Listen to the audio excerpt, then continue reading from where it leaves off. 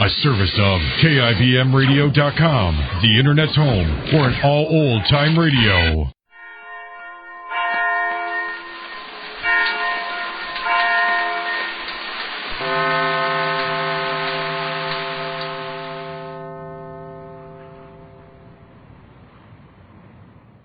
Ladies and gentlemen, Easy Aces.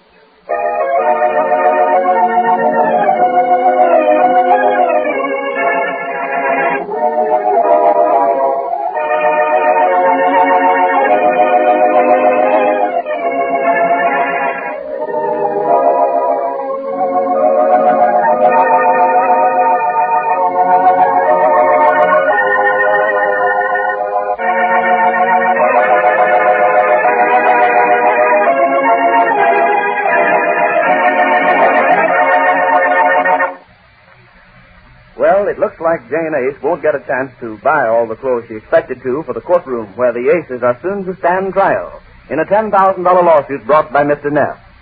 Jane was so anxious to look like the $10,000 she's being sued for, but it seems that Mr. Neffs is anxious to get the trial started almost at once. This episode takes place the following day in Mr. Neffs' office, where we find him in consultation with his young lawyer who is anxious to make good on his first case. Listen. Oh, young man, you get busy. All this dilly-dallying and stalling's got to stop. I want this case to come to trial not later than next Tuesday. Yes, but Mr. Neff, I don't think I'm quite ready to go into court yet. Not ready? What's holding you? You've got all the facts. You don't need anything else. Why, this case is a cinch. This woman deliberately misled me. She and her husband conspired to keep me from selling my property to Mr. Everett. I made her an offer of $500 if she sold my ground to Everett. And what did she do? She ran right to her husband and tipped him off and stalled me around until it was too late for me to do any good. Yes, I know the facts of the case, Mr. Neff. That part's all right. You bet your life it is.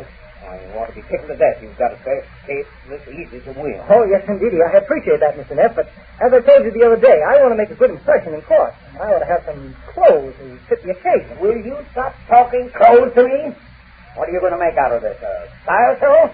I've got $10,000 at stake, boy. Yes, I realize that, and I've got a lot at stake, too. You? Yes, not only is this my first case, but, well, I might as well tell you, I've got a girl, and she's... You got a girl? What do I care about your girl? Well, we've been thinking about getting married, and I can't afford to make any mistakes. That's the biggest mistake you'll ever make.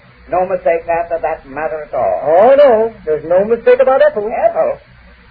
What is this I've got into? A marriage bureau? I'm going to court to win a $10,000 damages, and you talk to me about Ethel. I don't care a hang about... Listen, that's not so loud. She's waiting in the outer office for me. She might hear you. What? You brought her up here with you? Well, you see, a lot depends on this case, Mr. Neff. I'll say a lot depends on this case. Oh, yes, the money you get, of course, but Ethel's going to be at my side all through the trial, and I want to look my best. Will you stop talking? I want her to be proud of me in court. And if you'd only consider putting the trial off about 10 days, I can get the swellest dark coat and striped trousers made. Hey, you listen here, you young whippersnapper. Who are you working for? Me or that high-pressured lawyer there? Why, Mr. Neff. Don't you Mr. Neff me. It sounds to me like he got to you. That Kelly came to me yesterday and wanted the case put off a couple of weeks, and I turned him down cold. Why, I even told him he'd have to talk to my lawyer. Did he get to you? Why, Mr. Neff. Well, it sounds like it to me. The same line of talk he gave me, only he said he wanted time for his client, Mrs. Ace, to get some clothes. Is everybody crazy around here? Is this a style show I'm running? You don't see how important it is. I see one important thing. I have to win this case. Of course I win it, Mr. Neff. Why, with Ethel there in court to spur me on... I'll do all the spurring you'll need, young fellow. Oh, but Ethel and I were thinking of getting married. You don't understand just how we... Oh, there you are, Mr. Neff. What do you want here? I want to see you. I thought I'd find you here. I have nothing to say to you. Well, I have something to say to you. What did you mean by telling my husband we had to go to court next week? I never talked to your husband, and I don't want to. I don't want to see either of you anywhere but in court. Mr. Neff, would you... Now, you stay out of this. Well, I don't mind seeing you in court, but I've got to get some things to wear in court, and I'm not going until I get them. Oh, yes, you are. I don't want to talk to you. Mr. Neff, well, I don't care if you want to talk to me or not. You can't do that to me. Well, after all the business we had together... The business we had... Do you dare stand there? Well, we did have, and now you treat me like a stranger. Like a... Will you do me the favor to leave these premises? Mr. Neff, will you please introduce me to this lady? This is Mrs. A. This is the woman pleased to meet your acquaintance. But, Mr. Neff, now look I'll here. do the talking for my client. What? Yes, you heard him. He'll do the talking for me. Who's he? Well, he's my lawyer. Name's Johnson. Pleased to meet you. Lawyer? Yes. Mrs. Ace, I'm counsel for the plaintiff. And if there's anything you want to... Lawyer? What are you laughing about? See here, Mrs. Ace. I can't have you laughing at my client. Are you a lawyer? I certainly am. And I'm here to protect my client from incriminating slavery. Now, look here, Mrs. Ace. The legal profession, of which I'm proud to be a member, will not tolerate any expression. Well, I just can't get over you being a lawyer. You can't. You realize that... Well... Oh, it's no use, Mr. Neff. You see what I mean about having the clothes to make the right impression? You simply must. You mean to say you're going to let this woman bulldoze you? But if I had the right clothes, appearance is everything. Appearance, poppycock. You're a lawyer, not a tailor's dummy. Or are you a tailor's dummy? A tailor's dummy? Or any other kind of dummy. Oh, Mr. Neff. Don't you miss me. You stand up there and tell this woman where she gets off.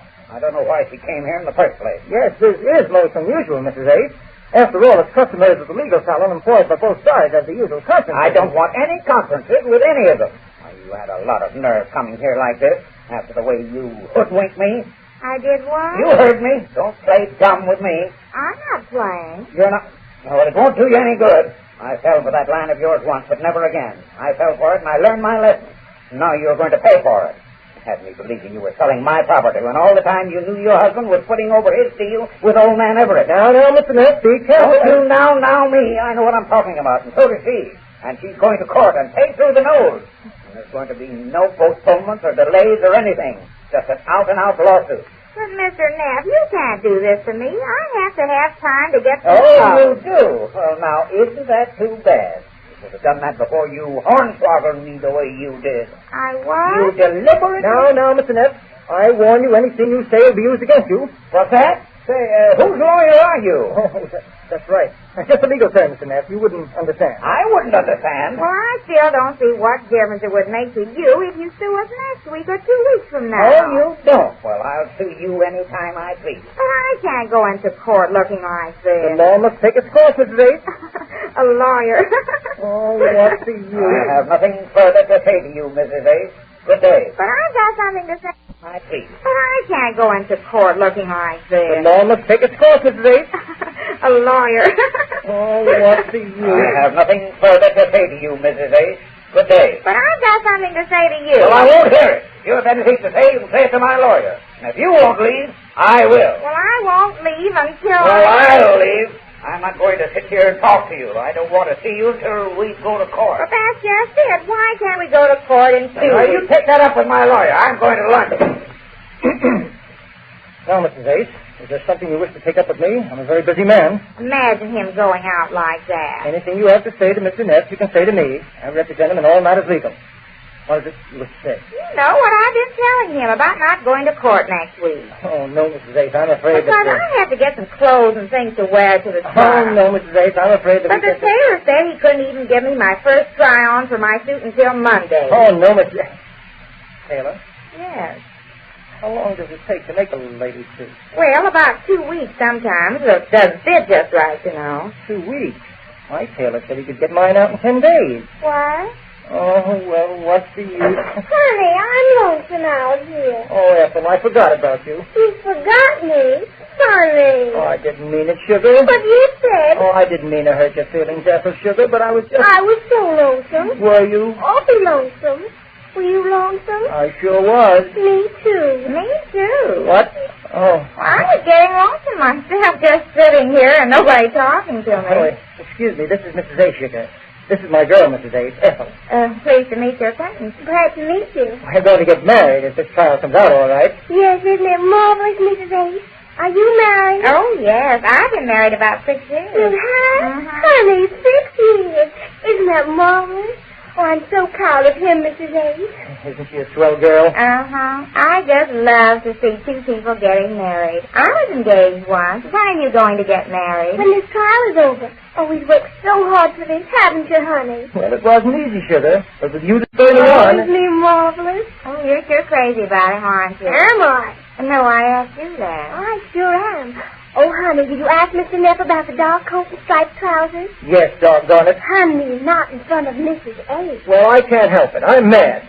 He won't let me postpone the trial. Oh, that breaks my heart. Isn't it a shame, Mrs. A?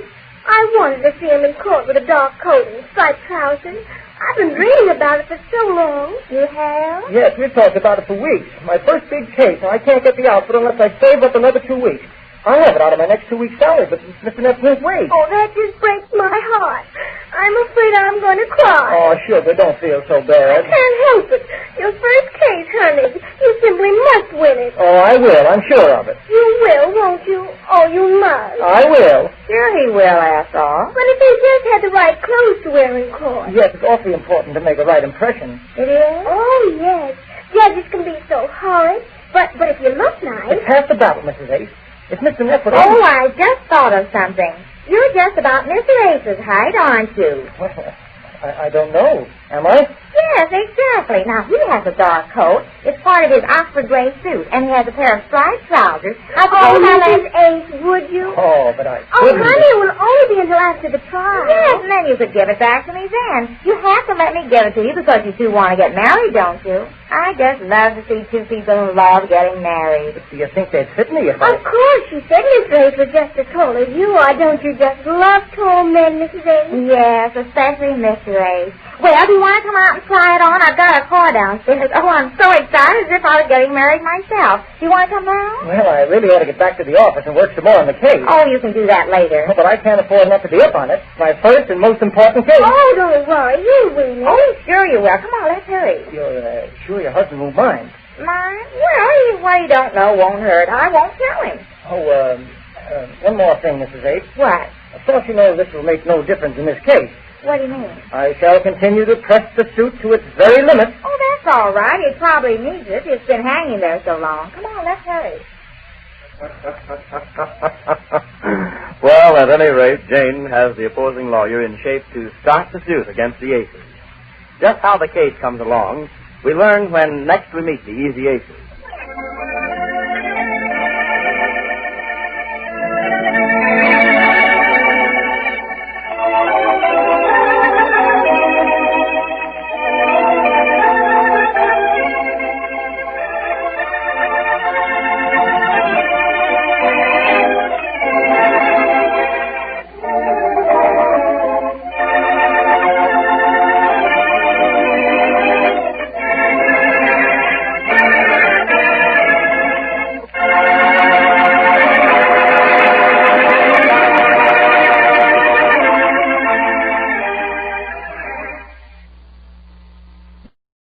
Colgate Dental Cream to clean your breath while you clean your teeth and help stop tooth decay, and Luster Cream Shampoo for soft, glamorous, caressable hair bring you Our Miss Brooks, starring Eve Arden. It's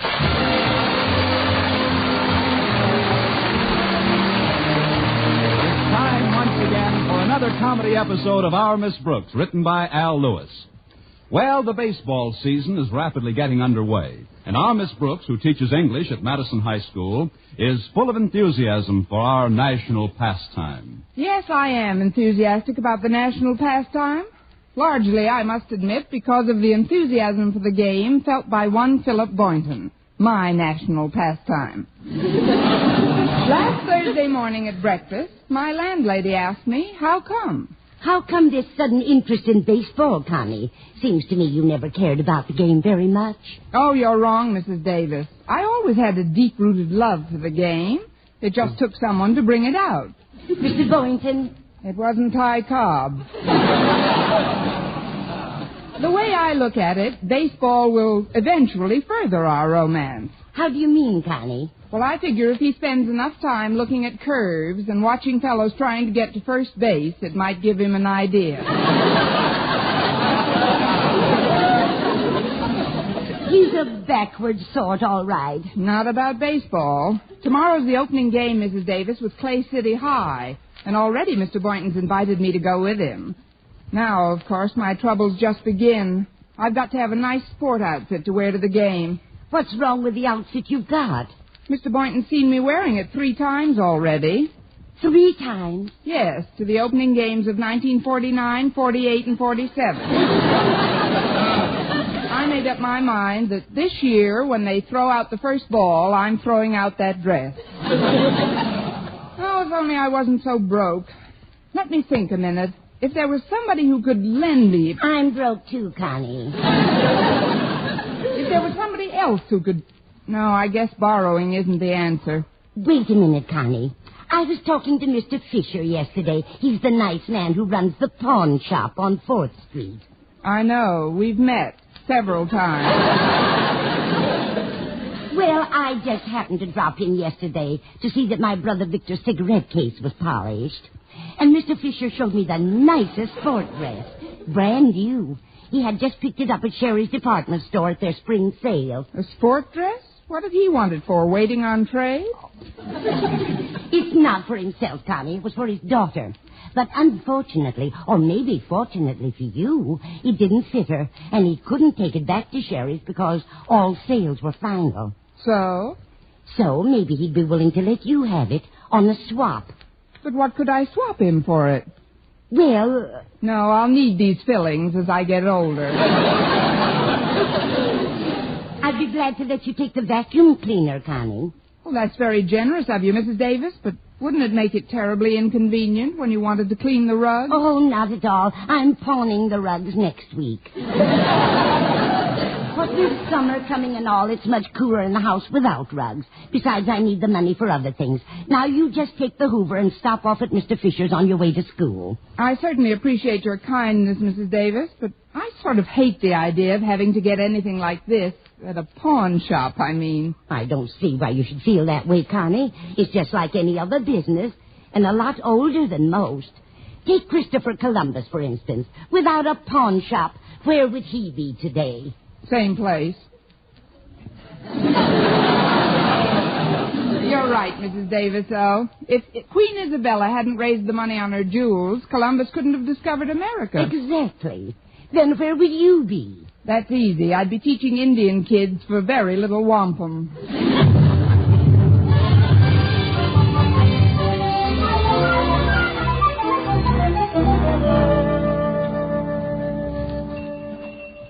Good morning, Mr. Fisher. Well, Miss Brooks, I haven't seen you since you redeemed your locket.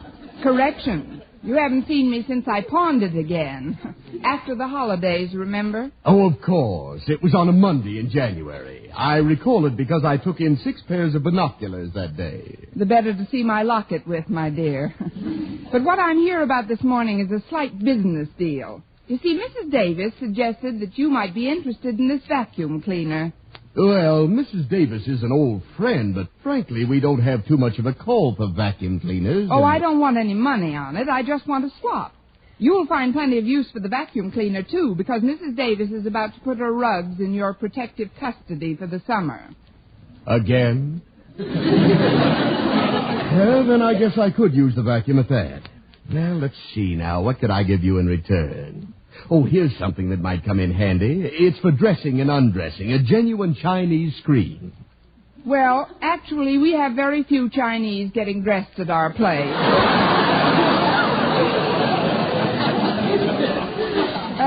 What I had in mind, Mr. Fisher, was this blue and gold sport dress over here. Those happen to be our school colors, and... well, I'm going to our opening baseball game tomorrow. I understand, my dear. You're perfectly welcome to the dress. Oh, that's very nice of you, Mr. Fisher.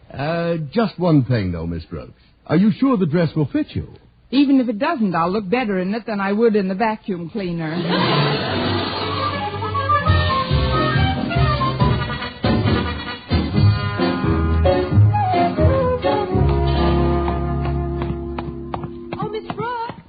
Good morning, Miss Brooks. Hello, Harriet. How's the beloved daughter of Madison's beloved principal this morning? Fine, thanks. Are you going past Daddy's office? As fast as possible. What can I do for you? Would you mind dropping this letter on his desk? It just arrived. All right, I'll take it in. Thanks. Oh, and I almost forgot. Would you take this loving cup? Just for delivering a letter? Oh.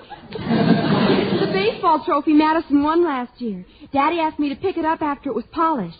I've got to run now. I want to catch Walter Denton before he invites anyone else to the opening game tomorrow. I know the feeling. See you later, Harriet. Come in. Good morning, Mr. Conklin. I've got something for you. That is a matter of opinion.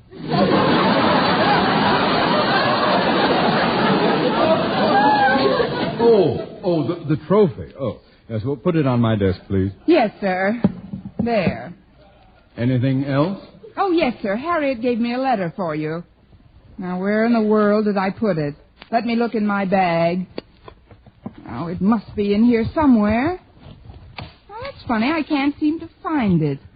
Miss Brooks, each day the post office department handles hundreds of tons of mail. They carry it on trains and boats and planes over thousands of miles of varying terrain. They go through rain and sleet and snow and dark of night. And you can't be trusted to walk 10 yards with one letter. Please, sir, I may have dropped it in the hall. I'll go out and look for it in a minute. Meanwhile, I wish you'd cheer up a bit. Think of the ball game tomorrow and how we're going to whip Clay City High. You picked a perfect subject to elevate my spirits, Miss Brooks. For your information, there will be no game tomorrow. What? But you can't do that to Mrs. Davis's vacuum cleaner. I mean, I purposely got a brand new used sport dress for this game. I've been looking forward to it for months. So have I, Miss Brooks. Nothing would please me more than to soundly drub Jason Brill's Clay City Tigers. But the sad fact remains that we can't play them. Why not? Because through some appalling mismanagement of the athletic fund, our team has no uniforms. Who's been handling the athletic fund? That is beside the point. Guess I went a bit overboard on the basketball appropriation. Oh, this is awful, Mr. Conklin. Baseball is the most popular sport at Madison. How well I know it. That's why I've taken my glasses off, Miss Brooks. They steam up when I gaze at this statue near my desk. The bust of the man for whom we've named our athletic stadium. The one person responsible for inaugurating baseball at Madison. Our beloved founder, Yoda Critch. I know you feel badly, sir. A lump comes into my throat when I think of how he would take this catastrophe. And when I hold this loving cup in my two hands... Mr. Conklin. Yes, Miss Brooks? Would you mind letting go of my ears? Oh, I'm sorry. Better put my glasses back on. Look, Mr. Conklin, isn't there something we could do to make the game possible? I'm afraid not, Miss Brooks, unless we... Oh, wait a minute. Do you think our boys could play good ball without uniforms? I don't know how good they'd play, but they'd certainly draw a nice crowd.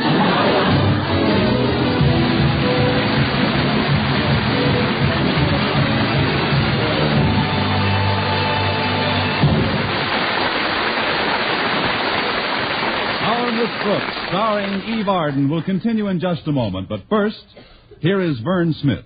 No other dentifrice offers proof of such results. Proof that Colgate Dental Cream helps stop tooth decay before it starts. 2 years research at leading universities using Colgate Dental Cream, hundreds of case histories, makes this the most conclusive proof in all dentifrice history on tooth decay.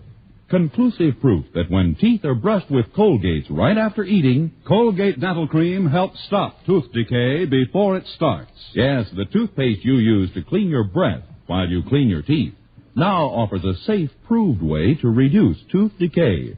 Modern science shows decay is caused by mouth acids, which are at their worst right after eating.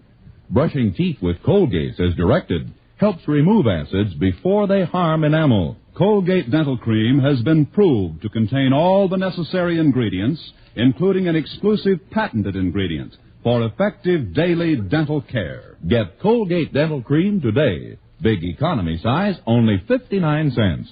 Always use Colgate Dental Cream to clean your breath while you clean your teeth and help stop tooth decay before it starts. Remember, no other dentifrice offers proof of such results.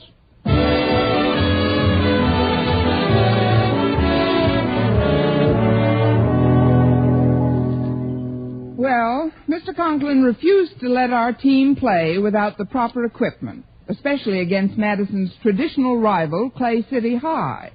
I was pretty blue about the whole thing, so when lunch period arrived, I headed for Mr. Boynton's biology laboratory, my customary destination when I feel confused or unhappy or contented or cheerful or anything.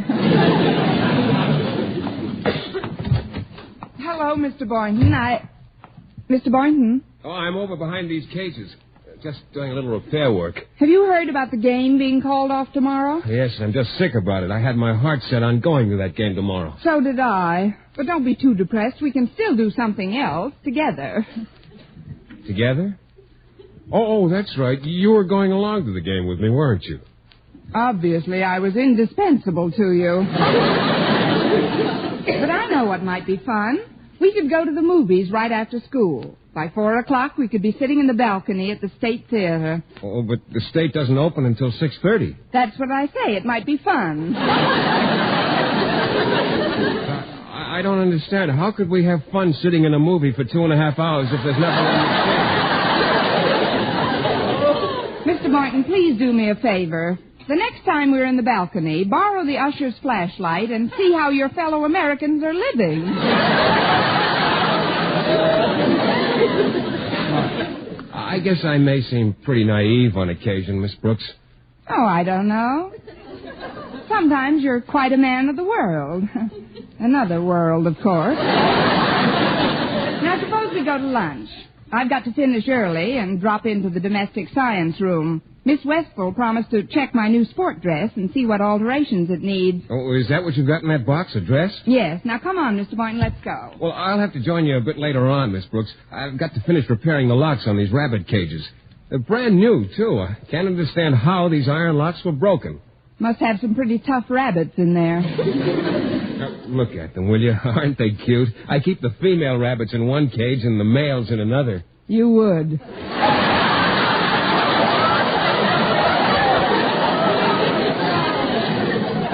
Try and get your work done as soon as possible, huh? I will, Miss Brooks. I'd go with you right now, but it's rather important. You know how rabbit cages are. Of course. You wouldn't want to come back from lunch and find 6 cages where there were 2 before.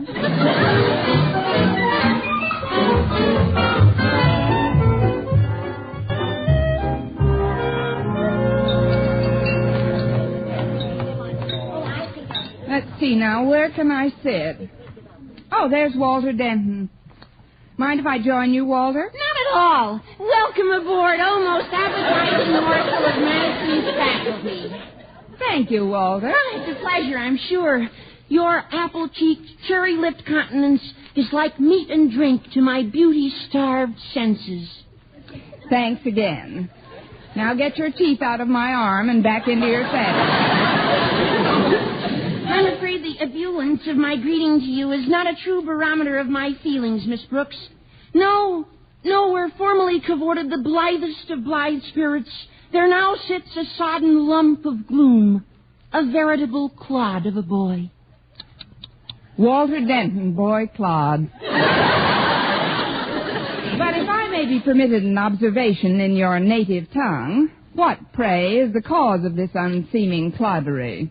Oh, it's Harriet Conklin. We had an argument, and now she's not talking to me. Oh? What was the argument about? Well, it started when I heard that Mr. Conklin was calling off tomorrow's ball game. And I said I couldn't understand how our athletic fund got into such bad shape that we couldn't afford uniforms for the team. Then? Well, then I mentioned Mr. Conklin's administration of the funds in a way that Harriet construed as derogatory. What did you say? I said he was a marble-headed dimwit. I guess that could be construed as derogatory. Look, I know how you feel, Walter. I'm disappointed, too. But after all... My feelings transcend disappointment, Miss Brooks. They can only be described as abjectly abysmal, cataclysmically morbid, and horrendously depressive. What did you have for lunch today? A thesaurus burger? Look, Walter, maybe all hope isn't lost. Oh, pardon me, Miss Brooks, but Mr. Conklin wants to talk to us about the ball game tomorrow. Yes, Miss Brooks, all hope is not lost. Now, you see, Walter, I told you. I knew it. I just knew if there was any possible chance to salvage that contest, Mr. Conklin would be the man to do it. Yes, sir. It isn't every school that can boast of a principal who, even when he's made a few prior mistakes for the athletic fund, can bounce right... Oh, quiet!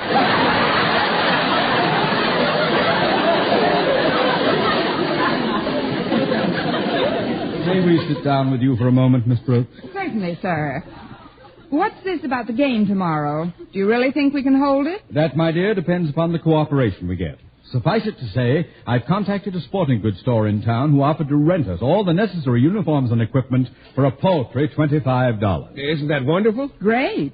Have you got the paltry 25, Mr. Conklin? No, I haven't. My salary check doesn't come through until next week. However, that is not going to stop me. I feel now that I'm duty-bound to field a team against Clay City. Duty-bound? Yes, Miss Brooks. Only minutes ago, as I sat fondling our loving cup, symbol of Madison's baseball championship of bygone seasons, I looked up at the statue of our founder, Yodar Critch. And suddenly, I seemed to hear his voice say, with a tear in it, "I started baseball at Madison Osgood. Keep it going, boy." And then I heard myself saying, "But Yodar, where can I get $25 for uniforms?" And fantastic as it may sound, Yodar said, "Go, Osgood. Go and get the money from Miss Brooks."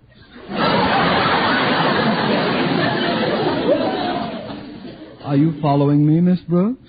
You lost me when Yodar said, "Go, Osgood." It's such a worthy cause, Miss Brooks. If I had the money, I'd hand it over in a minute. So would I if you had the money. Or if I had it, for that matter. But my check doesn't come through until next week either. But surely you must have a little something salted away. Just salt, Mr. Conklin. Oh, gosh, Mr. Conklin, I wish I could be helpful, but I just can't. You really are. I laid out my last $40 for those rabbit cages. I won't get it back from the board for over a month. And I just bought this sport dress with my last vacuum cleaner. That is, I got it at a very expensive place, and I feel as if I'd been run through a vacuum cleaner. If we could only borrow the money somewhere for just a few days, I'm sure... Wait a minute, Mr. Conklin. Did you say borrow? Why, yes. For just a few days? That's right. Sir, you've given me an idea. Yes, I'm almost positive it'll work. Now, just sit still, everyone. I've got a couple of stops to make. Gee, Miss Brooks, you look like you're on your way to a ball. You're close, Walter. I'm on my way to 3 of them.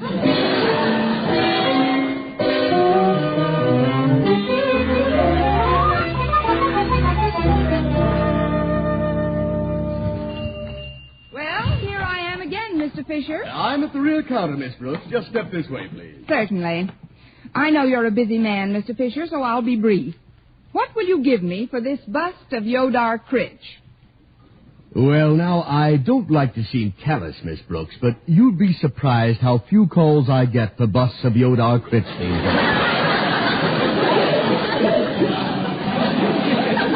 Yes, but I just want the money for a short time. Money? You want money for this? Oh, I'm sorry, Miss Brooks. That would be out of the question. However, I've still got that large Chinese screen here. You can have that in exchange. Oh, excuse me. I think another customer's coming in. I'll get back to you in a minute. Another customer? If you don't mind, Mr. Fisher, I'd rather not be seen in here with this statue. I'll just duck behind the screen until he goes. Yes, sir. What can I do for you? I'd like to borrow some money on what I have in this box. And what might that be? It's a blue and gold sport dress. You want to pawn a sport dress? Oh, yes, sir. It belongs to my wife. You know, the little woman. Oh, the little woman. Well, I don't usually take in dresses, unless they're in the family, that is. But do you mind if we discuss this in a moment? Another customer is coming in. Oh, another customer? But I mustn't be seen in here with this dress. I'd better hide behind the screen until he's gone. Don't rush yourself. It'll take him a few minutes to open the door. Generally, they peer into the window outside for quite a while before sidling in. I don't want to take any chances. I'll see you later. Oh, pardon me. I didn't know anyone else was hiding behind... Miss Brooks! Well, don't stand there, hubby. Kiss the little woman. This is most embarrassing, Miss Brooks. What are you doing with that statue of Yodar Critch? Well, Never mind that, Mr. Boynton. What are you doing with my dress? Well, never mind that, Miss Brooks. What are you doing with that statue? quiet, Mr. Boynton. Another customer just came in. Hey, good afternoon, my boy. Can I help you? Yes, sir. I'd like to hock these rabbit cages. Rabbit cages? Yeah, just for a short period. And then we'll take it off your hands. Rabbits and all. This is an interesting day. And business is booming, too. I see another customer's about to enter. Another customer? Oh, I don't want anybody to see me in here. I gotta hide somewhere.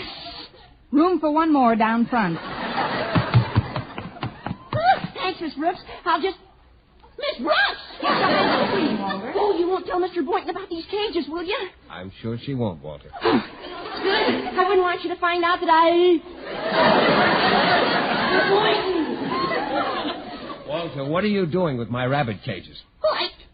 Miss Brooks, what are you doing with that statue of Yodar Critch? Never mind that, Walter. What are you doing with Mr. Boynton's rabbit cages? Never mind my rabbit cages, Miss Brooks. What are you doing with that statue? What are you doing with my dress, Mr. Boynton?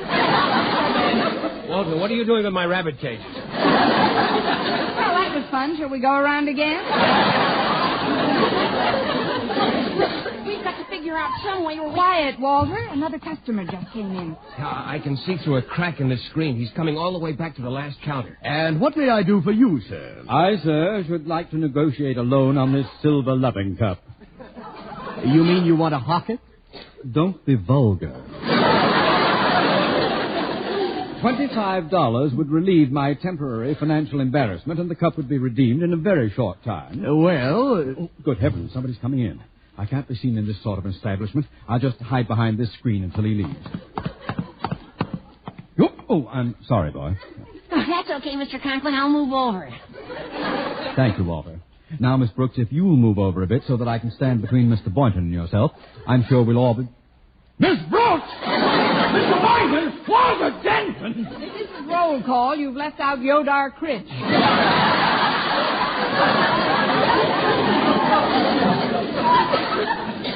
So I have.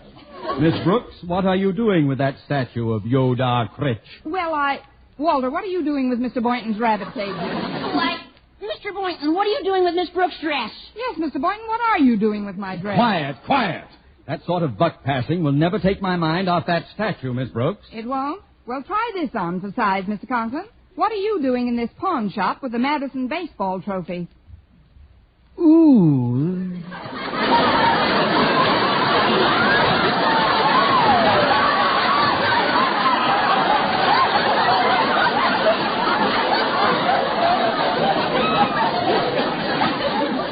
That's pretty good.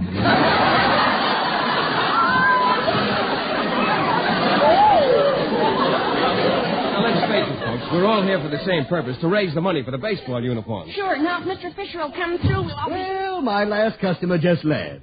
My, isn't it getting a little stuffy for you folks behind that screen? Stuffier than ever lately. Mr. Fisher, this is a very strange situation, but we're all here after the same $25. Now, you've seen our collateral. Take any or all of it, and please give us the money. Of course, my dear, of course. I'll give you $25 on this loving cup alone. Wonderful, Mr. Fisher. Now I won't have to cancel the game tomorrow. And, folks, our mutual mortification has not been in vain. Oh, pardon me, sir. There seems to be a letter in this loving cup. A letter? Oh, that must be the one Harriet gave me for you this morning. It probably dropped in the cup while I was holding them both. No doubt, Miss Brooks. Oh, I left my glasses at the office. Will you read the letter to me, please? Yes, sir. Why, it's from Jason Brill. It says, Dear Mr. Conklin, due to a shortage in our athletic fund, I am forced to cancel tomorrow's baseball game because my team has no uniform. Steve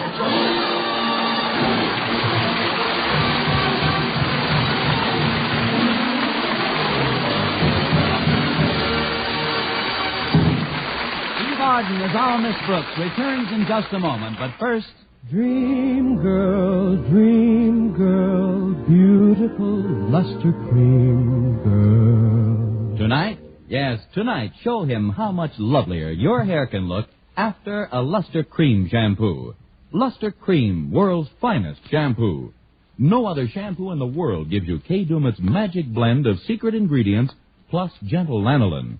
Better than a soap, better than a liquid. Luster Cream is a dainty cream shampoo. Leaves hair 3 ways lovelier.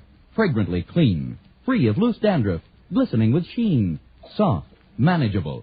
even in hardest water, Luster Cream lathers instantly. No special rinse needed after a Luster Cream shampoo. So gentle, Luster Cream is wonderful even for children's hair. Tonight, yes, tonight, try Luster Cream shampoo. Dream girl, beautiful Luster Cream girl, you owe your crowning glory to a Luster Cream shampoo. And now, once again, here is our Miss Brooks. Well, we were all very disappointed by the postponement of the opening baseball game with Clay City. But my chagrin was short-lived because that night I had a date with Mr. Boynton. And soon I heard him saying... Come a little closer, Miss Brooks. All right. How's this? Closer. Like this? A little closer. Please, Mr. Boynton, if we get any closer to that movie screen, we'll be in the picture.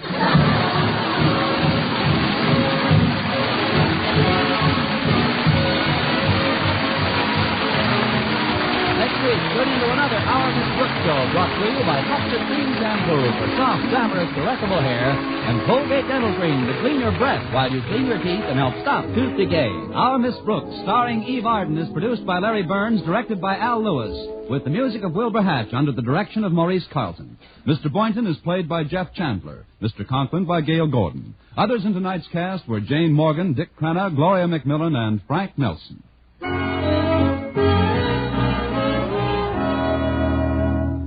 Doctors prove Palmolive soap can bring you a lovelier complexion in 14 days. Yes, 36 leading skin specialists proved in tests on 1,285 different women that Palmolive soap facials using nothing but Palmolive brought new complexion beauty to 2 women out of 3. Just wash your face 3 times daily with Palmolive soap, each time for 60 seconds, massaging Palmolive's beauty lather onto your skin. Then rinse. So start your Palmolive facials today. Remember, doctors prove Palmolive soap can bring you a lovelier complexion in 14 days. For mystery liberally sprinkled with laughs, listen to Mr. and Mrs. North Tuesday evening over most of these same stations. And be with us again next week at the same time for another comedy episode of Our Miss Brooks. Bob Lamont speaking. This is CBS, the Columbia Broadcasting System.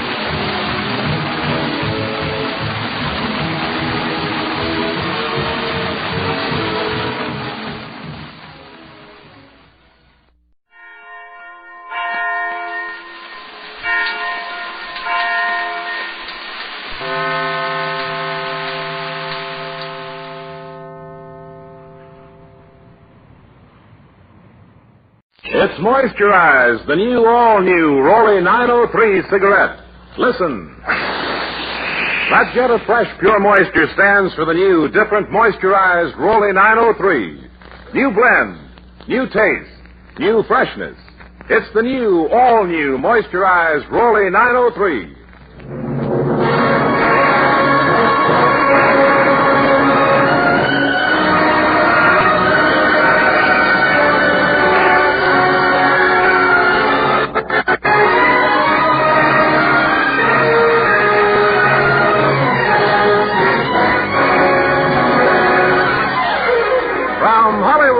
Cigarette program starring Red Skelton with David Forrester and his orchestra, our singing star Anita Ellis, Gigi Pearson, Verna Felton, Pat McGee, and Wonderful Smith, and yours truly, Rod O'Connor.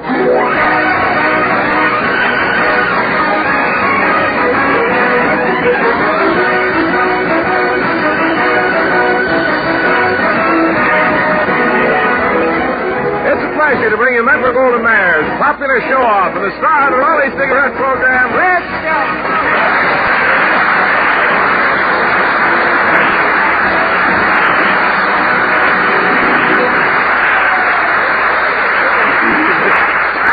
Al Jolson didn't get a better reception on Amos and Andy tonight. Thank you, and good evening, ladies and gentlemen. 903, Rod. 903, Red. Aren't you glad you know what 903 means? Huh? Well, yes, Red, but now that I do, I have nothing to look forward to. No mystery to unravel. No?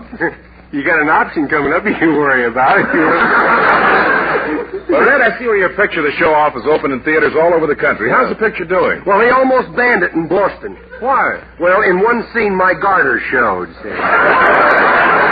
kidding. The film broke, and they thought that the bare screen was a little too suggestive. Well, this being the first picture you made since you got out of the Army, what did the bosses at MGM think of your performance? Well, they liked it all right. Marjorie Main thinks I'm another tailor. Really? Yeah, she said I ought to go in the suit business. Hey, how'd you like my picture, Anita? Well, I couldn't enjoy it because some fellow behind me kept whistling and clapping every time you came on the screen. I finally turned around and hit him over the head with my umbrella. No kidding. That's awful. Well, what would you have done? Well, I had an umbrella to hit you back. I'm sorry, Red. I didn't know it was you. You sure get carried away with your pictures. Yeah, the ushers carried me out 3 times. You know, you feel awful silly watching yourself on the screen, you know? But it's a lot of fun, though. How else could you eat a bag of popcorn and kiss Marilyn Maxwell at the same time? What really impressed me about your picture was your serious acting with Jacqueline White. Oh. Why, at one point, you made the whole audience cry. For their money back, huh? Say, did you like my love scene with Marilyn Maxwell? How'd you like that, Clyde? Well, it was okay in that love scene, but you didn't kiss Maxwell long enough. Well, I did before they cut it, you know. At the preview, they showed the picture. Our clinch lasted halfway through the newsreel. Oh, Red, stop kidding. No kidding. John L. Lewis came in and broke it up.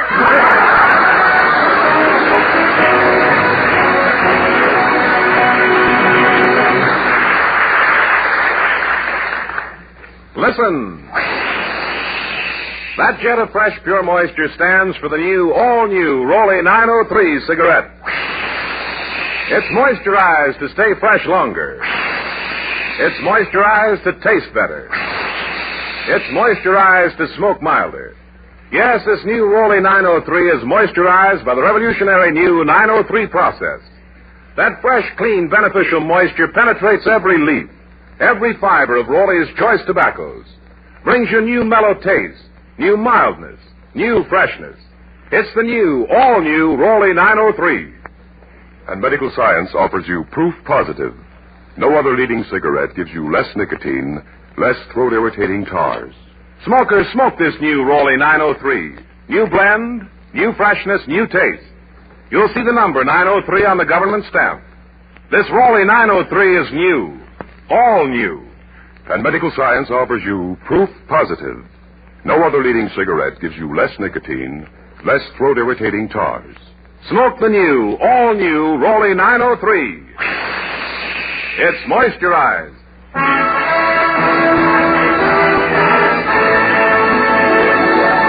And now Anita Ellis will sing the old Rodgers and Hart favorite, Where or When. Kirkwood's listening. Sometime you think you've lived before all that you live today. Things you do come back to you as though they knew the way. Oh, the tricks your mind can play. It seems we stood and talked like this before. We looked at each other in the same way then, but I can't remember where or when.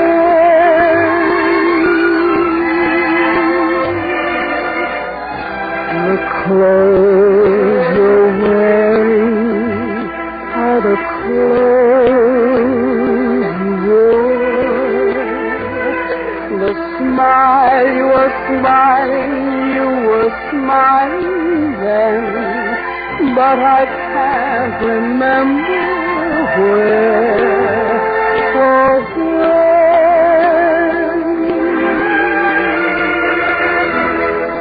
Some things that happen for the first time seem to be happening again.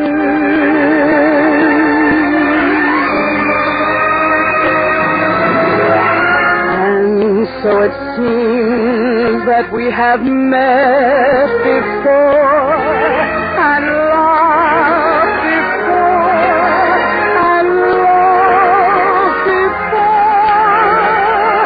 but who knows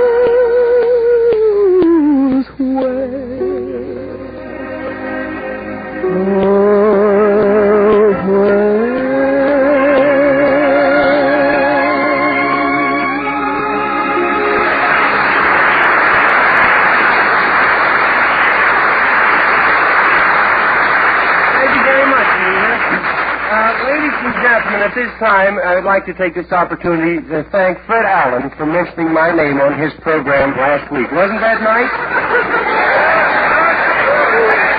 Thank you very much. Now we open the story to the Skelton Scrapbook of Satire, and it's about department stores tonight.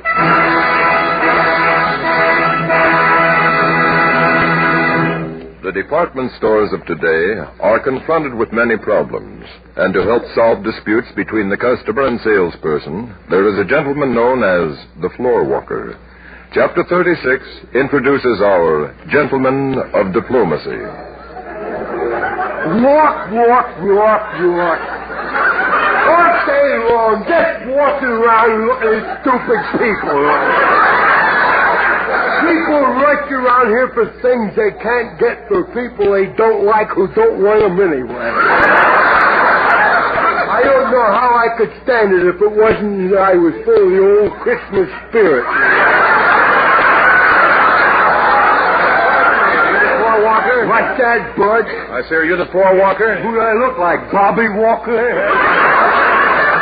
Well, I thought you were the floor walker, but that flower in your buttonhole puzzled me. Why do you wear a cauliflower? I don't. It keeps sliding down from my ear. My, you're happy. No, I ain't. Whistling? Yeah, I'm wearing a T-shirt, too, but I ain't drinking tea.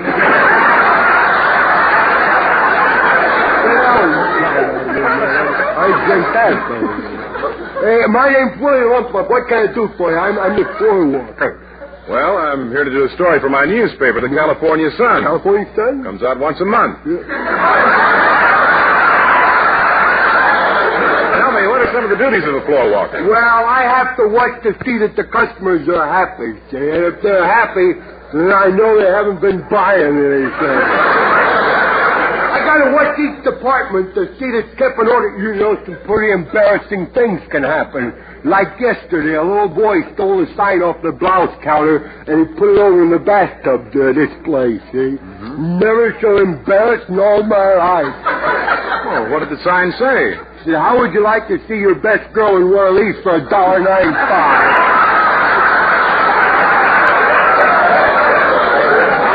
I see you're wearing a discharge button. What's that? I see you're wearing a discharge button. Yes, sir, boy. During the war, I served in the Army and Navy stores. Did you ever spot any shoplifters and pickpockets? Yeah, one shoplifter tried to sneak an icebox out of here, but we had it nailed down to the floor. Did he get away with it? Oh, no. We've always had that hole in the floor. You know, them pickpockets are pretty foxy, too. They'll come up and talk to you for a while, and then before you know it, they got your shirt and pants right off of you. I could never understand. Here, somebody give me a kimono, quick. Chapter 37, The Impatient Customer. Hey, what's the main crowd for here? Soap. They have a limited supply of your favorite soap. Oh, not mine. I'm beautiful. I'm engaged. I use Dutch cleansers. They open up the store. Gee, I'm in a hurry. I gotta catch a bus, you know. They're opening the door now. Oh. Attention customers. Please do not rush. There are plenty of sewing machines, ice boxes, radios, and washing machines for everyone. The doors are now opening.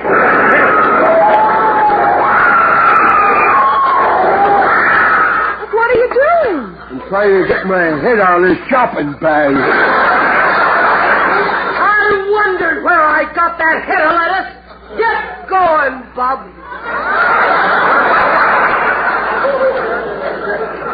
Can I help you, sir? Would you be interested in a new suit? What kind would you like? Something expensive or something like you're wearing? Well, no, I guess...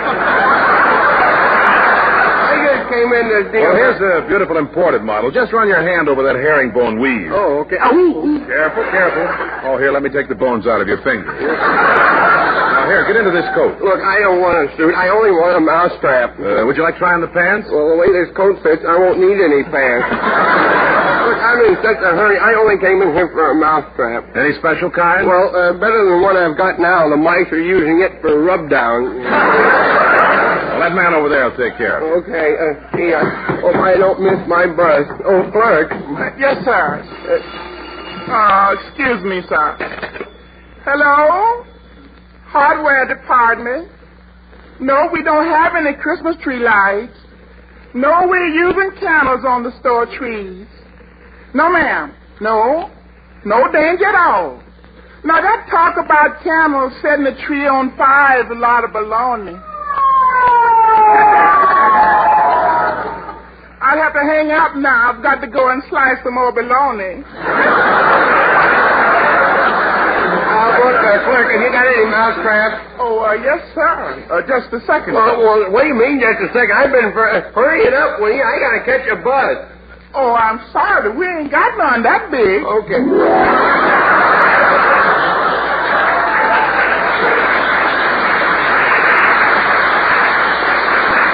Chapter 38, The Department Store Janitors.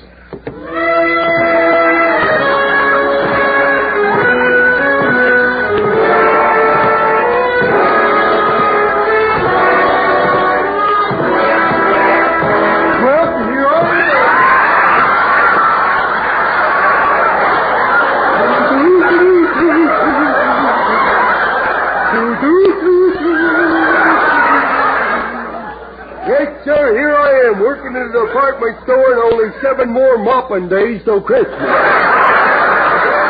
I knew what to get Sarah do for Christmas. Maybe I'll get her a mink coat. I don't know, though. I don't think it would go with her skunk complexion. Let's see. One of them coats that cost about $5,000. I got $3.08 in the bank. Let's see. 3 from 5 would be, no, that'd only leave me $1. Maybe I could get her some nylon stockings. No, they don't sell them in 3, so that'll be all right. No, I wonder what she's going to give me. Last year she gave me a turtleneck sweater. She knows I ain't got no neck. Well, I guess I better get back to work here. Howdy, Clem. Well, Sarah, howdy doody to you, too. Sure nice of you to help me clean the store, Clem. It's certainly good to see you working. You know, I thought you was going to be a bum all your life. Me, too, but we all slip sometimes. I got my department all cleaned up. I think I'll mosey over and see if Santa Claus is in the toy department yet. Why, it's too late. And besides, ain't you a little big for that sort of thing? Well, I don't know. The Easter Bunny never complained. After all, I got to tell him what I want. I don't want to be forgotten like I was last year, you know. You got something, Clem. Remember the sweater I gave you? Yeah, but it was too big. That thing really stretched. The longer I wore it, the longer it got. You know? Oh, no, it really didn't stretch, did it? Oh, no. I like things flapping around my ankles. 2 or 3 weeks before I took it out of the box.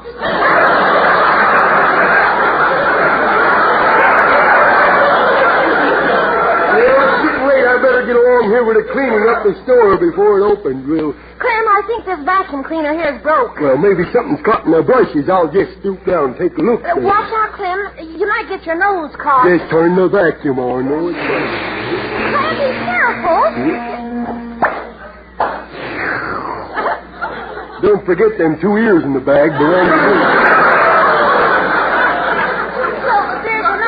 Down in the supply room where they keep the dummy models. Well, I'll go down and see if I can get the sweeper for you. This must be the room here, window supply room. Awfully sorry, miss. I didn't know you were in there.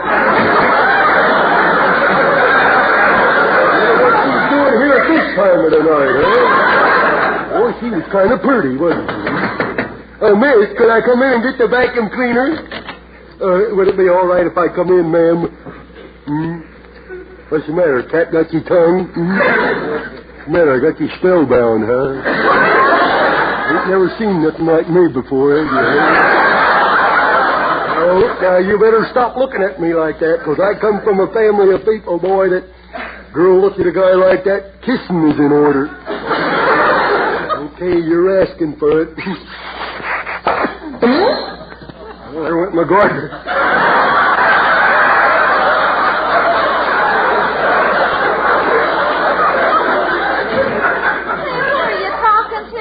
This charming lady here. Oh, Clem, she's not a lady. She's a dummy. Now, don't get smart alecky. She's a very pretty little woman. I know a dummy when I see one. There's one over there. Where? Where I'm pointing. Well, that's funny. He's pointing back. Yeah.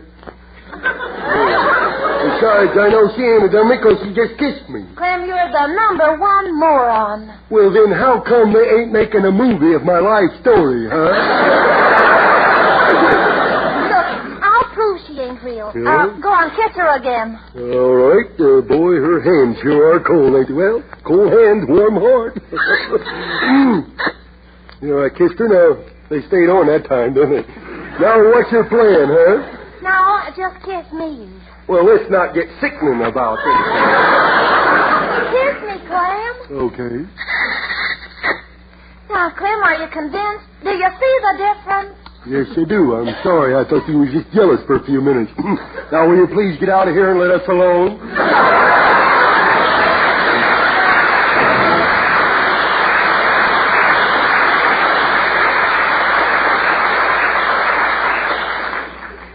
Listen. That jet of fresh, pure moisture stands for the new, all-new Rolly 903 cigarette. It's moisturized to stay fresh longer. It's moisturized to taste better. It's moisturized to smoke milder. Yes, this new moisturized Rolly 903 is unlike any Rolly cigarette you've ever smoked before. It's new, all new. New blend, new freshness, new taste. And remember, Medical science offers proof positive. According to tests certified by a jury of 14 doctors, no other leading cigarette gives you less nicotine, less throat-irritating tars. the new Rolly 903 is moisturized by the revolutionary new 903 process.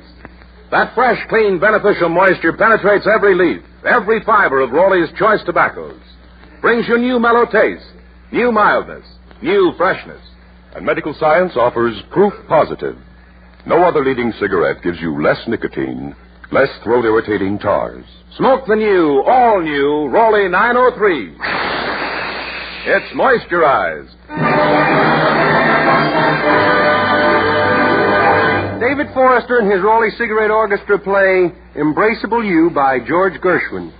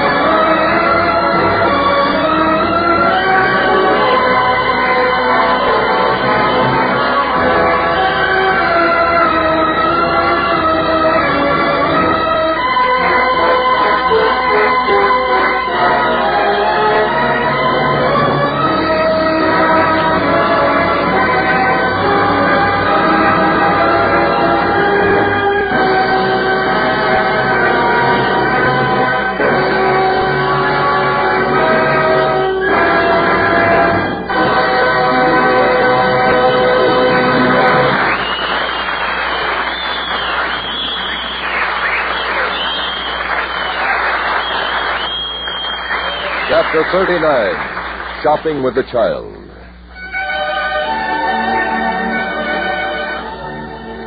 This is the story of a certain child in a store, which is worse than a bull in a china shop. Are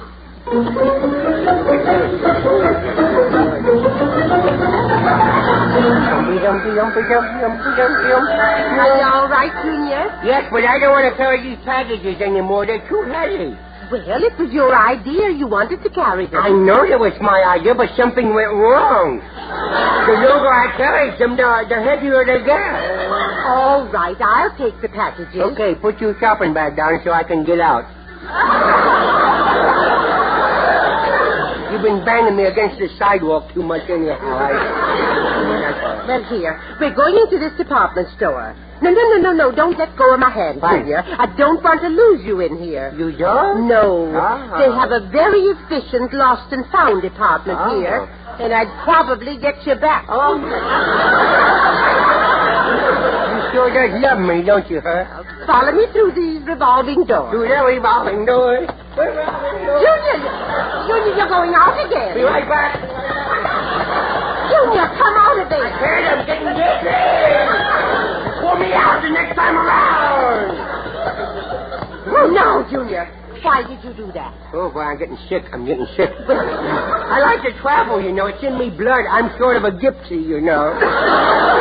Round 50's always cheap. Yeah, a gypsy. I meant like that. Oh, heavens, look at this crowd. Yeah. Junior, is that you singing? Yes, it is. I'm happy. Well, what are you doing? I won't tell you. I want you to be happy, too. Now, what have you got in your hand? Huh? Just go a bit. Okay. Oh, my leg! Is that all the thanks I get for giving him his garter back? If I didn't have my hands full of parcels, I'd spank you good. Well, I'm not going to offer to hold him for you, kiddo. If you'll be a good boy, I'll buy you a box of mixed nuts. A big box? Yes. Walnuts and pecans? Yes. Brazil nuts? Yes. And almonds? Yes, everything they have. Can't eat them. They get under me upper plate. Come along. I'll take you to see Santa Claus. Maybe you'll be good then. Yeah, I'm going to see Santa Claus. Hey, what does I do when he calls me up to him, huh? Well, you get on his lap. Yes. And then you tell him all the good things you've done during the past year. Oh. In other words, I just sit there and keep my mouth shut, huh? Hey, I wish I could think of something to get for Grandpa, you know. Oh, I know what, Junior. Your grandfather needs a new hairbrush. Yeah, you wore his last one out on me. I'm not going to buy a new booby trap for myself. How about some ties for him? He wants another tie like I want another whipping. Hey, I you know what would be better? Buy him some toys. If you'd lend me the money, I could get him an electric train or a speedboat or some roller skates, you know. Are you thinking of your grandfather or yourself? She knows me pretty well, doesn't she? Hey, if you give me some money, and I could do some shopping. Well, very well. Here's a penny. A penny? Well, thanks, Sporty.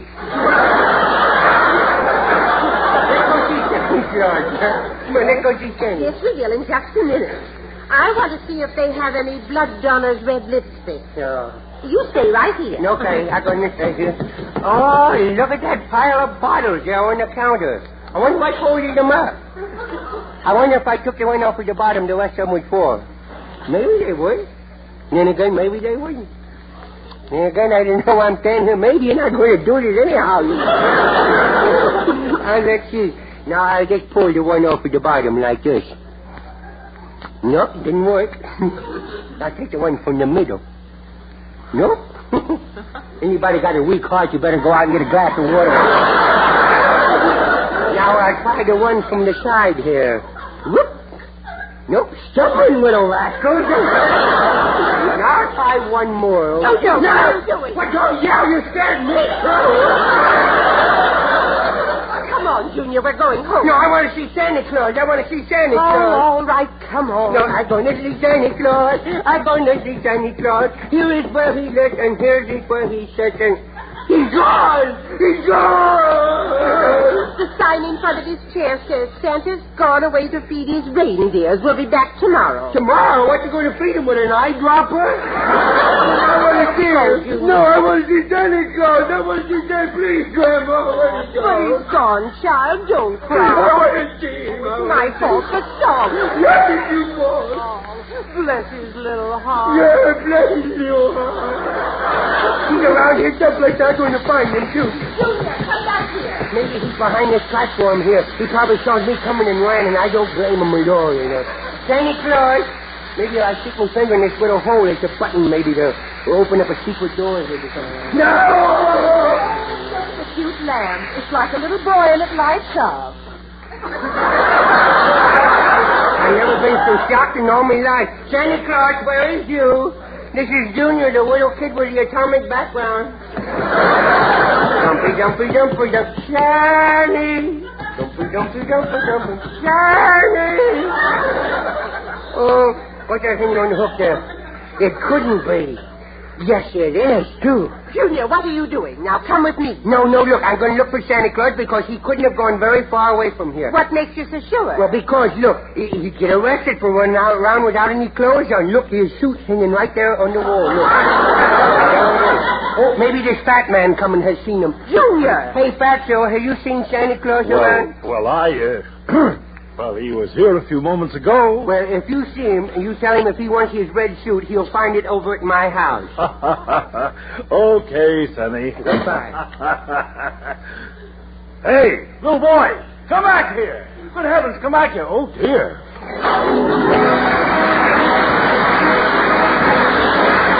Remember, we'll all be back again next Tuesday at the same time. Until next Tuesday, then. Red Skull saying goodbye now. Thanks for listening. Thanks for buying rolls.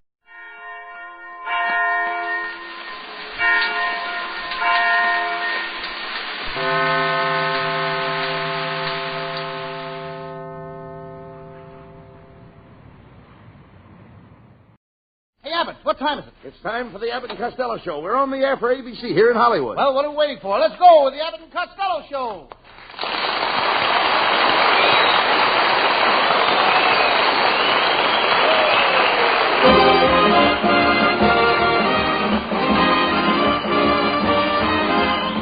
Yes, it's the Abbott and Costello Show, produced and transcribed in Hollywood for your listening and laughing pleasure. Chuckles with a carload and music by Matty Malnick. So hold on to your chairs, folks, for here they are, Bud Abbott and Lou Costello.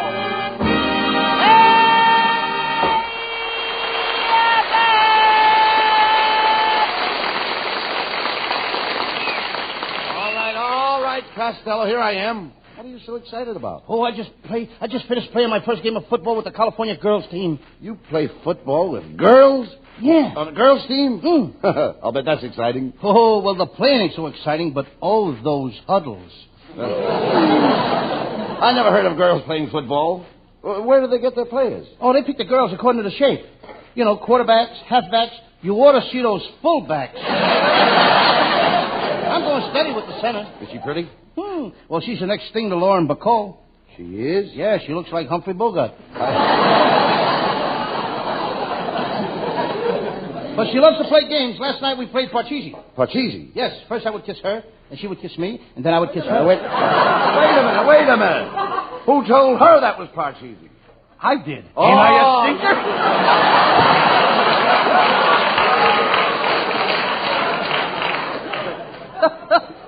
Hey. Well, instead of sitting home and playing silly games, why don't you take her to the movies? Oh, I tried to. You did? I bought 14 tickets, but we couldn't get in. Why not? Every time I bought a ticket from the cashier, some guy in a uniform at the door would tear him up. Well, I don't know why a girl would bother you with you in the first place. You're ugly, fat, dumpy, ignorant. Before you go any further, I want to say one thing. What's that? Don't go any further. When it comes to idiots, Costello, you can go to the head of the class. Thank you, Mr. Rabbit, and I sure worked hard enough to get there. That's what I thought.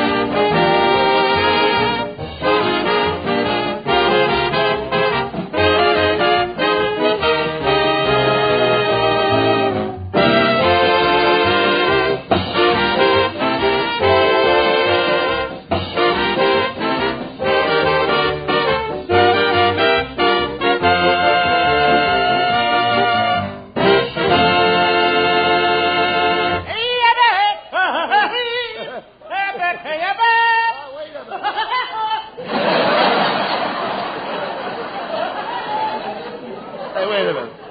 Where have you been all week? Lou. I don't know what I'm doing tonight. I know. But where have you been all week? Monday, my girlfriend gave me a fancy pink silk union suit, all trimmed with lace. I wore it Tuesday and got hit by a car. They took me to the hospital. I'll never wear that union suit again. Why not? It took me 3 days and took myself out of the maternity ward.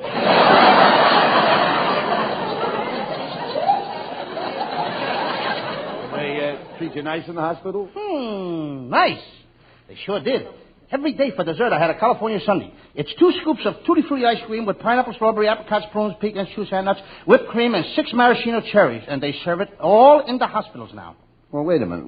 Why would any hospital want to serve concoctions like that? Can you think of a better place to get sick? Well, anyway, you had a good rest, Lou. Oh, no, I didn't. I didn't sleep a wink in that hospital. Well, how did you sleep? On your right side or your left side? I sleep flat on my back. There you are. That's your trouble. People who sleep on their back all the time get their back out of shape and all crooked. You must sleep on your face.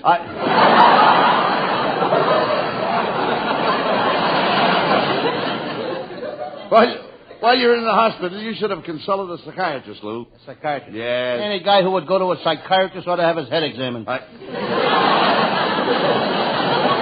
Costello, how did you ever become such a complete idiot? I got friends in Washington.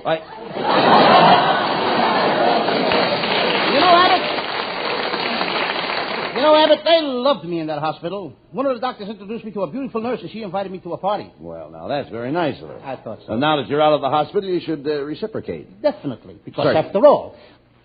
Huh? Could I have that again? Sure. I said reciprocate. Don't you always reciprocate after you've been invited to a party? That all depends on what they serve. No, Costello. Reciprocate means to return a favor. For instance, if a friend of mine got me a date with a beautiful blonde, I reciprocate. If he gets me a date with a gorgeous redhead, I reciprocate. Now, when somebody gets you a date with a beautiful girl, what do? I do the same thing you do, only I don't lie about it.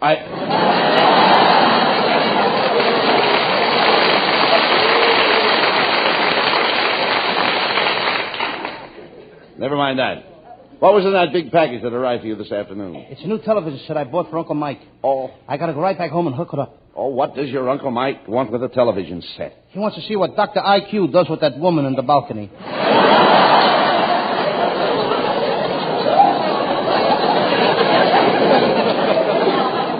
Your Uncle Mike. All he does is listen to the radio. And now with a television set, he'll never get out of the house. Oh, Uncle Mike does all right. He enters all the radio contests. Last week he was in a contest for a beer company. He had to send in 25 beer bottle caps and a slogan. Well, did he write a good slogan? After 25 bottles of beer, he couldn't even see the paper.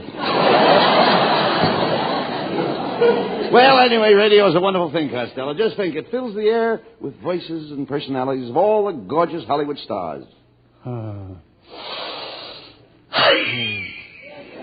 What are you doing? Filling my lungs with Rita Hayworth.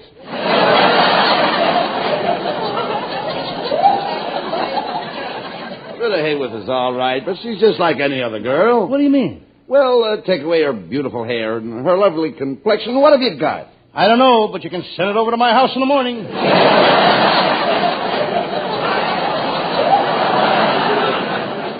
You certainly love the California girls, don't you? Yeah. When I was back home in Patterson, New Jersey, I said to my mother, I said, Mom, take me out west where men are men and the women are... women are what? That's all. Take me out west where women are. What makes you think the women in Hollywood go for you? Well, I'm a pretty regular guy and a pretty popular guy, Abbott. The day we moved to Los Angeles, I won a citywide contest. A citywide contest? What for? For being the whitest guy in the city. And they gave me a beautiful chicken as a prize, a Rhode Island purple. She lays 30 eggs a day. Now, wait a minute. Now, let's straighten this out. You mean a Rhode Island red? Abbott, when a chicken lays 30 eggs a day, she's purple.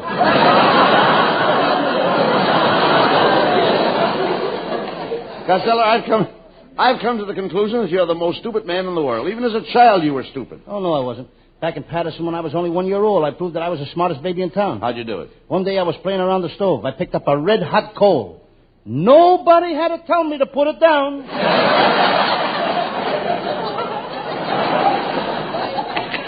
Hey, Uncle Louie, pitch a couple to me, will you? That's Abbott's nephew, folks. Norman, what are you doing dressed up in a baseball uniform? The baseball season isn't over. Oh, let him alone, Costello. Norman likes baseball. Yeah, I'm nuts about baseball. I play baseball all the time. I live baseball. I eat baseball. And when I go to sleep at night, I even dream of baseball.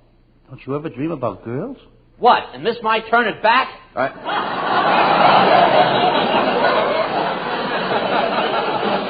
Get out of here. Okay, but before I go, I'd like to tell you I sure like that moron tie you're wearing. You mean maroon tie. A moron is an idiot. Yeah, and only an idiot would wear that tie. Get I don't like that guy, Abbott. Why? All day long dreams about baseball. He ain't got no romance in his soul. Oh, so what?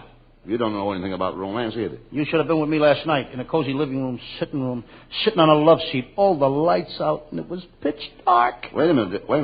Did you have a girl with you? What for? I'm not afraid of the dark. Well, hello, boy. Hey, look, Costello. It's our lovely new secretary, Viola Vaughn.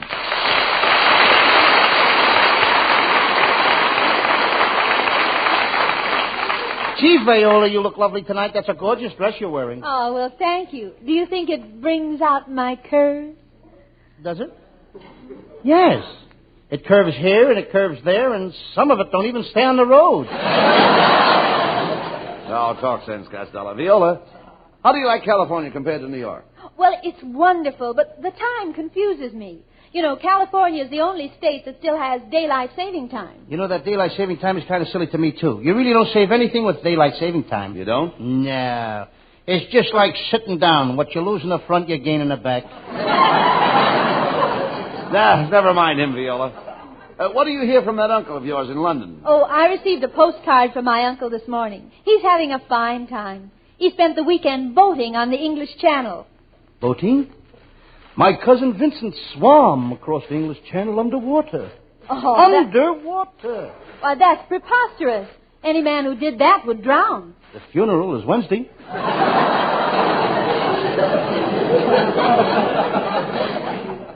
Gee, Viola, I'm glad you came to work for us. How about giving a little kiss? Oh, you Hollywood men are so impetuous. The first night you meet a girl, you want to kiss. Well, I mean, a guy like me has to. They don't show up the second night.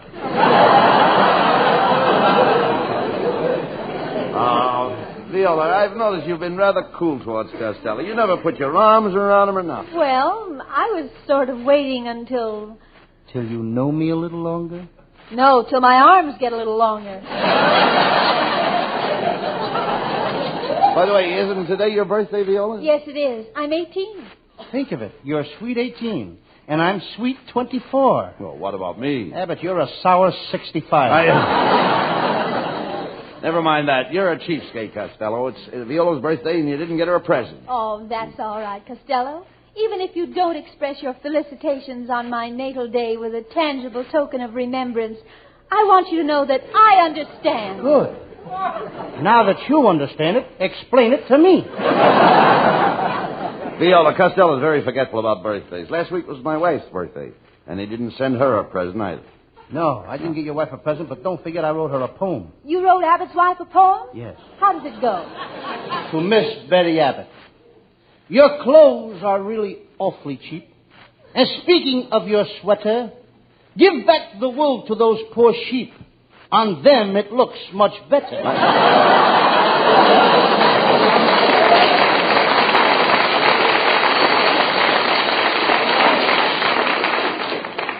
That's a terrible poem, Costello. Abbott's got a terrible wife. Now, you'll have to forgive Costello, Viola. He is ignorant and he's uneducated. Now, just a minute, Abbott. That's what do not you mean, true now, just a because minute? I went to school and I studied science. For instance, I know that the sun is 5 billion miles from the Earth, and the light from the sun comes down to the Earth in exactly 30 seconds. Isn't that wonderful, Costello? What's wonderful about it? It's downhill all the way.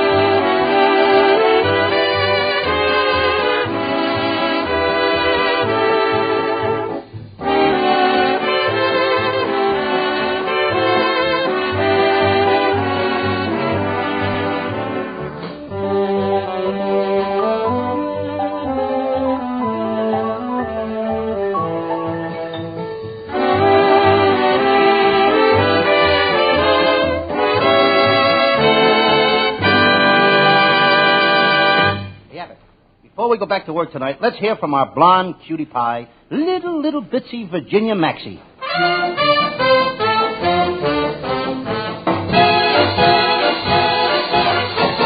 Quanta le gusta, le gusta, le gusta, le gusta, le gusta, le gusta, le gusta. Quanta le gusta, le gusta, le gusta, le gusta, le gusta, le gusta. Gotta get going, where we going, what are we gonna do? We're on our way to somewhere, the three of us and you. What'll we see there, who will be there, what'll be the big surprise? There may be caballeros with dark and flashing eyes. We're on our way. We're on our way. Pack up your pack. Pack up your pack. And if we stay, we won't come back. We won't come How back. can we go? We haven't got a dime, but we're going, and we're gonna have a happy time. Now someone said they just came back from somewhere. A friend of mine that I don't even know. He said there's lots of fun if we can get there. If that's the case, that's the place we want to go. We gotta get going, where we going, what are we gonna do? We're on our way to somewhere, the three of us and you. What'll we see there, who will be there, what'll be the big surprise? There may be caballeros with dark and flashing eyes. I'll take a train. You'll take the train. You take a boat. We'll take the boat. I'll ride a plane. You'll take the plane. You take the gun. We'll ride the Oh, we don't care. We'll either walk or climb, but we're going and we're gonna have a happy time. Quanta le gusta, le gusta, le gusta, le gusta, le gusta, le gusta, le gusta. Quanta le gusta, le gusta, le gusta, le gusta, le gusta, le gusta. We're going, we're gonna have a happy time.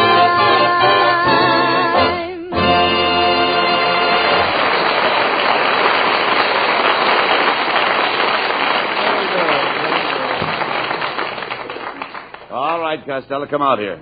What's that you have in your hand? It's a picture of my grandfather, General Stonewall Costello. What a hero, Abbott. He fought in the Spanish-American War. Every time he went off to battle, all the girls in Patterson would line up to kiss him goodbye. Wait a minute.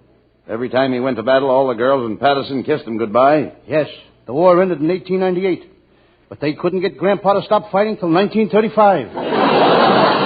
He must have been some fighter. Yes, he taught me to fight. I became quite a boxer. I remember my first fight. In the third round, my manager threw the towel in, and I won. Well, wait a minute. How could you win if your manager threw in the towel? He threw it over my opponent's eyes.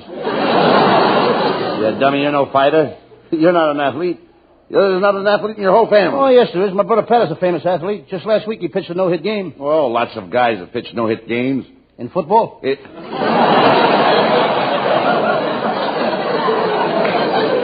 Costello, you and your brother Pat are the dopiest guys in the world. Yes, there ain't nobody a dopier than him and me.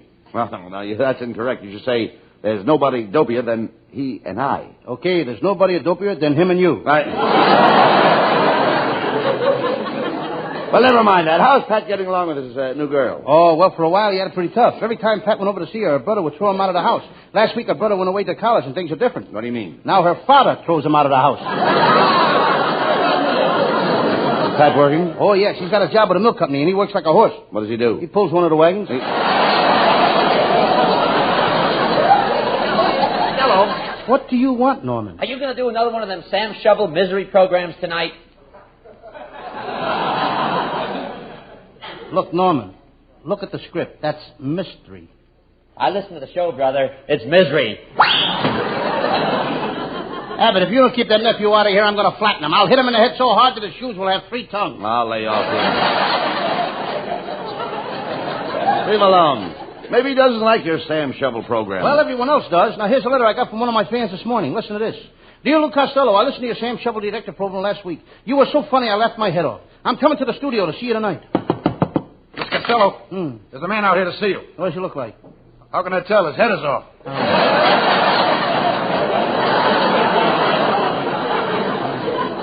Well, enough of this nonsense, Costello. What is your Sam Shovel detective story about tonight? It's one of my greatest cases, Abbott. I call it the case of the Russian diplomat who took the 6 p.m. boat back to Russia, or Red Sails in the Sunset.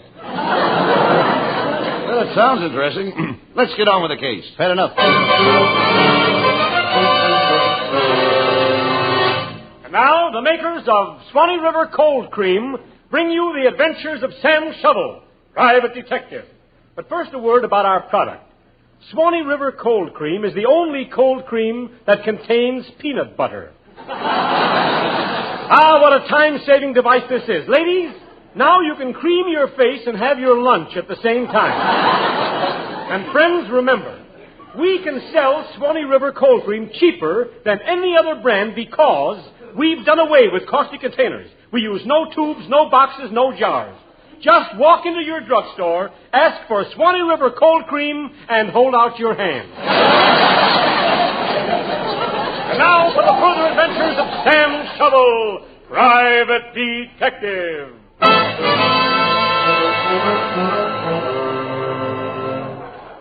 Yeah, I'm Sam Shovel. Sam Shovel, Private Detective. The detective business has been lousy lately. I ain't got a nickel to my name. I guess it's just as well. How would it sound if people called me Sam Shovel Nickel? Last night, somebody ransacked my office. They went over it with a fine-tooth comb. I know they went over it with a fine-tooth comb because this morning when I came in, the horsehair sofa had a part in it. I'm so mad I can see red. Hi, Sam. Hi, Red. In the office across the court, I see the beautiful stenographer combing her hair. She just combed out her bangs. I'm a little thirsty. I think I'll have some orange juice. I squeeze my orange juice the hard way. The hard way. I place the orange in my mouth, stick my head in the doorway, and slowly close the door.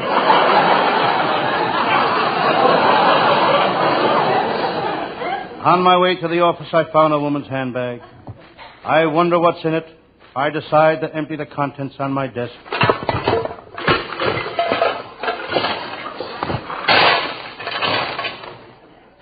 That takes care of the change purse.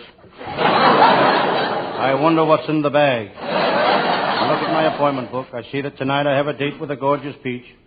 I think I'll break it and make a date with a girl. I look out the window. In the garage across the street, the mechanic is working on a car. On your mark, get set, go! No matter what car comes in, he always races the motor.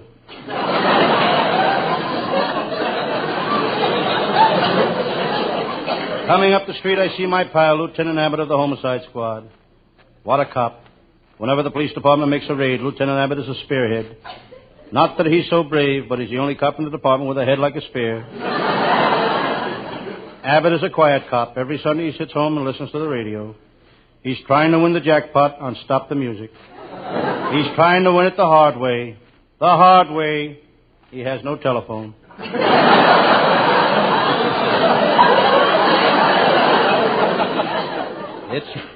It's a chilly day, and I've got a fire going in the kitchenette of my little office. There's a kettle boiling on the stove. Hello, Sam Shovel. What's that smell coming from your kitchenette? It's my washing. I thought it smelled too good to be your cooking. I'm mighty tired, Sam. So are your jokes. I'm really tired. I just been out on a wild goose chase. What were you chasing? A wild goose. Lieutenant Abbott used to be a comedian. Tried to make a living. He tried to make a living with his monkey shines. He had to give it up. There's no money in shining monkeys. Lieutenant Abbott, I've got bad news for you. Your cook was picked up this morning for passing a bad check. Whose check was it? Yours. That's not funny, Sam Shovel. You weren't a friend of mine, I'd punch you in the nose. I knew Lieutenant Abbott was only bluffing. He couldn't punch his way out of a paper bag. But that don't worry him. After all, how often do you get stuck in a paper bag? Oh, wait a minute. Cut the small town talk, Sam. Lefty Lumphead is in town and he's gunning for you. I know that, Lieutenant. I've already notified the police. They've thrown a net over the city. I'll call headquarters and see how they're making out. Hello, Chief. Yes? This is Sam Shovel. Have you got that net out for Lefty Lumphead? Yes. How's the net working? Did you catch Lefty yet? No, the net's working fine. Already we've caught 3 butterflies. Sam, this is really serious. Lefty Lumphead is a killer. He's out to get you. He may be on his way here now. And I know you're afraid of him. Me, afraid of Lefty Lumphead? Tish, tush. I'd like to see the day I'd be afraid of him.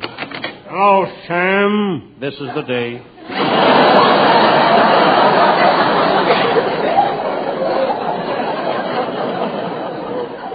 Before me stood the toughest killer on the coast.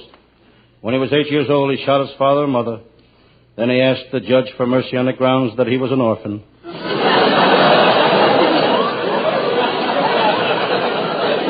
What a tough mug. He's got cauliflower ears.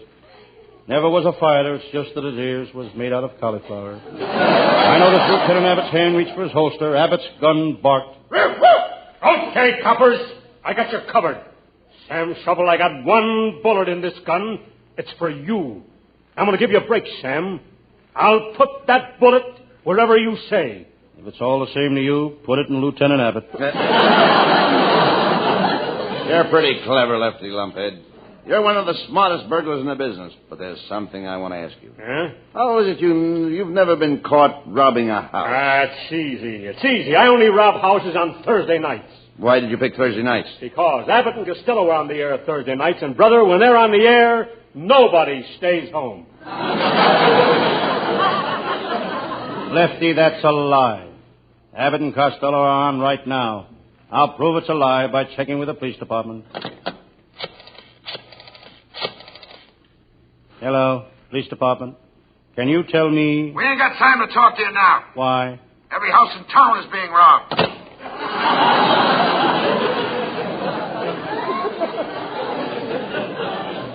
I had taken all I could stand from that killer. Quick as a flash, I pulled my gun. Sam, Lefty is seriously wounded. Your bullet went through his shoulder. Call the hospital. What have you done? What have you done? Sam Shovel, you shot my boyfriend. Lefty's girl, the most gorgeous moll in the underworld. She's beautiful. Look, he's bleeding. Call the hospital. He's the only boyfriend I've got, and he's liable to die. Call the hospital. If he dies, who's going to love me and squeeze me and kiss me? Call the morgue.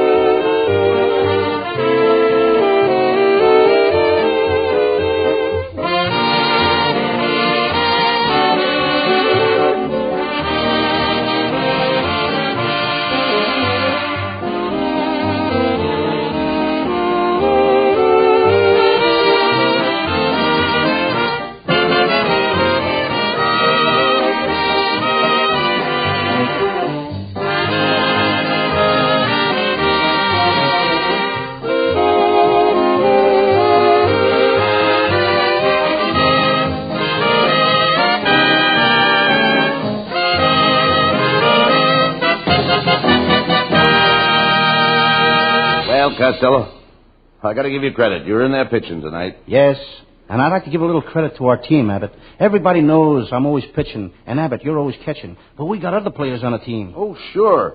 What's on second? No, we're not going to start that. I just wanted to say that our writing staff is headed by Eddie Foreman with Paul Conlon, Pat Costello, Martin Ragaway, and Len Stern. That's right. And Matty Malnick leads the band. And all this nonsense is put together by our producer, Charles Vander. And we'd love to have you all with us again next Thursday night. Thanks to them for working, and thanks to you for listening.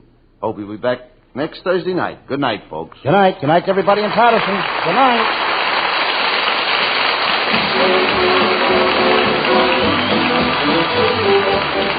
Listen each Thursday night at this time for another great Abbott and Costello show, produced and transcribed in Hollywood.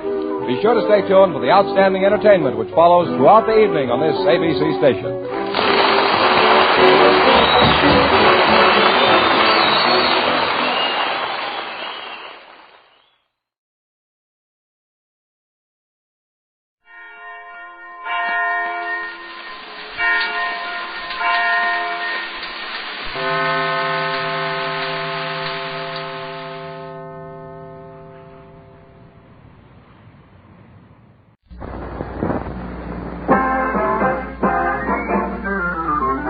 DeSoto and the DeSoto Plymouth dealers, coast to coast, present Groucho Marx in You Bet Your Life.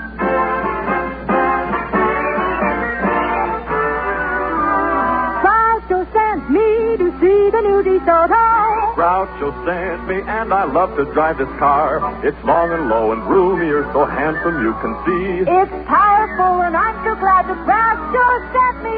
Listen to him when you hear Groucho say, go drive the new DeSoto at DeSoto Plymouth dealers today. And now, here he is, the one, the only... That old fogey. Oh, that's me, Groucho Marx.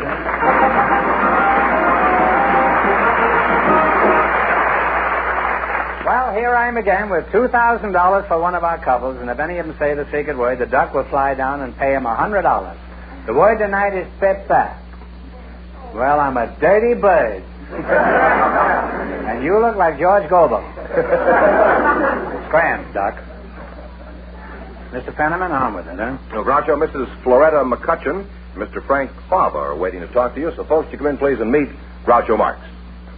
Welcome, welcome to the DeSoto Plymouth dealers. Say the secret word and divide $100. It's a common word, something you see every day. Floretta McCutcheon and Frank Faber, eh? Mrs. McCutcheon? May I call you Floretta, Mrs. McCutcheon? It's a pretty name, and I like to get friendly early. Well, most of my friends call me Mac. Oh, okay, Mac.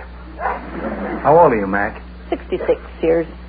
I wouldn't have dared to ask Floretta that question. Oh. 66, with your very bouncy-looking 66, Mac.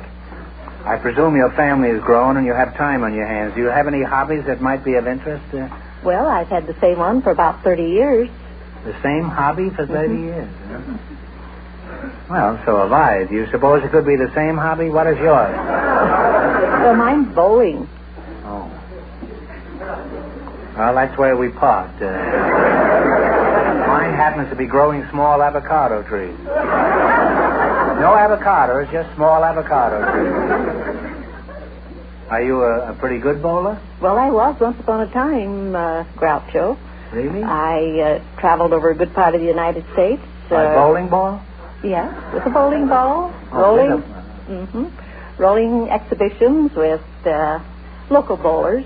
You must have been a pretty good bowler. You say you put on exhibitions? That's right. Did you ever break par? Yes. Or whatever they call it? In bowling, par is a 300 or perfect score. And I rolled 10 of them in different places throughout the country. Really? And I had 11 800 three-game scores. And I had an all-time average for 8,000 games of 201 for the 10 years that I gave exhibitions. You're the Jack Dempsey, Ben Hogan, and Babe Ruth of bowling, huh? Give me your hand, Mac. I want to shake hands.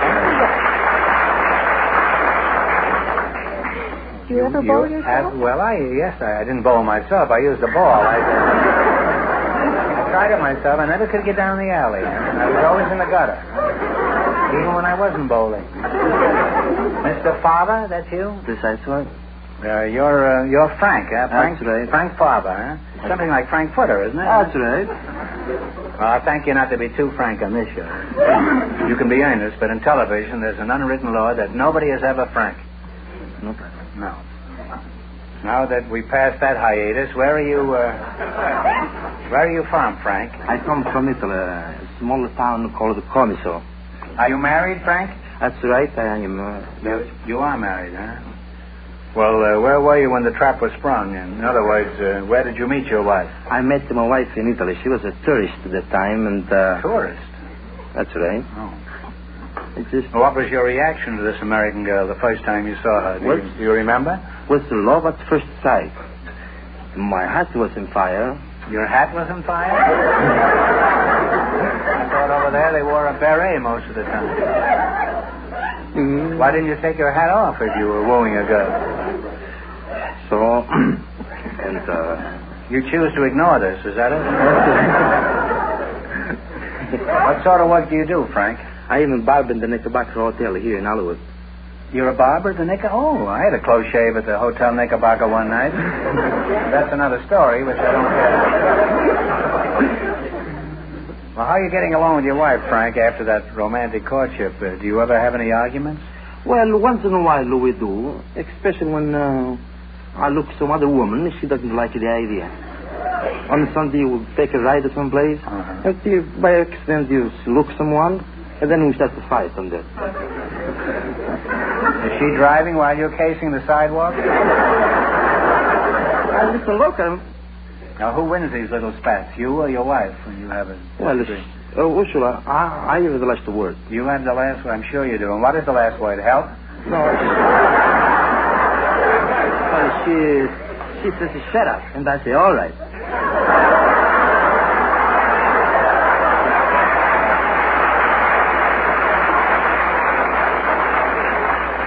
Well, normally, I don't approve of a woman telling her husband to shut up, but after an old joke like that, I think she's perfectly justified. Well, I'd like to go on talking to you two, but it's time to play your life, bet your life, huh? Now, you selected geography, and remember, the more the question is worth, the harder it is. Now, what do you want to start with? That was $70. All right. $70. $7? 70. Oh, $70. $70. Oh. What, $70, what formerly was known as the Sandwich Islands?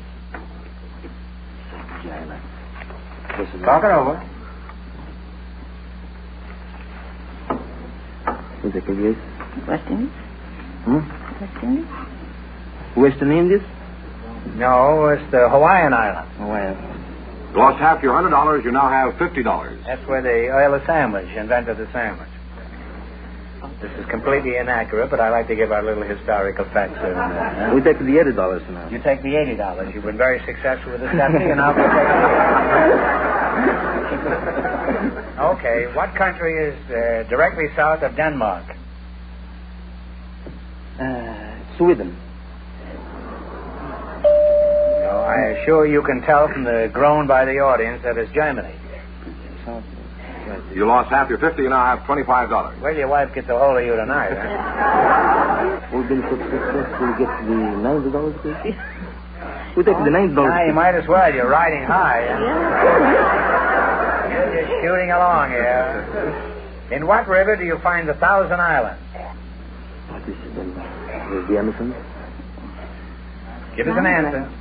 Huh? Niagara. The Niagara? The St. Lawrence. You now have $12.50. We'll shoot it for $100. All right, for $100, San Jose is the capital and only large city of what Central American country? San Jose is the capital of... San Jose, I know that.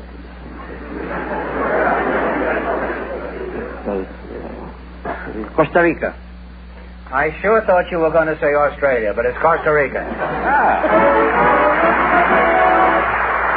you wind up with $112.50. Well, thanks and good luck to the Soda Plymouth dealers. I'm glad you won that last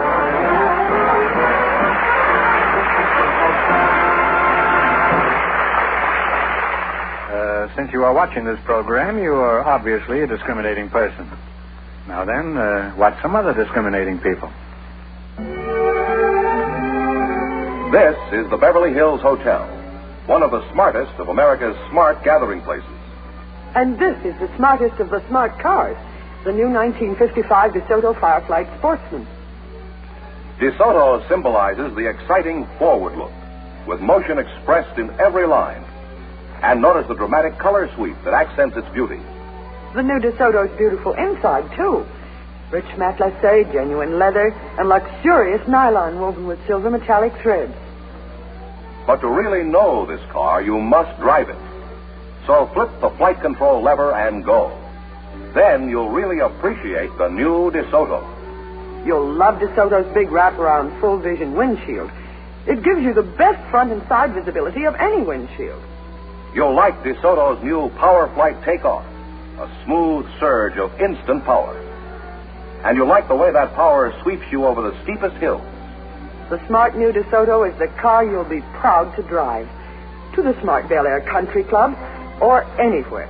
The new DeSoto, smartest of the smart cars. So be smart. See the new 1955 DeSoto at your DeSoto Plymouth dealers tomorrow. And when you do, Tell them you know who sent you. Well, just before we went on the air, our studio audience selected Miss Betty Likens. Her partner is Mr. Joel H.V. Striegel. So, folks, you come in, please, and meet Groucho Marx. Welcome to You Bet Your Life. Say the secret word and divide $100. It's a common word, something you see every day. Betty Likens, I'll start with you. Are you married? No. You're not married. No. Are you interested in matrimony? And if not, how did you ever get to be a girl? Yes, I am interested in matrimony if the right man came along. There is no such thing, Betty. There isn't? Take what you can get, huh? Well, I'll keep my eye open, and I'll let you know if anything shows up. Okay, Groucho. Do you have a job, Betty? Yes, I do. I'm a ground hostess with Airport Transit at both Lockheed and International Terminal.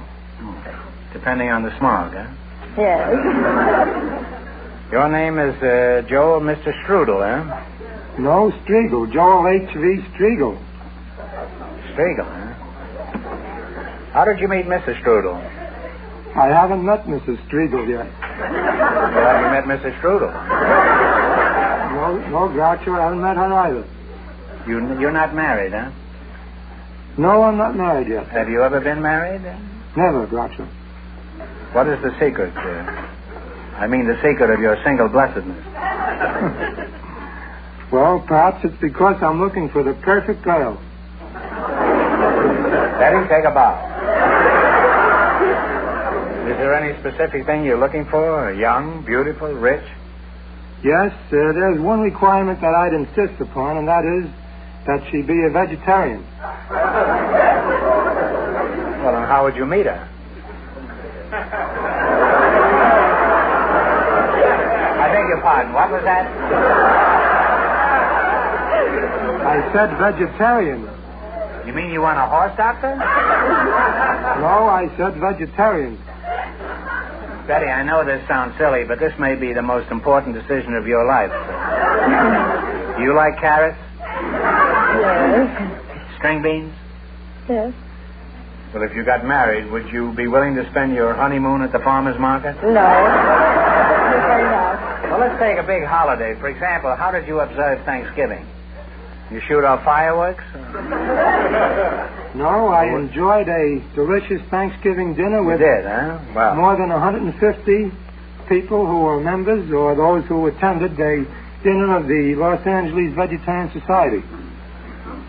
Well, what did you have to eat? Balto? No, we had a Bosco? delicious roast of raw nuts and some vegetables. And we also had a salad with several different kinds of dressings. And we had something that tasted like cranberries but wasn't.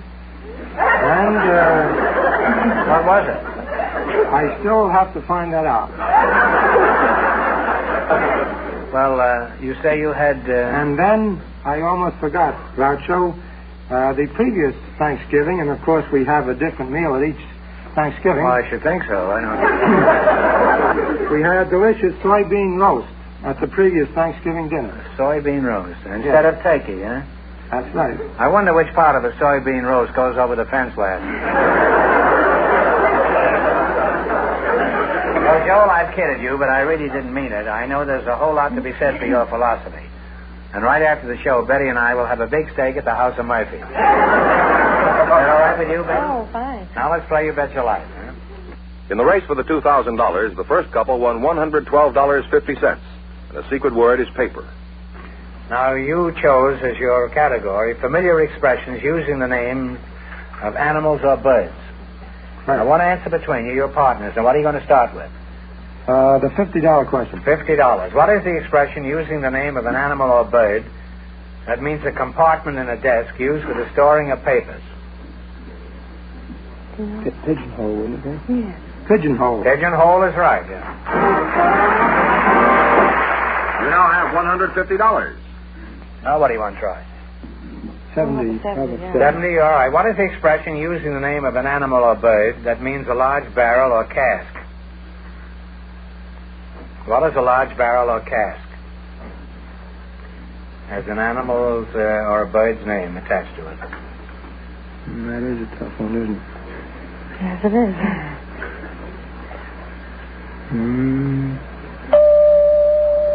Well, you'll know it when you hear it. It's Hogshead. Oh, no. That's right. You lost half your $150. You now have $75. All right, now what are you going to go for? Which 60? 60. What is the expression using the name of an animal or bird that means the inclined frame or bumper in the front of a locomotive? The front part of a locomotive. I did know that.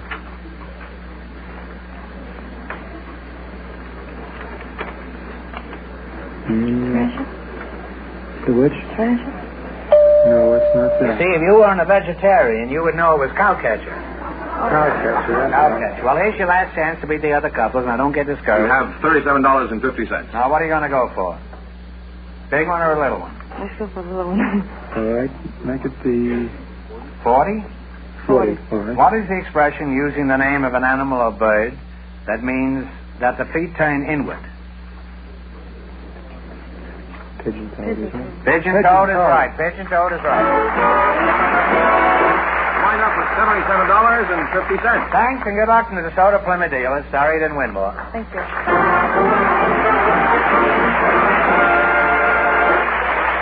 Groucho, we heard about a very unusual couple in town, so I asked them to come down to our show, and they're here tonight. Prince and Princess Anago, would you come in, please, and meet Groucho Marx? A prince and a princess on our show? Well, what do you know? Well, welcome for the DeSoto Plymouth dealers. Welcome to the DeSoto Plymouth dealers. Say the secret word and take home an extra $100. It's a common word, something you see every day. Prince, it's a pleasure to have you here. May I reciprocate my happiness, sir? Well, you certainly may. You realize, of course, I'm just a commoner. You aren't going to jeopardize your royal standing talking to me, are you? By no means. Well, you'll go a long way to find anybody that's commoner than I am. Prince Anago, now, just where do you do your princing? Where are you a prince, principally? I mean, in what principality? I'm as unprincipled as they come. Huh? Well, in the Belgian Congo, in a little place called Tairira. Tairira? Yes. I never heard of that. It is roughly about 200 kilometers southwest of Luebo. Oh. Well, since I've never heard of that makes it pretty clear up to now. Now, how many members of this tribe are there, Prince? There are approximately 3 million. I see. Well, that's quite a tribe, huh? May I ask how old you are, Prince? I'm 30 and 5. 30 and 5. That makes you, let's see, 82, 38, you must be 35, huh? Precisely correct, sir. You see, I'm not accustomed to conversing with princes, Prince, so if I fracture protocol occasionally, I trust you'll understand. Yes, sir. For example, Princess, would I be beheaded if I asked your age? I'm 20 and 7. 20 and 7. Now, let's see. 23, 24. Stevens, you must be 27, huh? Quite right, sir. Well, Prince, you say you came from the Congo. In which part of the Congo were you born? There any place we'd recognize, like Ava Gardner or Ernest Hemingway? The real surprise lies in this particular answer. I was born in East St. Louis, or East St. Louis, Illinois. I have... Don't go away, folks. I'm just as curious as you are. It's not often we get an African prince with a British accent who was born in East St. Louis.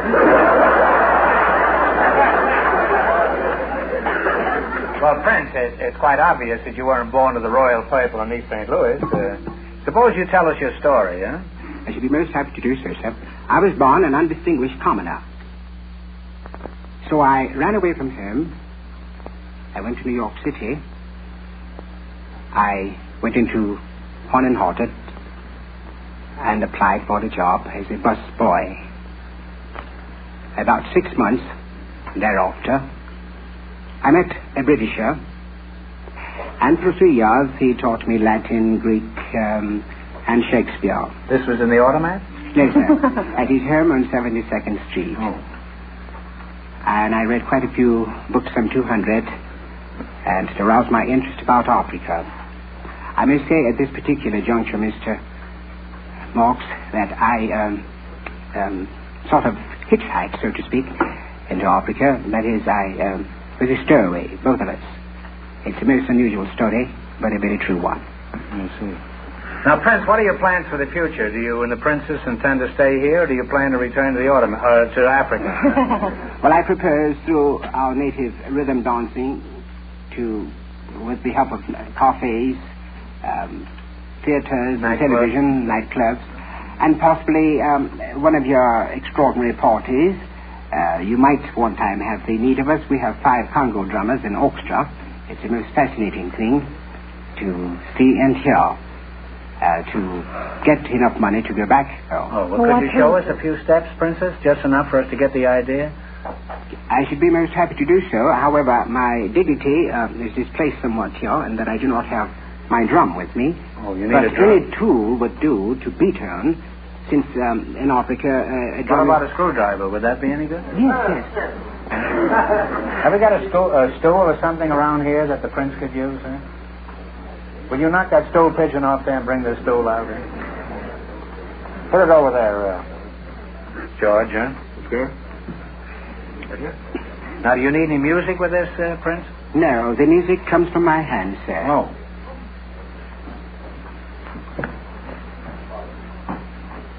Good up.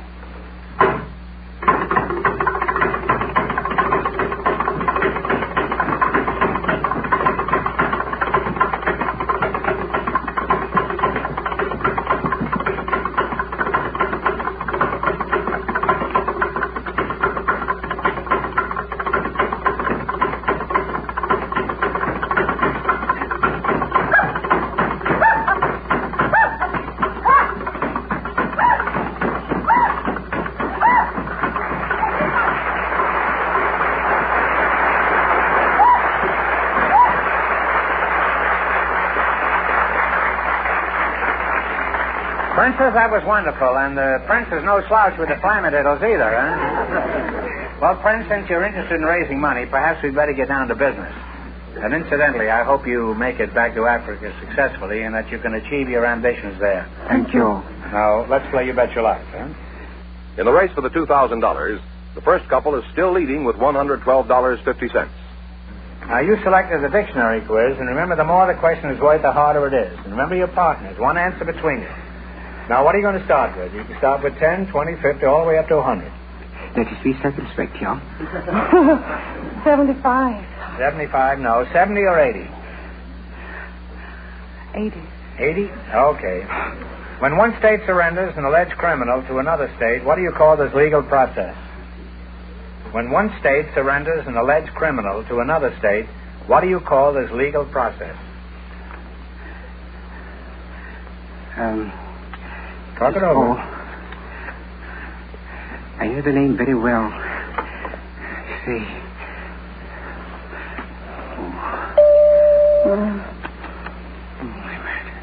Well, I'm sorry. It's extradition. Extradition. You know, to extradite someone. Well, you still have $50. Now, don't get discouraged. You got a long ways to go.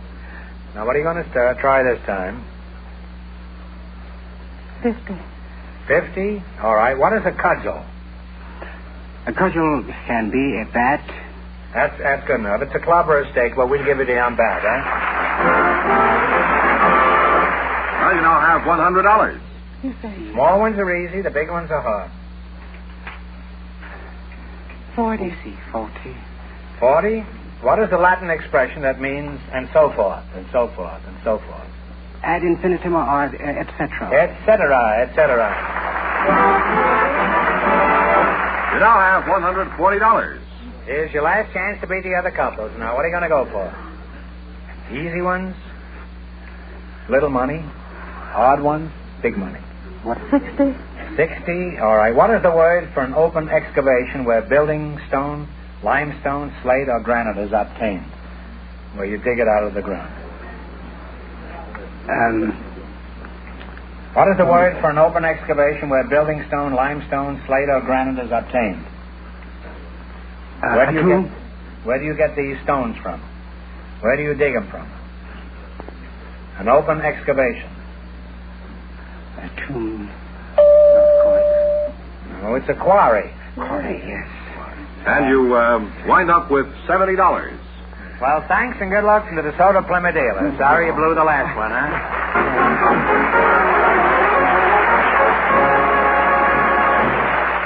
That means that Mrs. McCutcheon and Mr. Fava with $112.50 in just 1 minute get the chance at the DeSoto Plymouth $2,000 question. I want you to watch closely now, and you'll learn the best ways there are to describe the new 1955 DeSoto.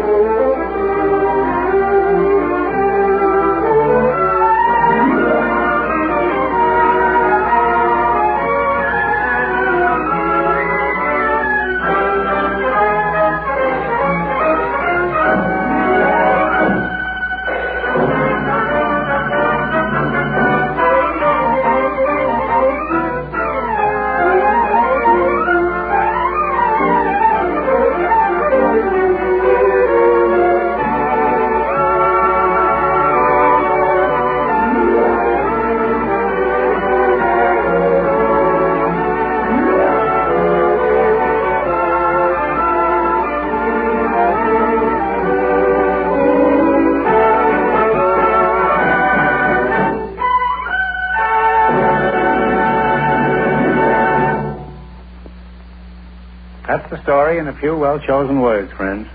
And you can take your choice this year of two great DeSoto V8s.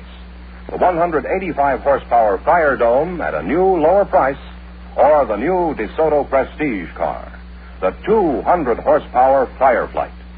Both great cars, styled for modern drivers. Stop in and see them tomorrow, and tell them Groucho sent you. Here's a little couple, Groucho, all set for the DeSoto Plymouth $2,000 question. Right in here. For $2,000, tell me, in the poem by Longfellow, who was the sweetheart of Hiawatha? Talk it over. I have an idea. You don't have any idea? Hiawatha is Indian baby. Yeah, just simple poem.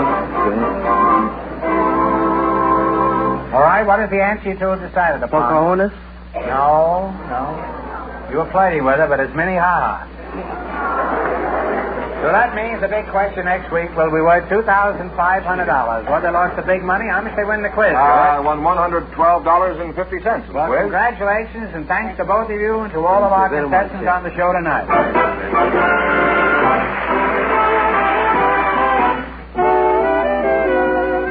Friends, go in to see your DeSoto Plymouth dealer tomorrow.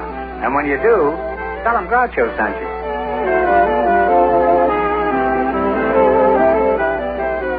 Be sure to tune in next week, same time, same station, for Groucho Marx in You Bet Your Life on television. On radio every Wednesday night. And don't miss the big Chrysler Corporation TV show each week on another network.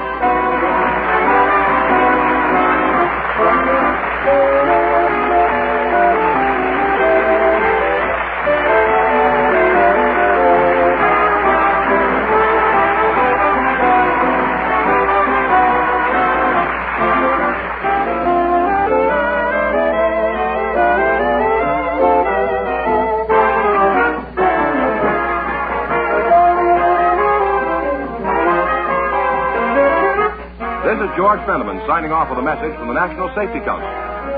Drive slow in rain, sleet, or snow.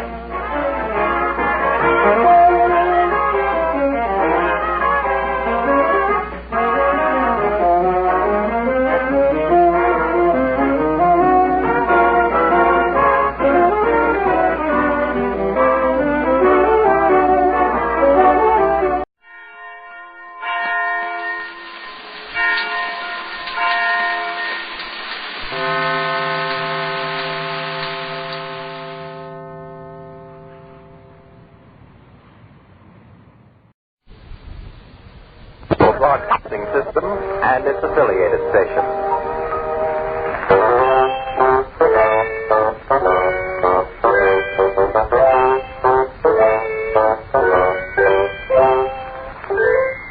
Well, sir, it's about the middle of the morning as our scene opens now, and here in the living room of the small house halfway up in the next block, find Mr. Victor Gook all by himself. Mr. Gook is newly arrived home from the office, and he's still wearing his hat and top coat. He's at the telephone talking with his secretary, Miss Olive Hammersweet, and we hear him saying, Miss Hammersweet, I'm calling because there's one other thing I forgot to tell you when I left the office. Will you hold my telephone calls? Yes, don't have anybody ring me here at home. No, it's 10 o'clock, and I have to have these August invoices completed by noon. And I think I can just about make it if I'm not bothered by distractions and interruptions. Yes. Well, just tell them I'm tied up and can't be reached, and I'll talk to them this afternoon. Fine, Miss Hammersweet. I got a few very nice breaks here at home to ensure peace and quiet. The city has blocked off Emerson Avenue for some reason, so I won't be bothered with traffic noises. And I find a note from Mrs. Gook saying that she's motoring up to Towanda with a friend of hers. And my son, of course, is in school. So I should be able to concentrate. Yes. Well, okay then, Miss Hammersweet. You bet. Goodbye. Hey, Mom, they blocked off Emerson Avenue. Oh, my. I think there's a busted sewer or something. Maybe the water main went on the blink. Well, Doc. Hello, Margaret, old pal. Why ain't you at the office? Why ain't you at school? Principal Chinbunny called a special teachers meeting. The next time I see Principal Chinbunny, I will flog him within an inch of his life. Did you bring work home from the office? Yes. My August invoices. And I've got exactly 2 hours to complete the job in. I got a cinder in my shoe. Well, let's talk about that. Let's slip on loose kimonos and light up cigars and have a cozy chat about you having a finger in your shoe. Sarcasm, huh? I would employ a stronger term. Irony? Bitterness. I see. I've got a slim 2 hours to finish up a task which ordinarily would require nearly 3 hours. So naturally, I'd love to use part of that time to chin with nitwits about cinders in their shoes. Bluetooth Johnson loves to tell a humorous anecdote concerning a nitwit like myself who was asked by his father. Honey. Maybe there's a silver lining in this chance meeting. I bet I can use you. Principal Chinbunny's a sweetheart for calling this special teachers meeting, and the next time I see him, I'll give him a dime. Yeah, sure I can use you. You can read me off the figures in these August invoices, and we'll expedite the job. Fine. I got no other plans.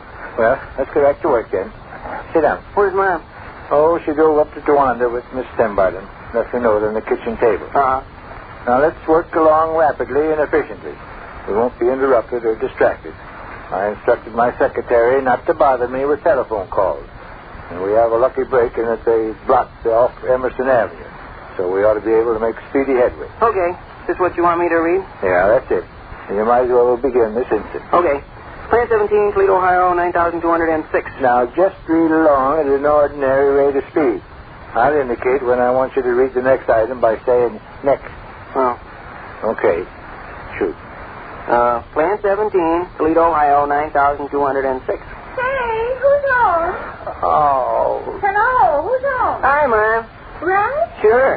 Why ain't you in school? Principal Chinbunny called a special teachers meeting. Well, he's always calling a special teachers meeting. You have to go back this afternoon, or do you get the whole day off? I have to go back this afternoon. Why, Vic. Hello, that's sweet. Why ain't you at the office? Why ain't you at the Towanda? Ruthie's car wouldn't begin. You say you're going to Towanda and leave a note on the kitchen table stating that you're going to Towanda and give the American public the general impression you're going to Towanda, and you don't go to Towanda. Ruthie's car wouldn't begin. It just sat there in the driveway and wouldn't budge when she put her foot on the magneto. I guess it's a propeller or something that's broke. Anyway, it refused to begin. Why ain't you at the office? Gee, I wish I could play the guitar. I'd come as soon. Did you bring some work home? Yes, and I got 2 hours to do with it. 2 rotten, measly little hours. Well, don't bite my head off. I've already wasted 10 minutes. All right. I'll leave. I'll go. Where to, Towanda? I'll go to the kitchen. Will you be quiet out there? You know I'm quiet when you bring work home from the office. Come on, Rush. I gotta stay here and help Gov. Is that right, Dick? Yes. Well, you won't hear a sound out of me. All right, Pete. Let's go. Second item? First item. Plant 17, Toledo, Ohio, 9,206. 9,206. Next. Beg pardon? Don't say beg pardon. Well, I was only politely When I say next, it's your cue to read off the next item. Come on, wake up now. Next. Plant 4, Sweet Esther, Wisconsin, 1,729. Plant 4, Sweet Esther, Wisconsin, 1,700. Hey, my God. Oh, my gravy boat. My gravy boat. My big glass gravy boat. What? My gravy boat, my gravy boat, my big glass gravy boat. I expect she dropped her gravy boat and broke it. Expect she dropped her gravy boat. Hey! What is that idea? What happened? Did you fall off your chair, Rush? Yeah. What happened in there? Well, why did you fall off your chair? I had it tilted too far back. What was that awful noise? Oh, this fine character fell off his chair. I had it tilted too far back. Hurt yourself? Well, sure. But I don't imagine I'll suffer any permanent injury. What happened in the kitchen? I dropped my gravy boat and broke it. My great big monstrous gravy boat Charlie and Irene gave me for Christmas. My son falls off his chair and my wife slams stuff on the floor. And I got 3-hour job with a slim 2 hours to do it in. Listen. Uncle Fletcher. And now we got Uncle Fletcher. Well, good enough. Come on in, Uncle Fletcher. Well, Vic, honey, old boy, you all that too, are they? Isn't this clever? Isn't this fine? All of us got together. Telephone is ringing. Yes, the telephone is ringing. Front door is ringing. Yes, the front door bell is ringing. Well, people, honey. Hello, Uncle Fletcher. Bring some work home from the office, Vic, honey, are they? Yes, isn't this gravy? Telephone is ringing and the front door bell is ringing. Oh, it's a lovely place. I love it. Something's going on every second. Well, I don't want to bother anybody. All I want to do is sit down on the davenport with this flat iron and this hammer. I got a pocket full of walnuts I want to crack. Oh, no, Uncle Fletcher, I'm afraid you can't crack your walnuts in here. Vic has brought work home from the office and has to have it quiet. I'll take my walnuts outdoors and crack them on the cistern lid. Would that be all right, Vic? Oh, that'd be terrific. Well, you needn't be mean about it. Oh, I'm not being mean. The idea of Uncle Fletcher cracking his walnuts outdoors on the cistern lid gives me goose pimples of ecstasy. Why, I could almost cry. I'm so happy. You're a good boy, Vic. Say, do you realize I've lost about 15 minutes? We're leaving. I wouldn't want you to hurry or anything. And these little trivial, insignificant August invoices aren't worth bothering about. But if you just as soon pull freight the heck out of here, I believe that What is at the door, Rush, honey? A man that wanted to be directed to the Burton residence. I told him it was across the street. Mr. and Miss Burton live across the street, I said. He was delighted with the information. Oh, so Mr. and Miss Burton live across the street, do they? He replied, thank you very much. Not at all, I said, and we both exchanged a friendly smile. Come on, Willie, we're going to the kitchen. I'm not. I have to help Doug. Oh, that's right. Well, come on, Uncle Fletcher, you and I will go. I got something in my tooth. Well, that needn't hold us up. When I get something in my tooth, I'm rooted to the spot. That's the laughable thing about me. In fact, I'll tell you a little story on it. No, Uncle Fletcher, we better go. I'm sorry, lady. There is someone in the kitchen. Miss Kessler. Yes, Miss Kessler. I guess it's Miss Kessler. You in the living room, Miss Gould? Yes, but don't come in. I'll come out. Just a second. Come on. I'll be along, Sadie. Like I say, when I have something in my tooth, I'm rooted to the spot. Oh, he'll be along, Dick. When he has something in his tooth, he's rooted to the... He'll be along. Goodbye. I mean, I better go head off Miss Kessler before she comes in here. You and Rush go ahead with your work. Well, goodbye. Oh, quit looking at me like that, Vic. I'll be right there, Miss Kessler. Don't hurry yourself, lady. Oh, this isn't any hurry. Well, shall we begin? Okay. Read item 1, please. Plan number 17, Fleet, Ohio, 9,240. There I have successfully extricated the particle of roast beef which was plunged unlawfully in my tooth. And, are you living now? That's right. Say, they got Oak Street blocked off. Emerson Avenue. What?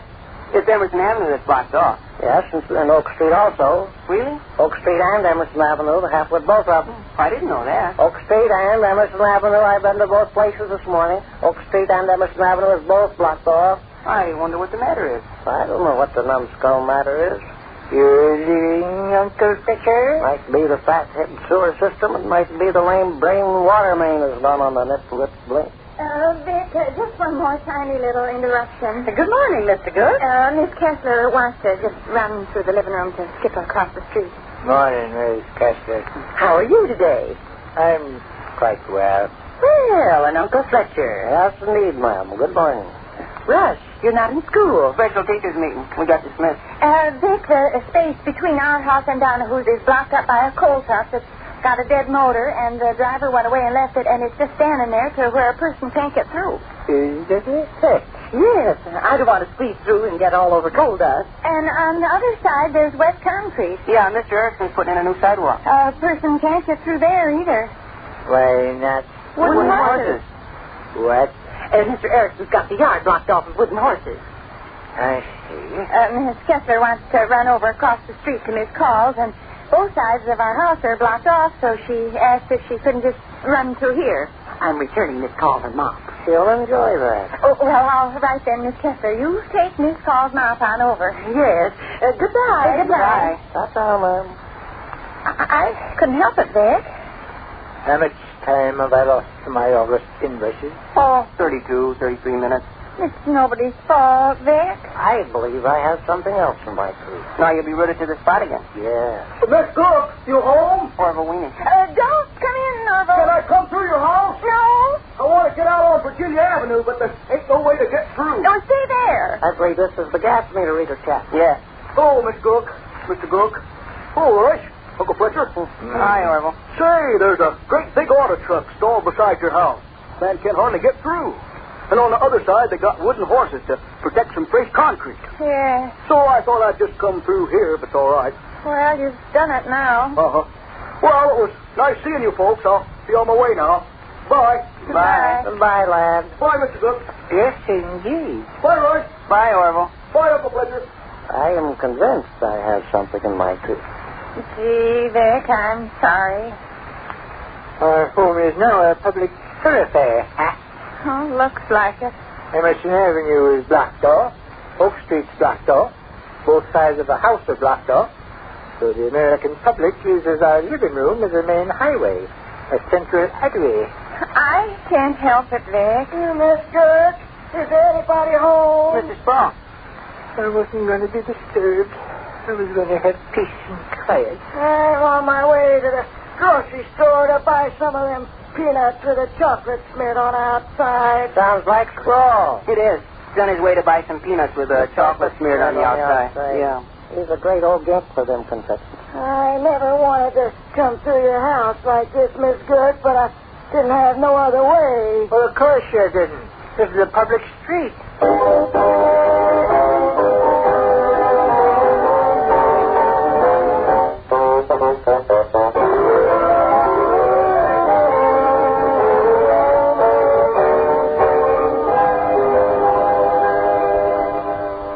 It's a few minutes later now at the small house halfway up in the next block.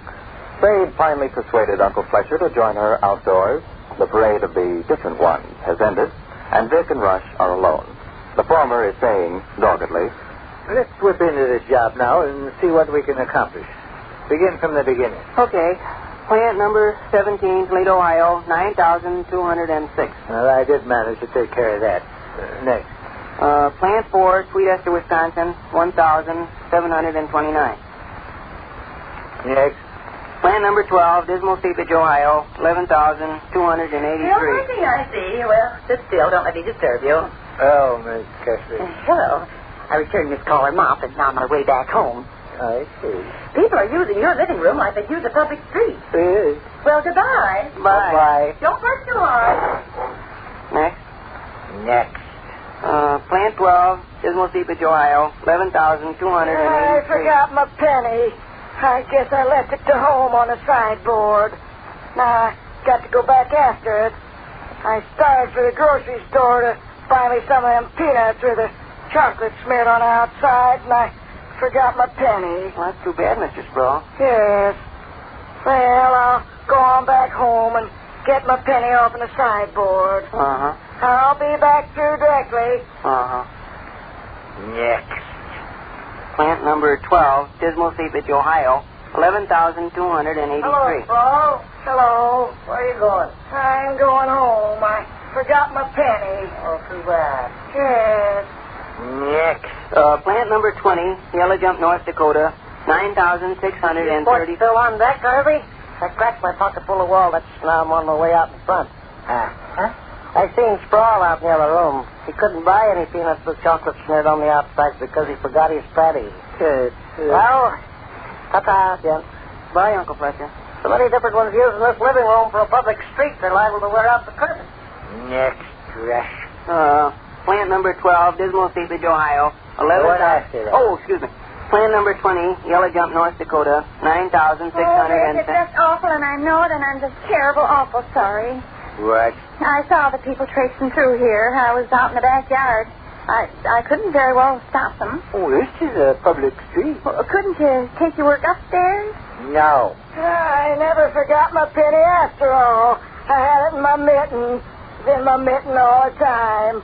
Now I can go on to the grocery store and buy me them peanuts with the chocolate smeared on the outside. Hello, Mr. Sproul. Yes. I had my penny in my mitten. It's there all the time. Well, I'll go on over to the grocery store. Yes. Bye. Goodbye. Yes. Next rush. Vic, please don't blame me. Plant number 20, Yellow Jump, North Dakota. 9,634. Hello. Hello. Beautiful day.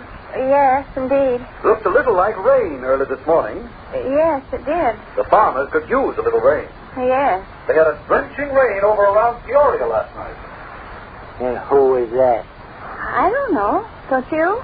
Never saw him before in my life. Who was he, Rush? I haven't the slightest idea. Well, now perfect strangers are coming through the house.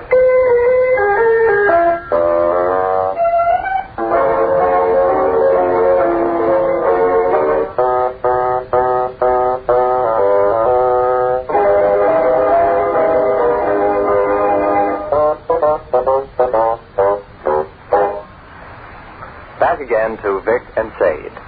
Once again, there's comparative quiet in the small house halfway up in the next block, and Vic tries to get on with the work he brought home from the office. Pete, I've been so distracted I think I better review the material we've covered. Read it from the beginning. Starting with item 1? Yeah. Okay. You can read right along without pausing. Okay.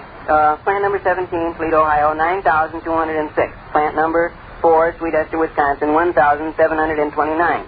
Plant number 12, Dismal Seepage, Ohio, 11,286.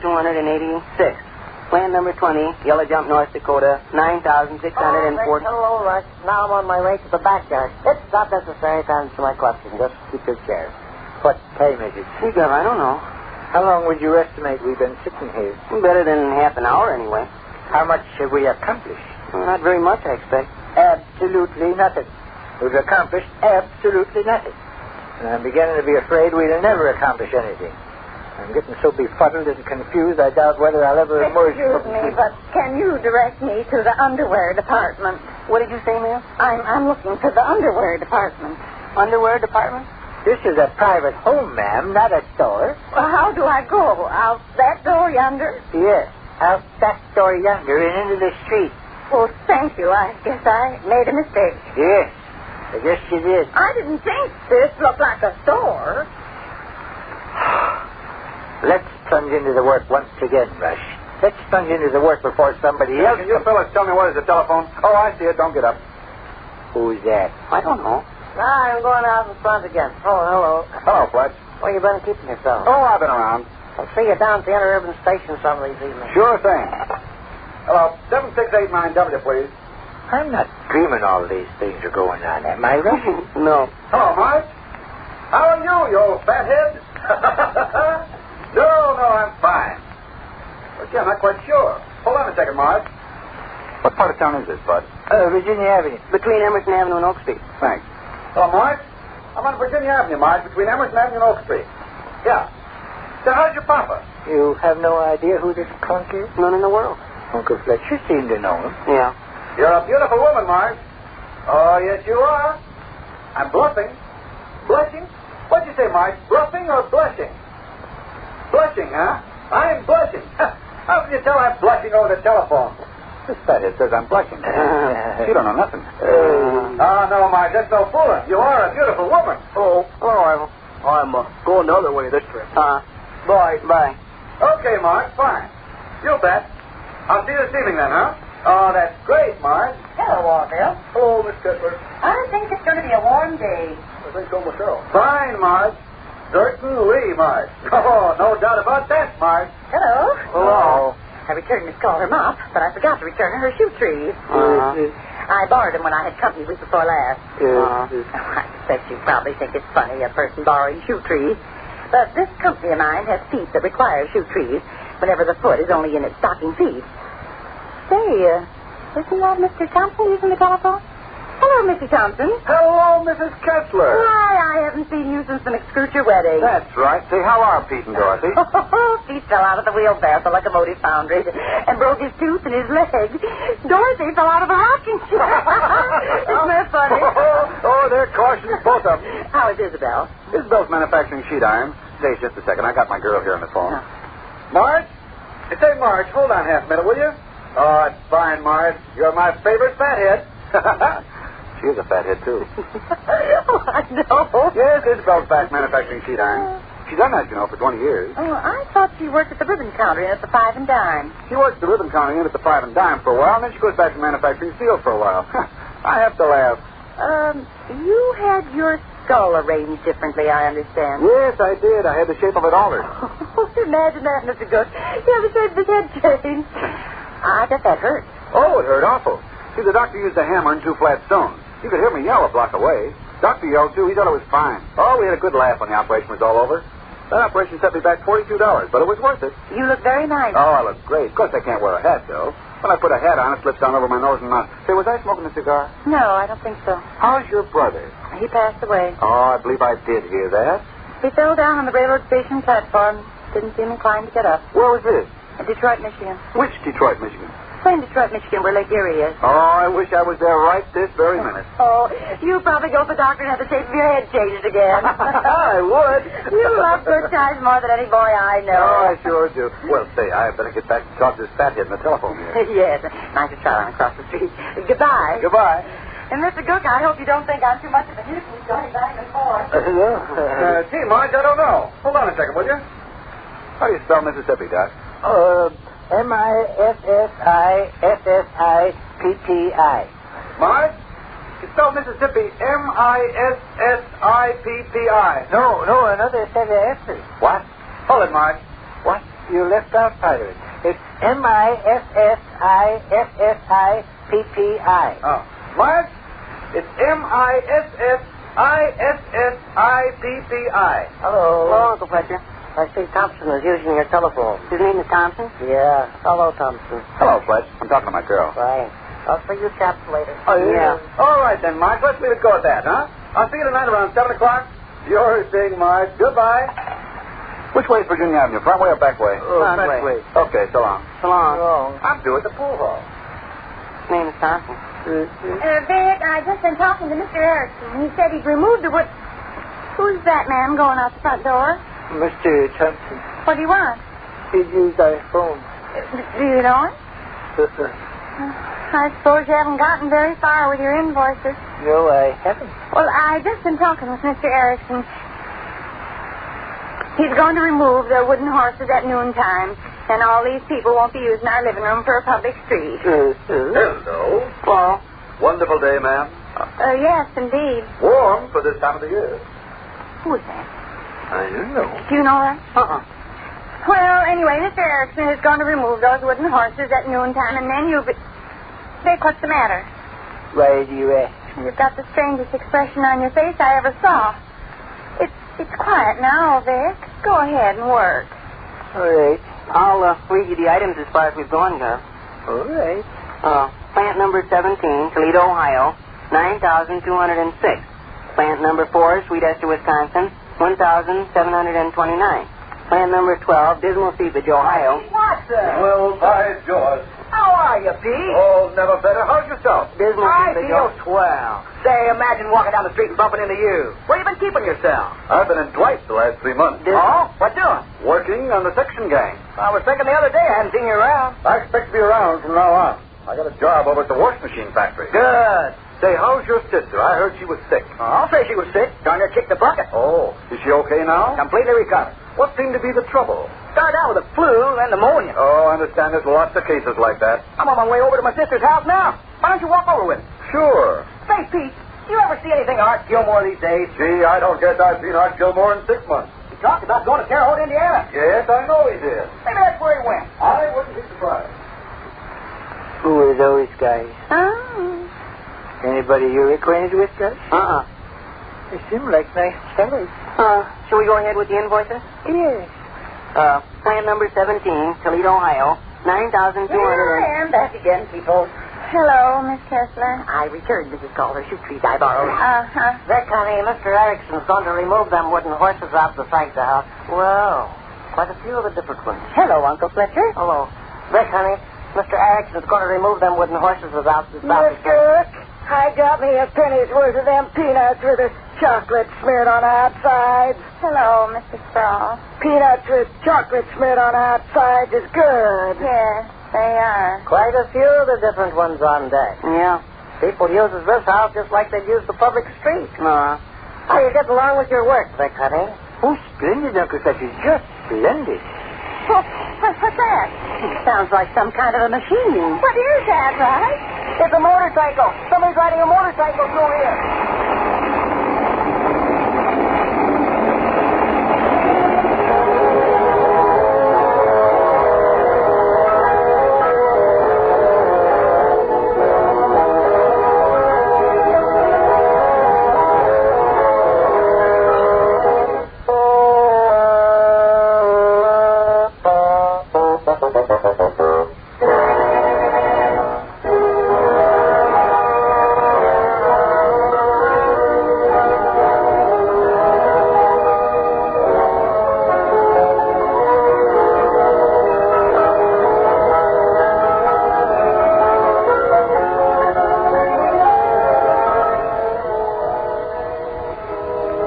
Come to the end of another pleasant visit halfway up in the next block with radio's famous home folks, Vic and Sade, brought to you each Thursday night at this time with the good wishes of the Mutual Network.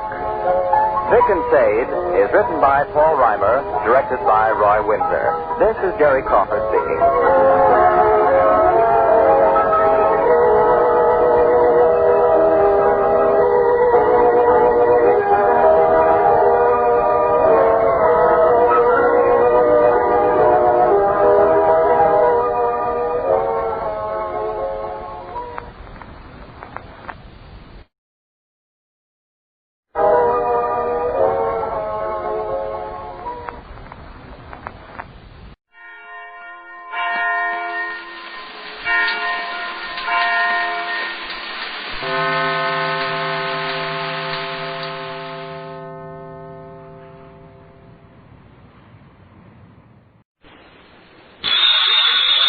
It's Duffy's Tavern, the Friday night transcribed feature on NBC's All-Star Festival of Comedy, Music, Mystery, and Drama. Brought to you by Chesterfield, the cigarette that has for you mildness with no unpleasant aftertaste.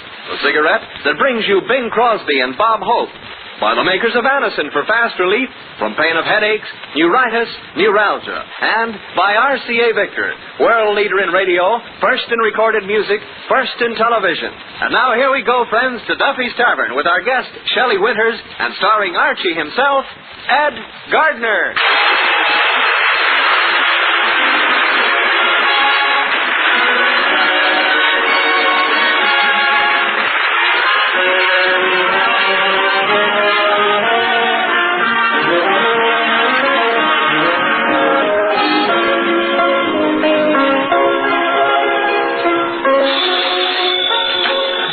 Duffy's Tavern, where your late mate Dean Archie the manager's speaking. Duffy ain't here. Hello, Duffy. You sound mad. What's wrong? When you answered the doorbell this morning, you was wearing Mrs. Duffy's bathrobe. Well, what's wrong with that? The milkman kissed you, huh? What happened? Did you slug the guy? Oh, if he's been kissing Mrs. Duffy, he's had punishment enough. You still mad? You think you'll come down here to cool off? Duffy, tonight the tavern ain't no place to cool off. Shelley Winters is coming down. Yeah, Winters is the name, Duffy, but it really should be Summers, you know. The way she raises a guy's temperature. What she look like? Well, you know, I told you about the temperature, and with the sweat pouring down into your eyes, you can't get a good look. She's a very versatile dame, Duffy, you know. She acts on the stage, she's in the movies, sings in musical comedies, and she's packed to the hilt with talent. And, brother, what a hilt. Also, a sensational pair of gams. Yes, sir, with them legs, she's made more successful crossings than Pan American Airways. Well, look, I got work to do, Duffy. I'll call you back. Oh, Yasha! Yasha! Where is that Yasha Penya Slavnik? How do you do? Tell me, Yasha, did any letters or mail come in today? Like an avalanche. Oh. Well, let me see the mail. Hey, these personal letters of mine. They've been opened.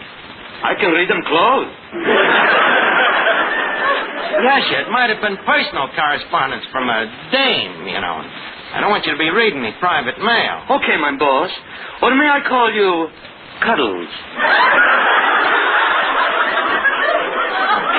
But opening somebody else's letters, how can you do such a thing? How? Yeah. Silly. I am holding them over a tea kettle. By the by, here is one letter that I'm thinking you will find extremely interesting. What, Billy Doo from a female admirer? No, Billy Doo overdue from the gas company.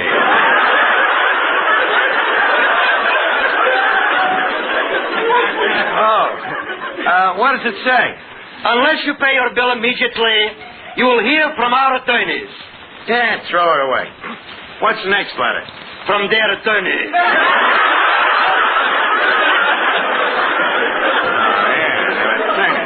Yeah. Well, they can't scare me into paying their dirty bills. If I don't pay them, what can they do to me? What's the next letter? It's from Sing Sing. Oh, at last, some social correspondence. Well, it's from my old friend Nitro McNulty. Oh, what did he say? What does he say? Let me see. Dear Archie, planning to escape. Meet me outside of main wall in automobile and bring my wife. Signed, Nitro. P.S. Bring along another girl for me. Signed, the warden. Let's get to the next letter. I wonder who this is from. It's from Peaches Latour, the striptease. But you didn't open it. How do you know it's from Peaches Latour, the striptease? The stamp is peeling off.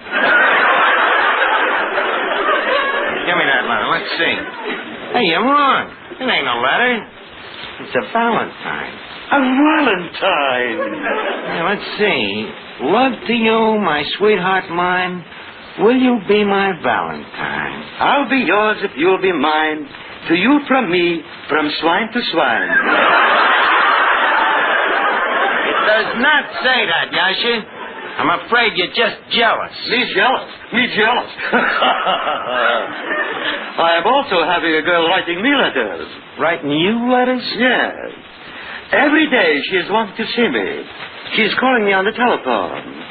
She is writing me letters. Always wanting to see me. Fortunately, I put a stop to it. How? I let her see me.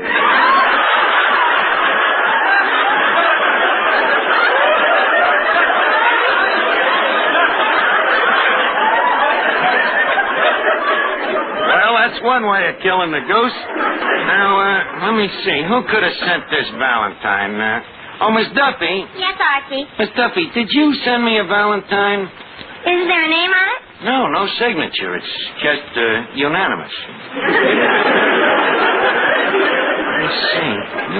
Looks like some dame is out to marry me, but she's too ashamed to sign her name. Archie, you're being silly. A valentine like that ain't being personal. What do you mean? Look at it. It's printed. If so, a marriage license is just printed, too. Facto? Don't tell me about dames. All they ever think about is getting married. Believe me, I made a study of them. Then how come you keep taking them out? research. But they ain't gonna get all lots. Believe me, I've seen too many horrible results from marriage. Hello, Arch. Perfect example. Hiya, Finnegan. Top tip. Top tip. That's tip-top.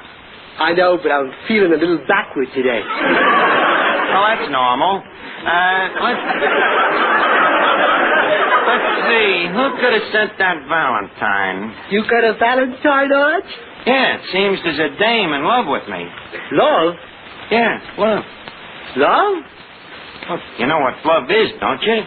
Well, I know it has something to do with dames, but from there on, I ain't too clear. Well, I'll try to explain it. You see, Finnegan, in biology, there's two kinds of genders, you see, men and women. I assume you know what marriage is. Oh, sure. That's what you gotta have before you get a divorce. Yeah. Well, that's one school of thought, but to put it more succinctly, marriage is, it's sort of a friendship that gets loused up. Now, Finnegan, the point of this talk is I want you to promise me, if you ever see a dame getting me in a clutch, unclutch me. Break it up. You know, help me use me willpower. I certainly will, Arch. Thanks. You don't think I'm going to let a dame come between us?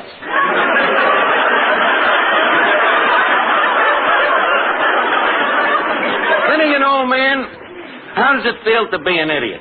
Well, not too bad, Arch. The trouble is the hours are so long.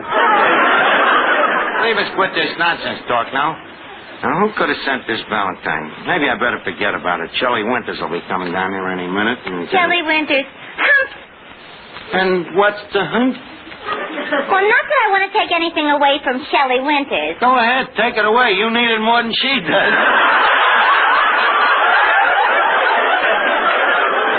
What I'm trying to say is she's been a very lucky girl. You should be rolling the same pair of dice. What do you mean, lucky? She's got brains and beauty and talent. Yeah, but where would that get her if Edison hadn't invented motion pictures? You call that lucky? What else? Look, Archie, be honest. Yeah. Suppose a movie producer needs a star for a picture, and he has to choose between Shelley Winters and me. Who does he pick? Shelley Winters. There you are. It's a 50-50 chance, and she wins.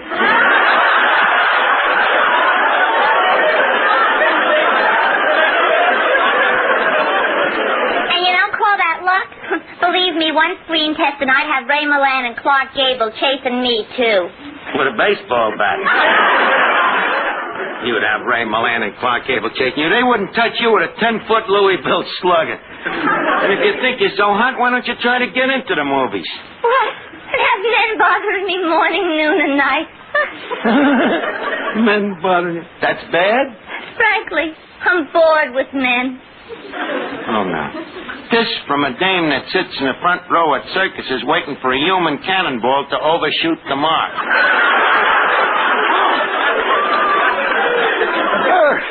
Get bored with men. Arch, is this dame annoying you? Yeah, very much. Well, beat it, Jester. This man has already been spoken for.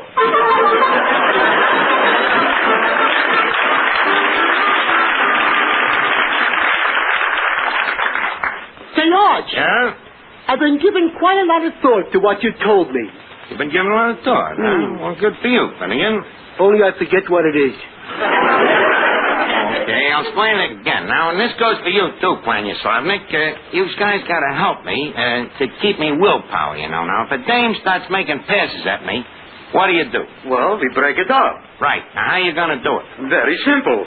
I merely say, Madame, I believe you dropped your handkerchief. Then, when she bends over to pick it up... Yes? I kick her right in the teeth. Well, ain't exactly Emily Posty, but at least it'll be effective. Now, let me see this Valentine. Hey, this I didn't notice. What's under the heart? What's under the heart? Yeah. The liver. No, I mean, what's under the heart on this Valentine? It's a poem. Let's see here. Roses are red, licorice is black. Kiss me, sweetheart, and I'll kiss you back. Hey, wait a minute. This proves it. I know who's after me. Who? Shelley Winters. Shelley Winters, are you kidding? Look, Miss Duffy, this is poetry, ain't it? Yes. Did you ever have a poet named Byron? Yeah. Keats? Mm-hmm. Did it ever occur to you that there is also a poet named Shelley? And as further proof, just take a look at this word. What word? Sweetheart. Please, this is so sudden. Please. Miss Slavnik, I'm talking about the word sweetheart in the poem. And Miss Duffy, in the word sweetheart, what's the first two letters? S.W. I suppose it's a coincidence that Shelley Winters' initial is also S.W.? Finnegan, you better keep your eye on me tonight and watch that willpower. I'm afraid the dame has interior motives. Don't worry, Arch. We'll protect you. I think I'll need it. You know, she's at that dangerous Hollywood age. Between husbands. So don't forget your promise, fellas. The first time you see a gleam in your eye, I want you to quick hop in and frustrate her. Well, you better put your frustrators on quick, because there she is coming in the door right now. Oh, brother, look at those. I mean, look at that. Arch, don't forget, willpower. Okay, Finnegan, I'll play it safe. I'll only look her in the face. Yes, sir, I'll bridle me passions. I'll stifle myself. I'll dam up my emotions. Hello, Archie. Run for the hills, boys. The dam has burst. Oh, Shelley Winters.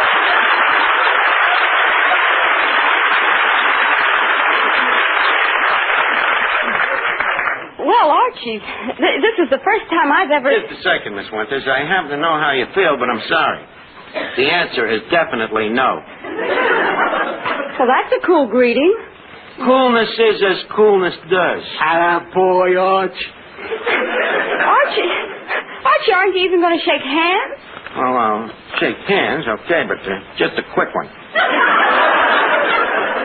All right, then I'll take off my glove. What's that? I'll take off my glove. Oh, no, you don't, sister. Thank you, Finnegan. Say, what's going on here? Look, Miss Winters, I want you to know that you mean nothing to me. What? You heard me. Them soft blue eyes, they mean nothing. That beautiful blonde hair and them lips. Gorgeous figure. Them terrific legs. They do nothing to me, see?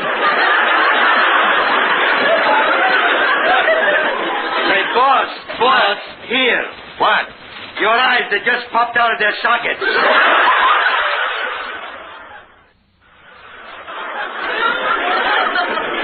Say, you're cute. Don't say that. But you are. I know, but don't say that. All right, I won't say it. You won't say why. You're cute. Please, say it again. Look, cut it out, Shelley. I can see right through you. What? I don't mean that. I mean this clumsy attempt to make me jealous. You know, you're just a moth to a flame. Just another one of the bats in me belfry. Bats in the belfry is right. Now, please, leave us forget the past and get the conversation back to the drawing room. Now, tell me, what are they talking about in good old... You know, you look quite a dish. Archie, my face is up here. Oh, yes. By the way, that dress you're wearing. Oh, it's really nothing. You're so right.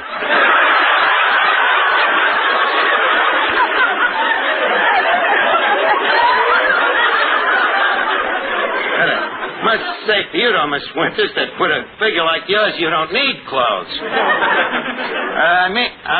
Tell me, what are people talking about in good old Hollywood these days? Oh, the same thing. Each other. How dull. I wonder if they still remember me out there. You know, I once starred in a picture for Paramount. Oh, yes, they're still talking about you. Yeah, huh? What are they saying? I don't know. I'm a lady. I always leave the room. Well, tell me, what pictures you've been making lately? Well, I just finished a Technicolor picture for Universal. Well, what's it called? Frenchie. It's called Frenchie, huh? Mm-hmm. Don't forget, your willpower. Don't worry, I'm just toying with the dame. By the way, Archie, do you mind if I sit down? No, sit down on that bar stool. Speaking of the movies... Archie, this bar stool is rather high. We keep it that way so the customers won't feel small if they don't buy a second drink. Speaking of movies... It's so nice to sit down. Oh, these high heels are killing me. They're killing me, too.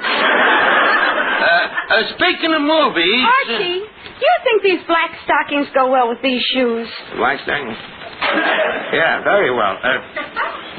Smoking of speakies... making of spookies... Archie, what's the matter with you? What's the matter with me? Nothing. Nothing that a cold shower couldn't cure. Quiet, Panya Slavnik. Miss Winters, speaking of Hollywood, by the way, you got a run in your stock. Oh, I'll have to fix it. Can I help you? May I get you a needle and thread, Miss Winters? Well, that would be very sweet of you, Archie. Not at all. In fact, I think you're a very sweet boy. Really? And handsome, too. Honest? Of course. Cross your legs and hope to die?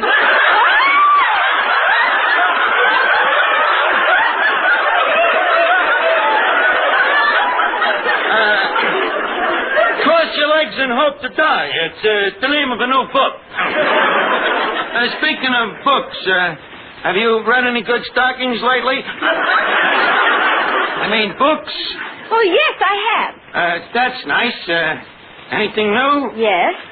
What? The new Kinsey report. That did it. Shelley, I'm a dead duck. May I have the pleasure of your next marriage? Archie, is this a sincere proposal? You think these goose pimples is falsies?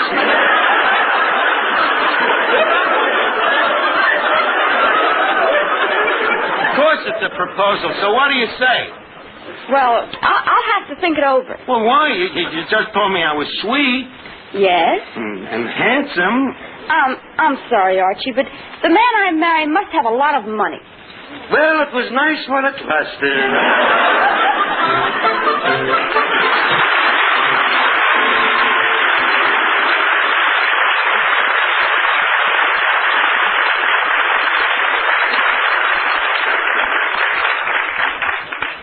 No matter what you now take for headache relief, we urge you to try Anacin for the incredibly fast relief these tablets bring the next time you're suffering from a headache. Now, the reason Anacin is so wonderfully fast-acting and effective is this.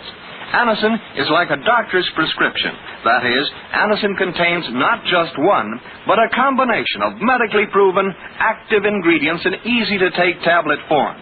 Thousands of people have received envelopes containing Anacin tablets from their own dentist or physician, and in this way discovered the incredibly fast relief Anacin brings from pains of headache, neuritis, or neuralgia.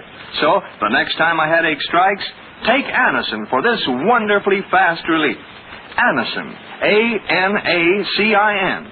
Anacin at any drug counter in handy boxes of 12 and 30, economical family-size bottles of 50 and 100.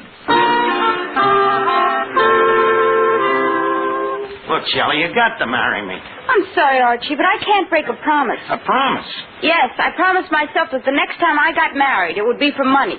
Got to have money, huh? Absolutely. Well, I ain't exactly saying that I'm filthy rich, but I ain't exactly saying that I'm filthy poor, neither. No, it's just filthy.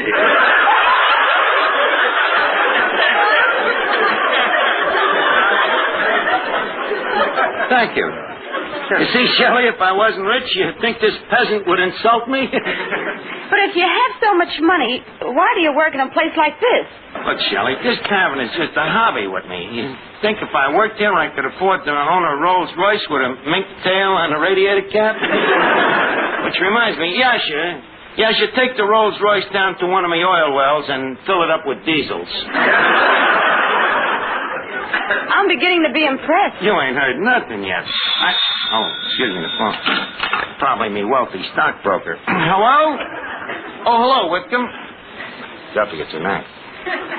Tell me, Whitcomb, how are all me stocks and bonds on Wall Street?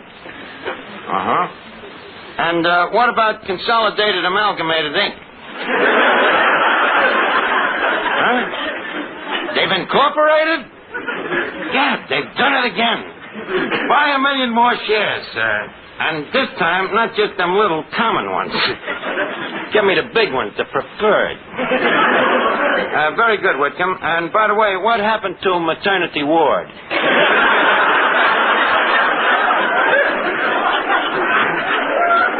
See? And what about consolidated can?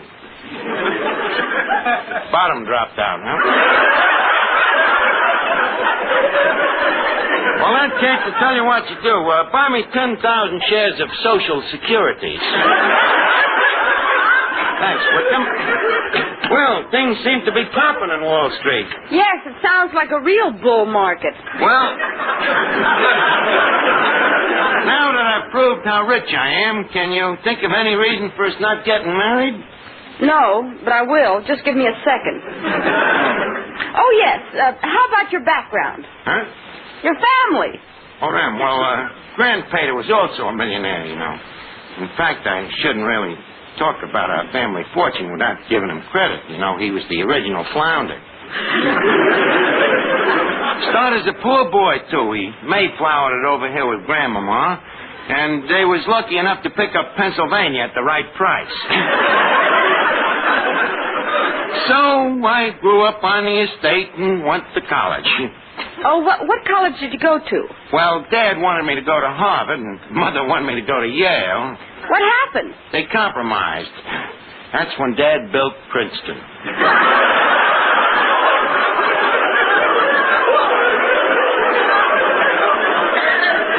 So, you see, Shelley, I have both money and background. So what do you say we take me 2 yachts and start on a little honeymoon? 2 yachts? Yeah, marked his and hers. Now, leave us quit wasting time. Yasha, if Duffy calls, tell him me and Shelley is on our way down to a little church around the corner, huh? Little church around the... Oh, no, you don't, sister. Finnegan, please, stay away from this. But, Arch, what about your willpower? I know, but this time I'm really in love. In love, he says. This is what he is telling all his wives. Oh, no, Tanya, Slotnick, please, stay away from this. And Miss Winters, did he tell you he has 12 wives and 48 children? 48 children? One for every state in the Union.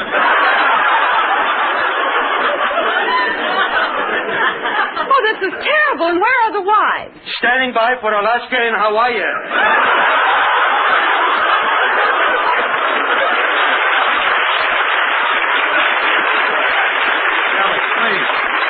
Shelley, please don't listen to them. They're nuts. Can't you tell just by looking at them that they're nuts?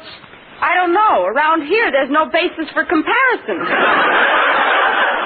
Look, everybody, will you shut up and forget that willpower stuff? I'm proud to say that I have conquered me willpower. This dame I want to marry. You want to marry? Yeah. Here's where I spent all that dough. What dough? The dough I spent on that Valentine. Oh, no.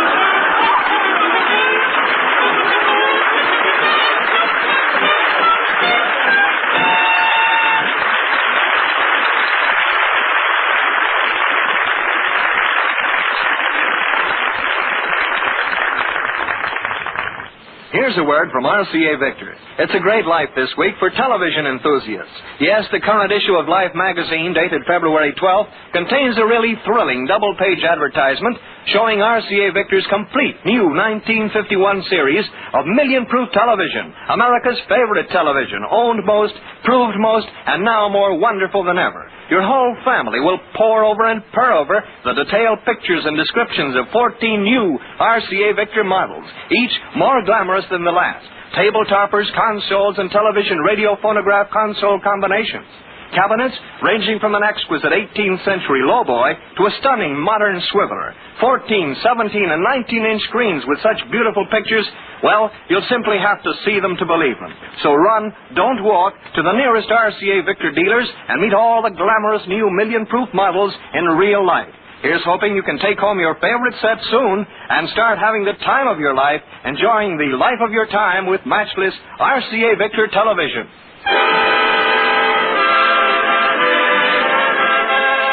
Listen again next week, friends, to Duffy's Tavern, the Friday night transcribed feature on NBC's All-Star Festival of Comedy, Music, Mystery, and Drama.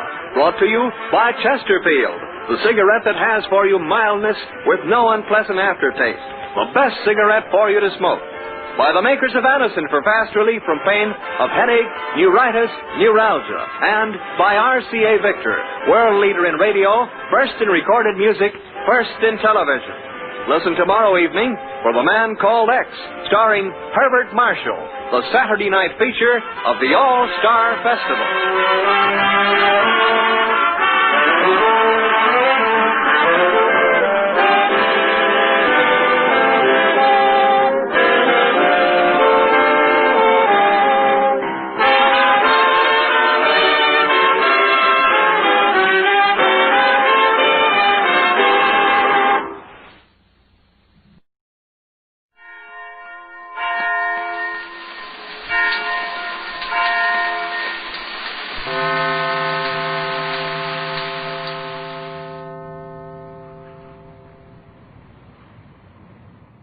It's new. It's amazing. It's Prell, P-R-E-L-L, Procter & Gamble's new Radiant Cream Shampoo in the handy tube. Prell brings you The Life of Riley.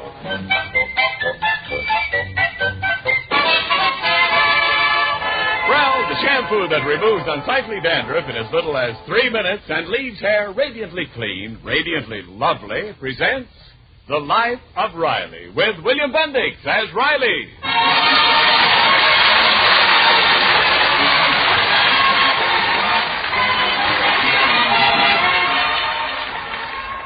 Jester A. Riley and his wife Peg are a normal married couple. They love and respect one another, but being human, they occasionally have their little differences. It usually takes two to make a quarrel, but in this case, it takes one. Riley. Let's listen as Riley and his wife are having a little skirmish in the living room of their California bungalow. Well, all I say is, why are you so lazy? Once in a blue moon, why can't we dress up and go out? Now, Peg, stop making up things. When did we ever go out without being dressed? You know what I mean. I mean go out formal to a nice restaurant where we can dance. Dancing? Ain't you a little old? Old? Who's old? Me. Anyway, you know I don't like dancing. Sure, now you don't like dancing. But before we were married, you took me out every Saturday night to a restaurant. All you wanted to do was dance. Well, that was different. That was wintertime, and it was cold there in Brooklyn. I only danced with you to keep warm. Well, maybe you should have married a radiator. I'm getting a little fed up sitting home night after night. Well, I'd take you out, Peg. 3 weeks ago, didn't I take you to Ocean Park to play bingo? Bingo. Even Babs and Junior were saying how you never budge out of the house unless there's a fire in the neighborhood. We never go anyplace interesting. How can you say that? All during the war, didn't I take you every single month down to the blood bank? Well, what of it? Don't you call it interesting to watch them drain the blood out of my veins? I don't know what you women want. Oh, Riley. Sometimes I don't know why I ever married you. Ah, she don't know. You married me because I was unresistible. You think you're smart. I slave all day cooking your meals and cleaning up the house after you. And I ask you for a little pleasure. Oh, now, Dumpling, now, come on. Now, dry those tears. Where's your handkerchief? I don't know. Here, darling, here's a blotter.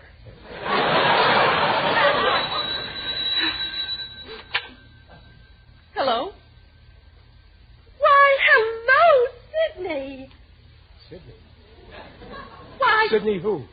Sidney, darling. Well, no, just a minute. Who's this Sidney? Oh, hold on, Sidney. Riley, it's Sidney Monohan. You know, Butch from Brooklyn. Oh, him. That foul ball from Ebbett Field. Hang up, Peg. The coffee's boiling over in the kitchen. I'm not making coffee. When did you get in town, Sidney? Oh, that's wonderful. Oh, now, Sidney, you don't expect me to answer a question like that. Well, if you must know... just a minute. Riley, I think the coffee's boiling over in the kitchen. You're not making coffee. Oh, what did you say, Sidney? Oh, Butchie.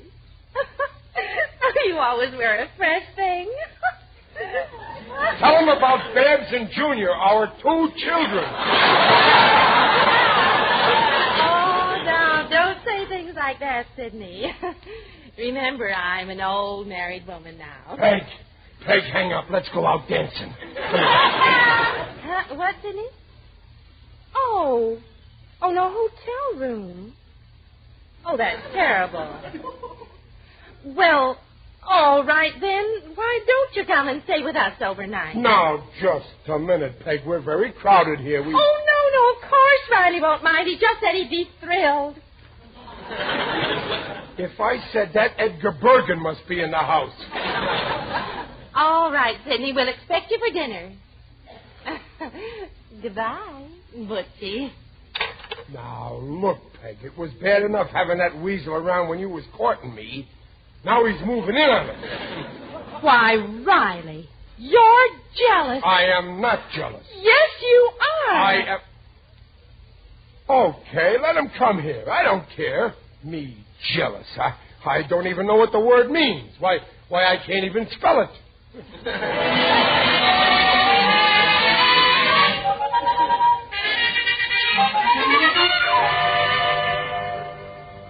Hey, Mom, there's a cab outside. I guess it's him. All right. Don't shout. Riley, Sidney Monahan's outside. Should have sprayed the house with DDT. Oh, Mother, I bet you're all excited meeting an old flame. Oh, don't be silly, Babs. How do I look, Riley? How do I look? You look good. You look too good. He's coming up the walk now. Chiseler. That's right. Run up our electric bill. Well, I'll let him in. Why, hello, Sidney. It's so good to see you again. Well, if it isn't my little Peggy Pie. And Riley. How's about a little kiss for old time's sake? We was never that friendly, Monohan. Let's just shake hands. Same old Riley, always kidding. You know I meant the little woman. Oh, go on with you, Sidney. Let me look at you. Wonderful, great, the same little Peggy. Nothing has changed. Her name was changed. Just remember that, Monohan. Good old Riley, same old gruesome sense of humor. Wait a minute, who's this? Oh, this is our daughter, Babs. How do you do, Mr. Monohan? Beautiful, beautiful, the image of your mother. And who's this little man? That's our boy, Junior. Yeah, hello, Mr. Monohan. Ah, what a good-looking boy. The image of his mother. Remember, Monohan, I got a 50% interest in those kids. Well, Riley, old pal, it sure was swell of you to invite me to stay here. Oh, that's okay, Monohan. When you run a house, you got to expect all sorts of visitors. One day it's ants, the next day it's locusts. Oh, now, just a minute, Riley. I ain't no locust. Well, you would be if you could rub your hind legs together.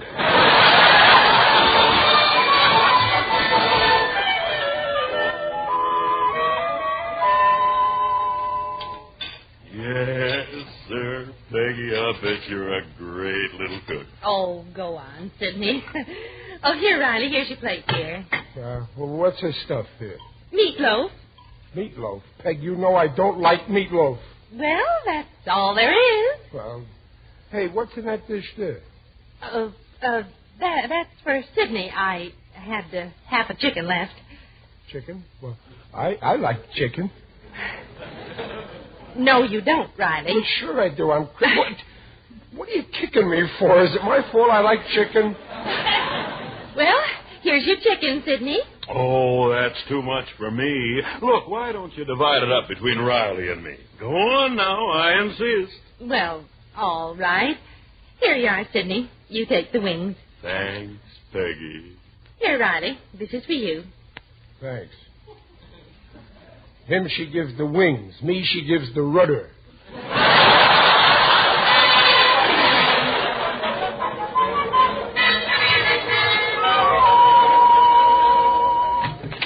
Hello, Junior. Hiya, Pop. Well, gee, you're home late tonight. Yeah, had to put in overtime. Where you going, son? Down in the corner to get some cigars. Well, good. As long as you don't smoke cigarettes, that's... Cigars? I forbid you to smoke. Well, Pop, they're not for me. Hmm? Oh, well, that's real thoughtful of you, son, but I've got cigars. Oh, well, these aren't for you. They're for Sidney. Oh. Where's your sister? Well, she went downtown to get some wool. She's knitting a sweater for Sidney. Oh. Well, I'll see you later, Pop. Sidney. That's all I've been hearing for a week. Everybody's doing things for Sidney. Peg, where are you? I'm in here with Sidney. In the living room, dear. I've got to get rid of that guy. Oh, hello, dear. Sit down, Riley. Sit down. Make yourself at home. Thanks, Monohan. Oh, my, you look awful tired, dear. Yeah, Riley. Pick out a comfortable chair and flop. I already picked one out, but you're sitting in it. Oh, Riley, guess what Sidney and I have been playing? Playing what? Pinochle. Sit down and join us. No. Thanks. I don't feel like playing. Oh, my, you sound sleepy. I'm sleepy. Well, it's time to hit the hay. Too early for me. I'll sit up a while. Okay, good night. Come on, Peg. Oh, I think I'll sit up a while, too. I ain't sleepy. Well, go on. Play pinochle and deal me in.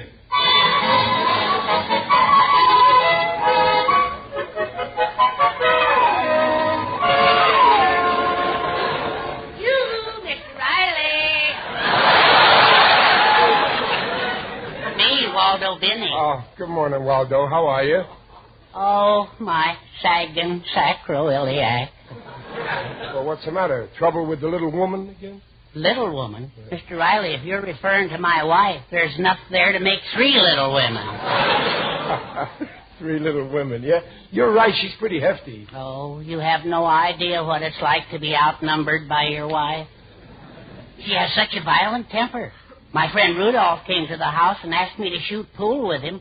My wife almost murdered him. Yeah, what did she throw at him this time? Me. Well, listen, Waldo, I got my own troubles. Yes, I know.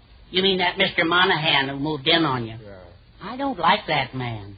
Shifty-eyed and deceitful. Frankly, I don't trust him. Yeah, you don't trust him. For 7 days, that sneak has been telling Peg how beautiful and young she looks. And she loves it. Oh, it's the old story. A bored wife, old flame moves in, husband gets burned.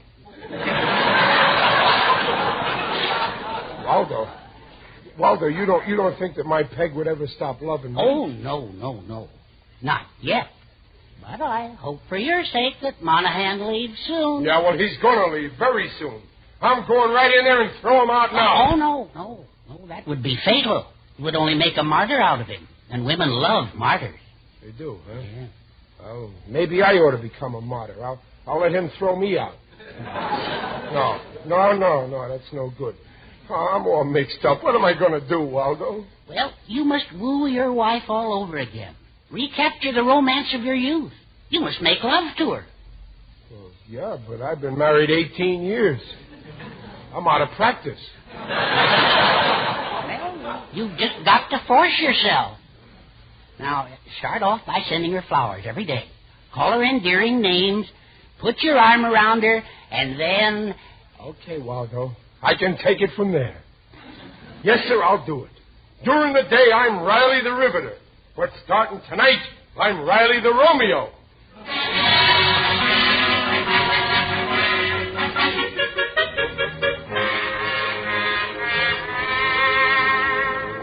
Let me call you sweetheart, I'm in love with you. Oh, that's Monohan. When I turn my charm on Peg, he's a dead pigeon. Mr. Riley. Oh, hello, Waldo. I just saw the messenger deliver your flowers. Oh, they're here. Good. I sent a card with them. To the most beautiful girl in the world, from the sweetest man. Cute, huh? Oh, that's perfect. My, Mr. Riley. You're all slicked up. Yeah. Haircut, shave. Something smells. That's me. I bought some shaving lotion. Well, isn't it a little strong? Well, yeah, I think so. I put some on my cheeks and my teeth got numb. Well, I'm all ready for the love stuff. So long, Waldo. Here I go. I love you. You, sweetheart, sweetheart. Who is it?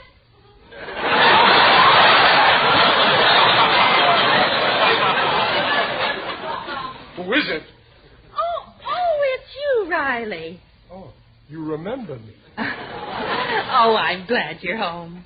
You are, Dumpling? Look at these beautiful flowers that just came. Do you like them, Dumpling? Oh, they're lovely. Yeah, and expensive. I know. And this card, to the most beautiful girl in the world, from the sweetest man. Cute, huh? Oh, yes. Wasn't it darling of Sidney to send them?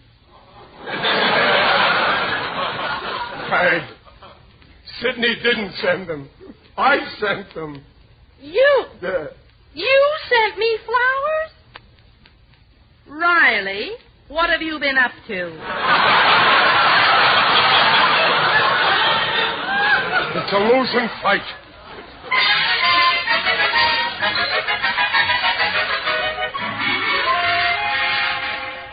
You're leaving tonight, Sidney? This telegram I just got says I got to be in San Francisco tomorrow. Well, we'll all come down to the station and see y'all. Hey, that'd be swell. Look, I'd like to buy Riley a little something to make up for all the bother I've been. Oh, you're staying here didn't bother Riley a bit. Oh, I know, he's such a sweet guy. Could have used some nice luggage. Well, yes. Okay, that's it. I'll find some leather goods shop and get him a suitcase. Oh, Sidney, while you're there, would you do me a favor? Riley's been wanting a picture of me for a long time, and I finally had one made.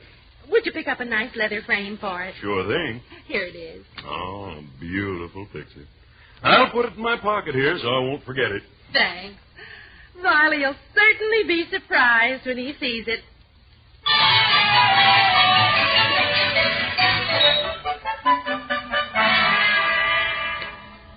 All right, Mr. Riley. The coast is clear. Now let's duck into Monahan's room. Waldo, I still think I ought to throw that Monohan out of this house. No. Now, making a scandal would be fatal. But leaving this threatening note is a much better idea. Yeah, maybe you're right. Let me see it again. Monohan, you've got 1 hour to get out of town or else. Yeah, this'll do it, Waldo. This'll get rid of him. Now, put it in his coat pocket. Where's this? Oh, there it is. Over. Hanging on the chair. You slip the note in and I'll keep watch. All right. Okay? Not yet. There seems to be something in his pocket. Huh? Oh, my. Well, what is it, Waldo? What'd you put behind your back there? Nothing. You took something out. Let me see it. No, Mr. Riley. Now, don't look now, at it. Now, you hand that please. over, Waldo. Well, here. Well, it's only a picture.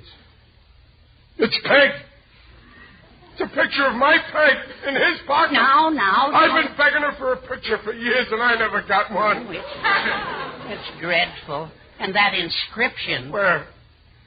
To my first and only love, your Peg. Oh, Waldo. What is it, Mr. Riley? Don't leave me.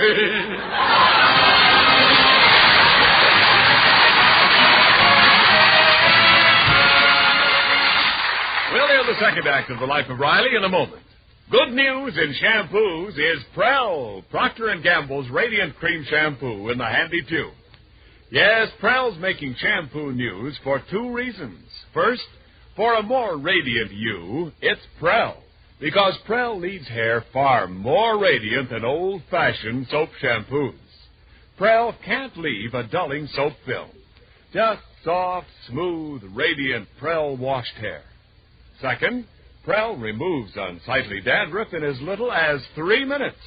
Doctors' examinations proved it. So for hair radiantly clean, radiantly lovely, try P-R-E-L-L, Prell shampoo. Leaves hair radiant, gleaming bright. Not a bit of dandruff is in sight. Comes in a tube, handy too. P-R-E-L-L, Prell shampoo. And now back to the life of Riley with William Bendix as Riley. Waldo, I just can't believe it. After 17 years of married life, I find out I'm only a runner-up. Oh, I don't understand it. I never thought that Mrs. Riley would be interested in another man. Well, I've been coming into your house for years, and she never even looks at me.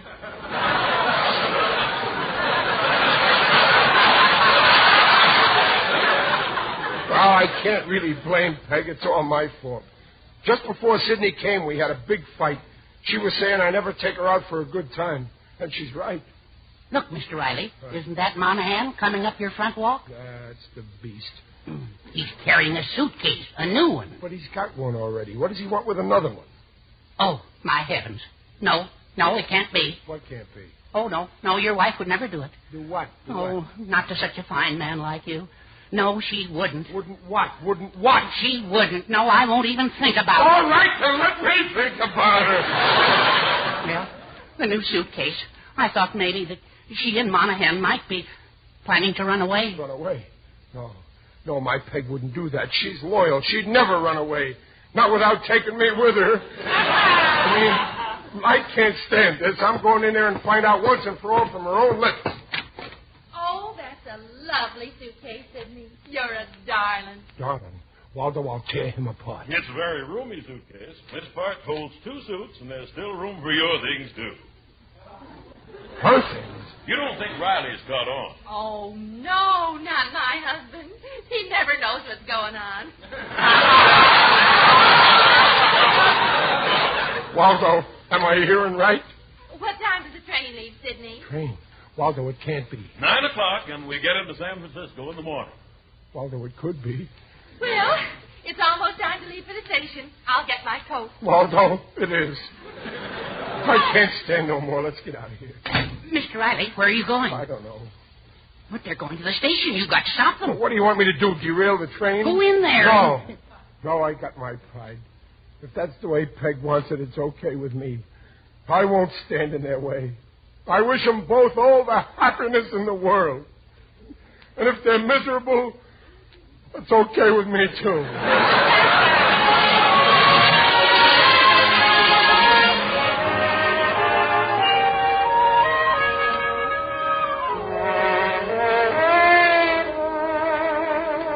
I just can't believe it. Peg couldn't leave me. If she leaves me, I don't want to go on living. Everybody says it, but nobody means it. Who said that? Peekaboo, Riley. It is I, Digby Odell, the friendly undertaker.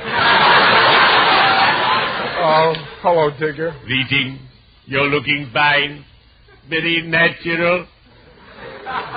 What are you doing here in the park, Digger? Oh, I'm going to a donut dunking party at the UEPCASC. UEPCASC? The Undertakers, Embalmers, and Pallbearers, Coffee and Sinkers Club. We have a slogan. Life is like a cup of coffee. You're good to the last drop. Digger, I'm in awful trouble. My wife, Peg, she's running off with another man. Oh, no. And next month we would have been married 18 years. Congratulations. Oh, this is devastating news.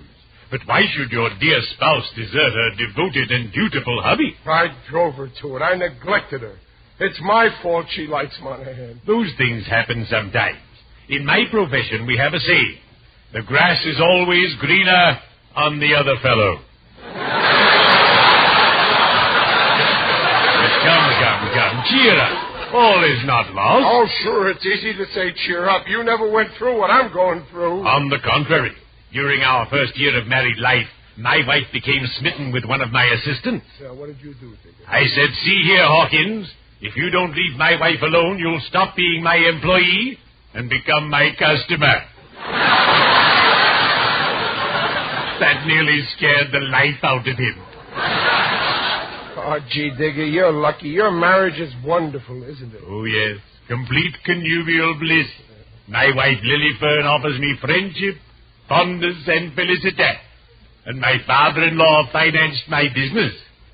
I adore my father-in-law. He's so gay. Digger, right now Peg and this guy are in the station. They're going to San Francisco. Then go to that station. Stop them. Fight for your love. Strike down this rotter. You're right. I'll lay him out. Can I help? I'm rather good at that sort of thing. Well, this is my fight, Digger. Well, good luck, Riley. And remember, I'm with you to the end. Well, cheerio. I'd better be shoveling off.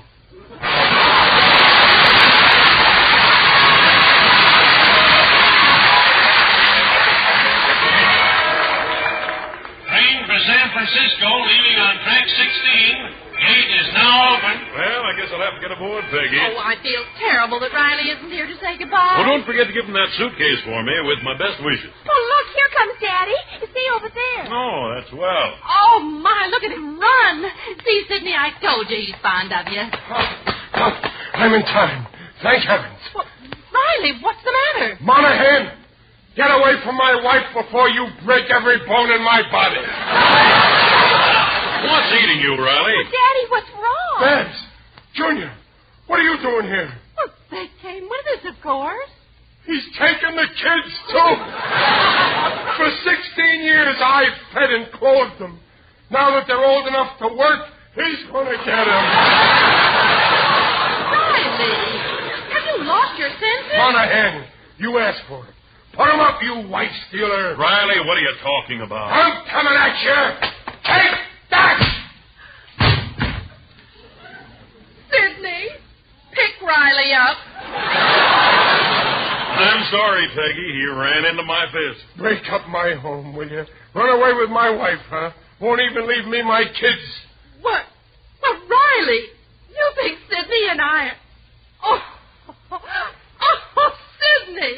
He thinks that... Well, I'll be a... Daddy, you're impossible. They're all against me. Oh, listen, you poor darling. We just came down to the station to see Sidney off. What? No, I don't believe it. What about that new suitcase? Holy smoke, I bought that for you, Riley. Well, what about that picture I found in his pocket? That was for you, too. I only gave it to Sidney to have it framed. You mean you ain't running away? No, dear. I'm staying with you. What a revolting development this is.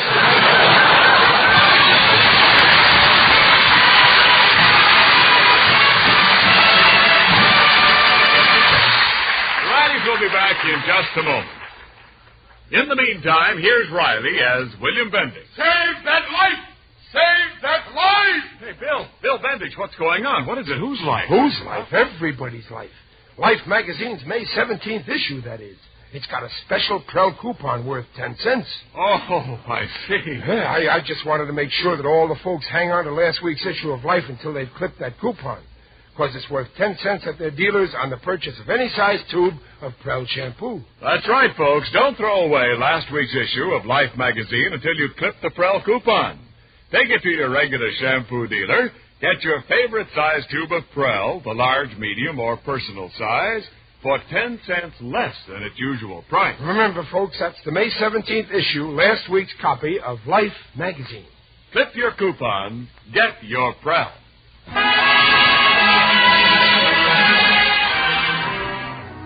Then you forgive me, Peg, for acting the way I did? Oh, of course I do, dear. Why, you know Sidney Monohan means nothing to me. Yeah, well, I I ain't always as bright as I should be. You're certainly not. Thanks, Knuckler. And you know what? Tonight I'm taking you out. Oh, wonderful. Oh, okay, then let's go. Hey, where's my good suit, the one with the herringbones? Oh, I knew there was something I forgot to tell you. Sidney borrowed it. He needed it for his trip to San Francisco. Oh, I see. I thought it was very forward of him, but I just didn't know how to refuse. Oh, well, that's okay, Dumplin'. This should prove how lucky you are that I accepted your proposal of marriage. What? Well, sure. Suppose instead of me, you'd have married Sidney Monohan. Today, he'd be your husband. And if I wasn't around to lend him my suit, your husband would be running around San Francisco in his underwear. Oh, you're a lucky woman.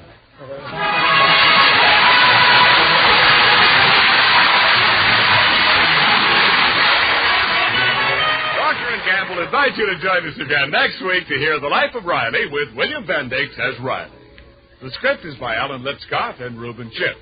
Mrs. Riley is Paula Winslow. Digger Odell is John Brown. The Life of Riley is produced by Irving Brecker. And remember, for radiantly clean, lovely hair, get the shampoo in the tube. Prell, Prell Shampoo.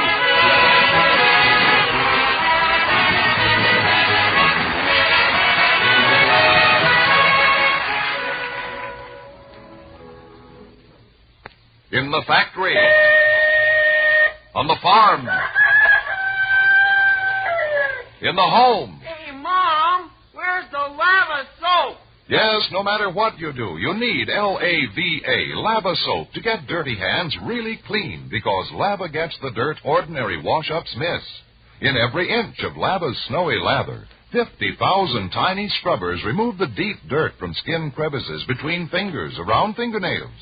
With Lava, hands soiled by machine oil, grease, or grime come sparkling clean in 30 to 50 seconds. Mothers know Lava is wonderful for cleaning children's grimy knees, hands, elbows. And housewives everywhere are discovering the magic of Lava. As Mrs. Rose Holtzapple of Anthony, West Virginia says, after the day's housework, I always use Lava soap. It cleans my hands so quickly, leaves them feeling so nice. And Lava is amazingly gentle, too. So get the soap that gets the dirt. Get Lava Soap.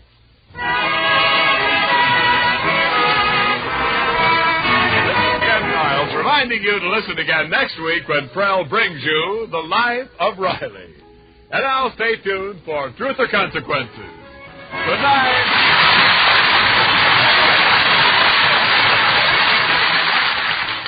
This is NBC, the National Broadcasting Company.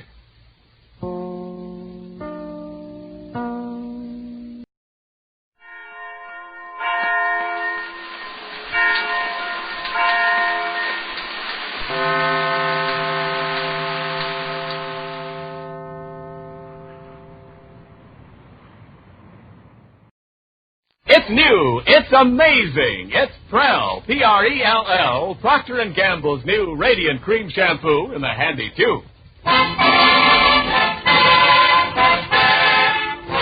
Prell brings you The Life of Riley.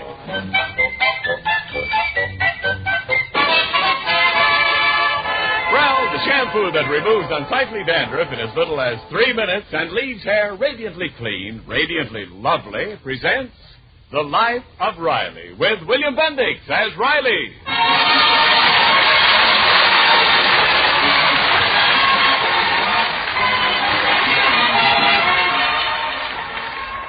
Jester A. Riley and his wife Peg are a normal married couple. They love and respect one another, but being human, they occasionally have their little differences.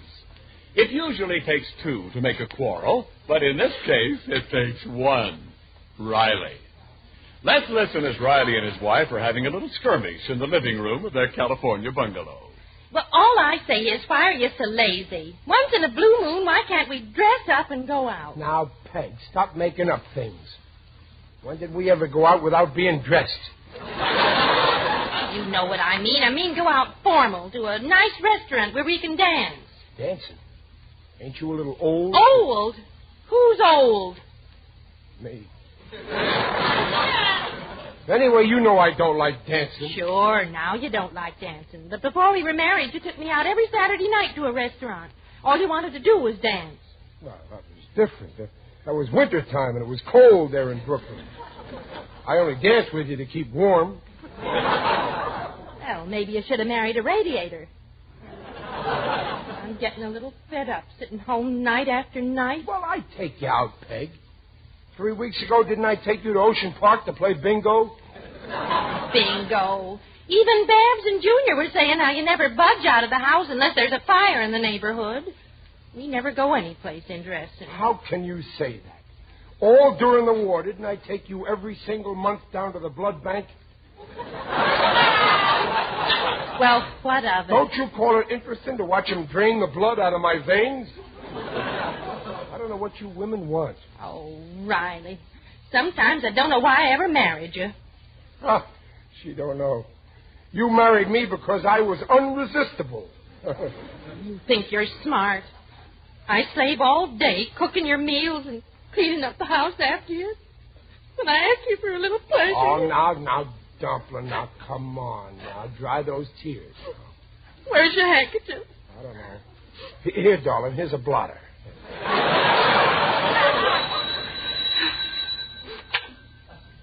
Hello? Why, hello, Sidney. Sidney? Why? Sidney who? Sidney, darling. Well, now, just a minute. Who's this Sidney? Oh, hold on, Sidney. Riley, it's Sidney Monohan. You know, Butch from Brooklyn. Oh, him. That foul ball from Abbott's Field. Hang up, Peg. The coffee's boiling over in the kitchen. I'm not making coffee. When did you get in town, Sidney? Oh, that's wonderful. Oh, now, Sidney, you don't expect me to answer a question like that. Well, if you must know... just a minute. Riley, I think the coffee's boiling over in the kitchen. You're not making coffee. Oh, what did you say, Sidney? Oh, Butchie. You always wear a fresh thing. Tell them about Babs and Junior, our 2 children. Oh, now, don't say things like that, Sidney. Remember, I'm an old married woman now. Peg, hang up. Let's go out dancing. What, Sidney? Oh, no hotel room. Oh, that's terrible. Well, all right then. Why don't you come and stay with us overnight? Now, just a minute, Peg. We're very crowded here. Oh, no, of course Riley won't mind. He just said he'd be thrilled. If I said that, Edgar Bergen must be in the house. All right, Sidney. We'll expect you for dinner. Goodbye, Butchie. Now, look, Peg, it was bad enough having that weasel around when you was courting me. Now he's moving in on us. Why, Riley, you're jealous. I am not jealous. Yes, you are. I am... Okay, let him come here. I don't care. Me jealous. I don't even know what the word means. Why, I can't even spell it.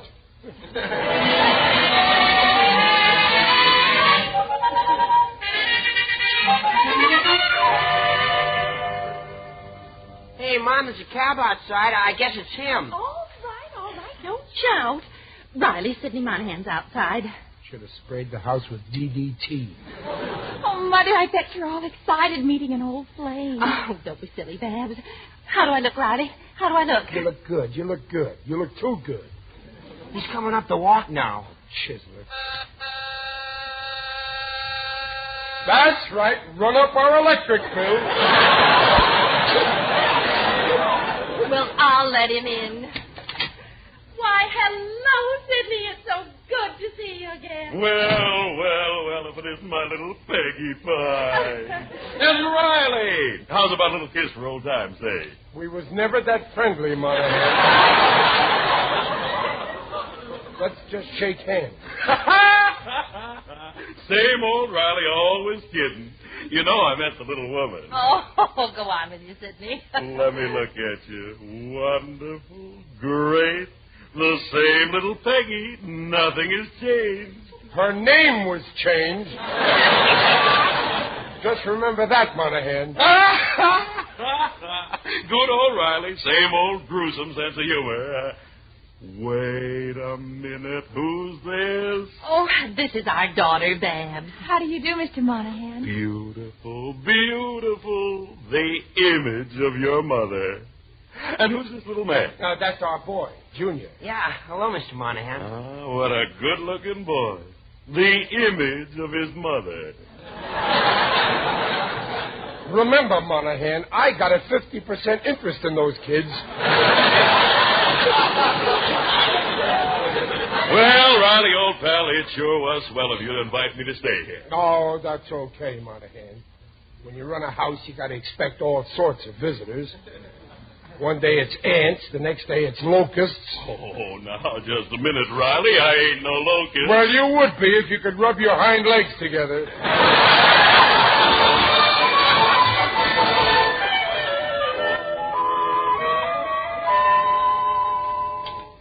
Yes, sir. Peggy, I bet you're a great little cook. Oh, go on, Sidney. Oh, here, Riley, here's your plate, dear. Well, what's this stuff here? Meatloaf. Meatloaf? Peg, you know I don't like meatloaf. Well, that's all there is. Well, hey, what's in that dish there? That's for Sidney. I had half a chicken left. Chicken? Well, I like chicken. No, you don't, Riley. Well, sure I do. What are you kicking me for? Is it my fault I like chicken? Well, here's your chicken, Sidney.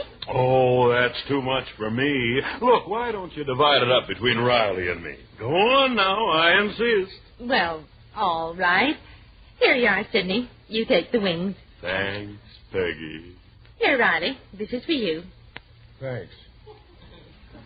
Him she gives the wings. Me she gives the rudder.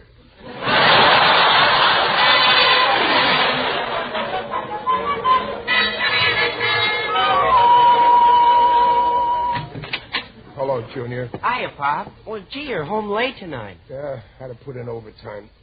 Where you going, son? Down in the corner to get some cigars. Well, good. As long as you don't smoke cigarettes, that's... Cigars? I forbid you to smoke. What, Pop? They're not for me. Hmm? Oh, well, that's real thoughtful of you, son, but I've got cigars. Oh, well, these aren't for you. They're for Sidney. Oh. Where's your sister? Well, she went downtown to get some wool. She's knitting a sweater for Sidney. Oh. Well, I'll see you later, Pop. Sidney. That's all I've been hearing for a week. Everybody's doing things for Sidney. Peg, where are you? I'm in here with Sidney. In the living room, dear. I've got to get rid of that guy. Oh, hello, dear. Sit down, Riley. Sit down. Make yourself at home. Thanks, Monohan. Oh, my, you look awful tired, dear. Yeah, Riley. Pick out a comfortable chair and flop. I already picked one out, but you're sitting in it. Oh, Riley, guess what Sidney and I have been playing? Playing what? Pinochle. Sit down and join us. No. Thanks. I don't feel like playing. Oh, my, you sound sleepy. I am sleepy. Well, it's time to hit the hay. Too early for me. I'll sit up a while. Okay, good night. Come on, Peg. Oh, I think I'll sit up a while, too. I ain't sleepy. Well, go on. Play pinochle and deal me in.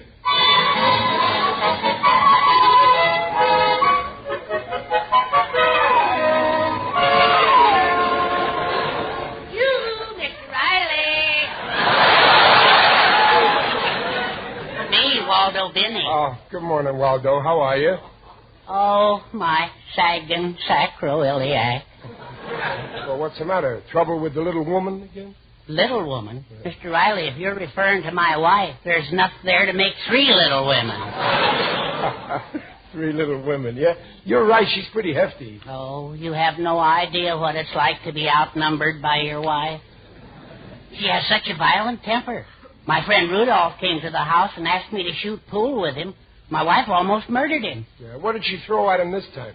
Me. Well, listen, Waldo, I got my own troubles. Yes, I know. You mean that Mr. Monohan who moved in on you? Yeah. I don't like that man. Shifty-eyed and deceitful. Frankly, I don't trust him. Yeah, you don't trust him. For 7 days, that sneak has been telling Peg how beautiful and young she looks. And she loves it. Oh, it's the old story.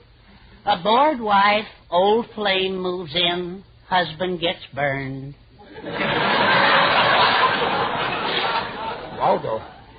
Waldo, you don't think that my Peg would ever stop loving me? Oh, no. Not yet. But I hope for your sake that Monohan leaves soon. Yeah, well, he's going to leave very soon. I'm going right in there and throw him out now. Oh, no, that would be fatal. It would only make a martyr out of him. And women love martyrs. They do, huh? Yeah. Well, maybe I ought to become a martyr. I'll let him throw me out. No, that's no good. Oh, I'm all mixed up. What am I going to do, Waldo? Well, you must woo your wife all over again. Recapture the romance of your youth. You must make love to her. Well, yeah, but I've been married 18 years. I'm out of practice. Well, you've just got to force yourself. Now, start off by sending her flowers every day. Call her endearing names. Put your arm around her, and then... Okay, Waldo. I can take it from there. Yes, sir, I'll do it. During the day, I'm Riley the Riveter. But starting tonight, I'm Riley the Romeo.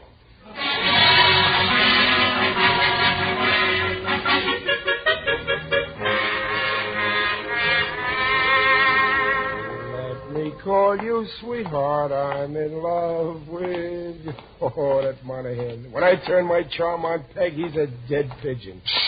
Mr. Riley. Oh, hello, Waldo. I just saw the messenger deliver your flowers. Oh, they're here. Good. I sent a card with them. To the most beautiful girl in the world. From the sweetest man. Cute, huh? Oh, that's perfect. My, Mr. Riley. You're all slicked up. Yeah. Haircut, shave. Something smells. That's me. I bought some shaving lotion. Well, isn't it a little strong? Well, yeah, I think so. I put some on my cheeks and my teeth got numb. Well, I'm all ready for the love stuff. So long, Waldo. Here I go. I love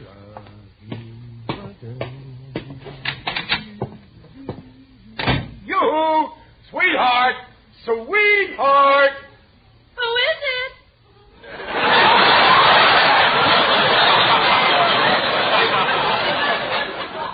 Who is it? Oh, it's you, Riley. Oh, you remember me. Oh, I'm glad you're home. You are, Dumpling? Look at these beautiful flowers that just came. Do you like them, Dumpling? Oh, they're lovely. Yeah, and expensive. I know. And this card, to the most beautiful girl in the world, from the sweetest man. Cute, huh? Oh, yes.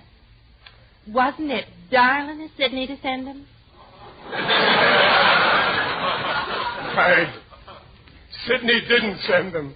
I sent them. You? Yeah. You sent me flowers? Riley, what have you been up to? It's a losing fight.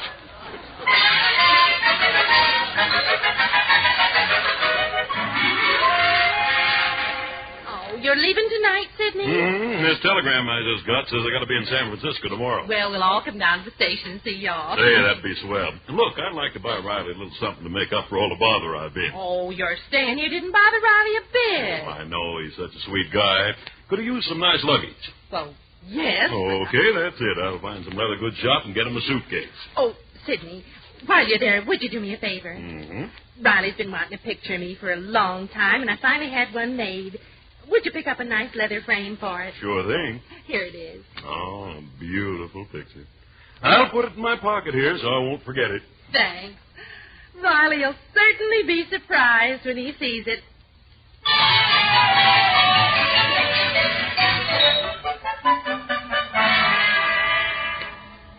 All right, Mr. Riley. The coast is clear. Now, let's duck into Monahan's room. Waldo, I still think I ought to throw that Monahan out of this house. No. Now, making a scandal would be fatal. But leaving this threatening note is a much better idea. Yeah, maybe you're right. Let me see it again. Monahan, you've got 1 hour to get out of town or else. Yeah, this'll do it, Waldo. This'll get rid of him. Now, put it in his coat pocket. Where's his... Oh, there it is. Over. Hanging on the chair. You slip the note in and I'll keep watch. All right. Okay? Well, not yet. There seems to be something in his pocket. Huh? Oh, my. Well, what is it, Waldo? What'd you put behind your back there? Nothing. You took something out. Let me see it. No, Mr. Riley. Now, don't look now, at it. Now, you hand that please. over, Waldo. Well, here. It's only a picture. It's Peg. It's a picture of my Peg in his pocket. Now. I've been begging her for a picture for years, and I never got one. It's dreadful. And that inscription. Where? To my first and only love, your Peg. Oh, Waldo. What is it, Mr. Riley? Don't leave me.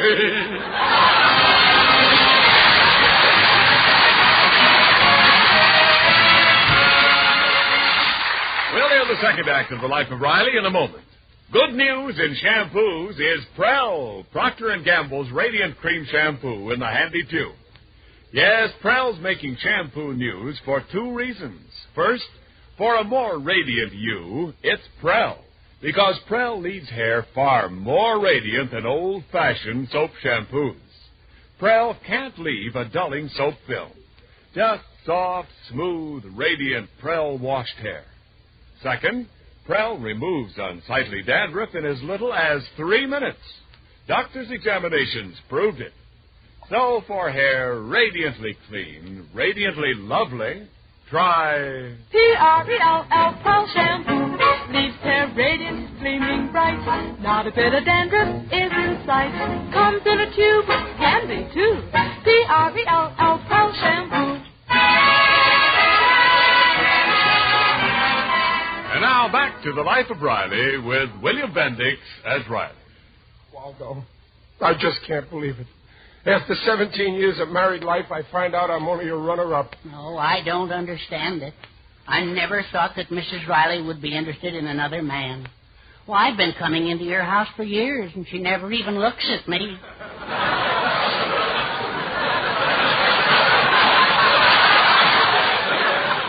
Well, I can't really blame Peg. It's all my fault.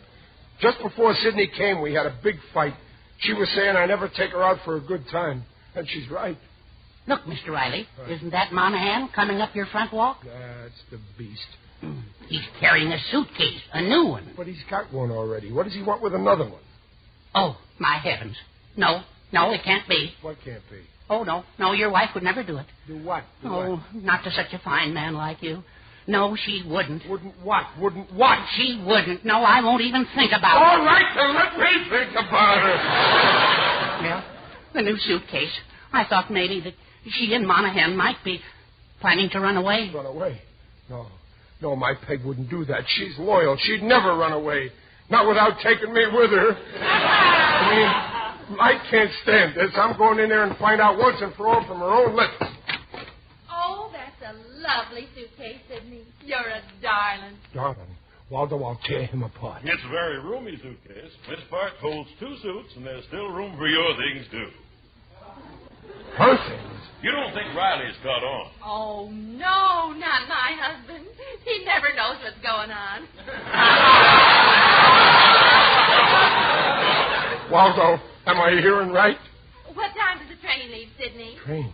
Waldo, it can't be. 9 o'clock, and we get into San Francisco in the morning. Waldo, it could be. Well, it's almost time to leave for the station. I'll get my coat. Waldo, it is. I can't stand no more. Let's get out of here. Mr. Riley, where are you going? I don't know. But they're going to the station. You've got to stop them. Well, what do you want me to do, derail the train? Go in there. No, I got my pride. If that's the way Peg wants it, it's okay with me. I won't stand in their way. I wish them both all the happiness in the world. And if they're miserable, it's okay with me, too.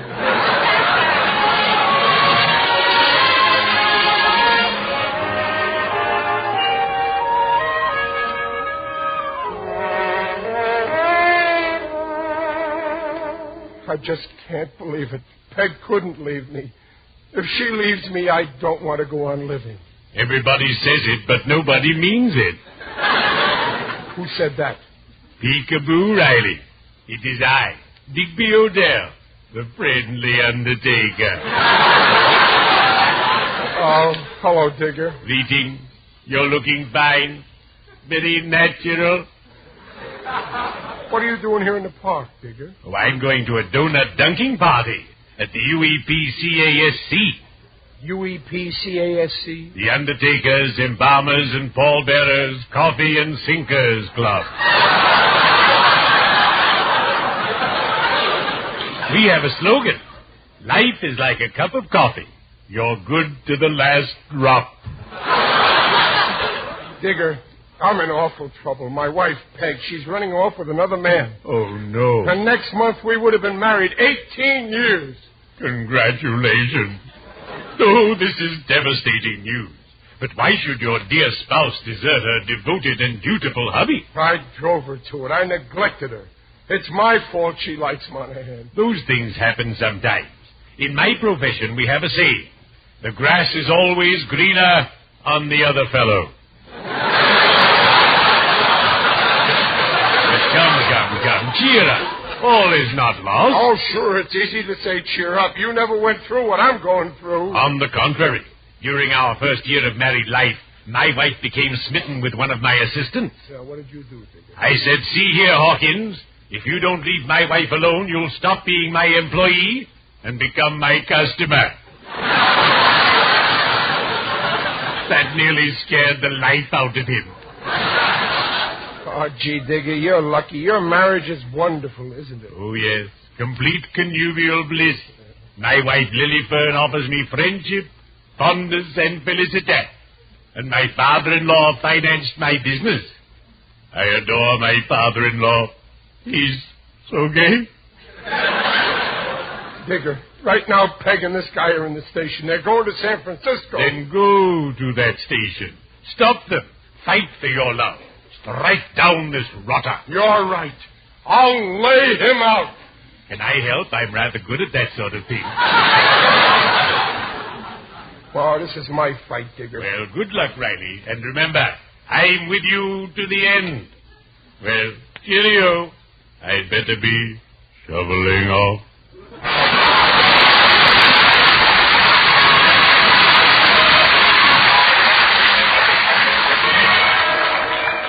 Train for San Francisco leaving on track 16. Gate is now open. Well, I guess I'll have to get aboard, Peggy. Oh, I feel terrible that Riley isn't here to say goodbye. Well, don't forget to give him that suitcase for me with my best wishes. Oh, look, here comes Daddy. See over there. Oh, that's well. Oh, my, look at him run.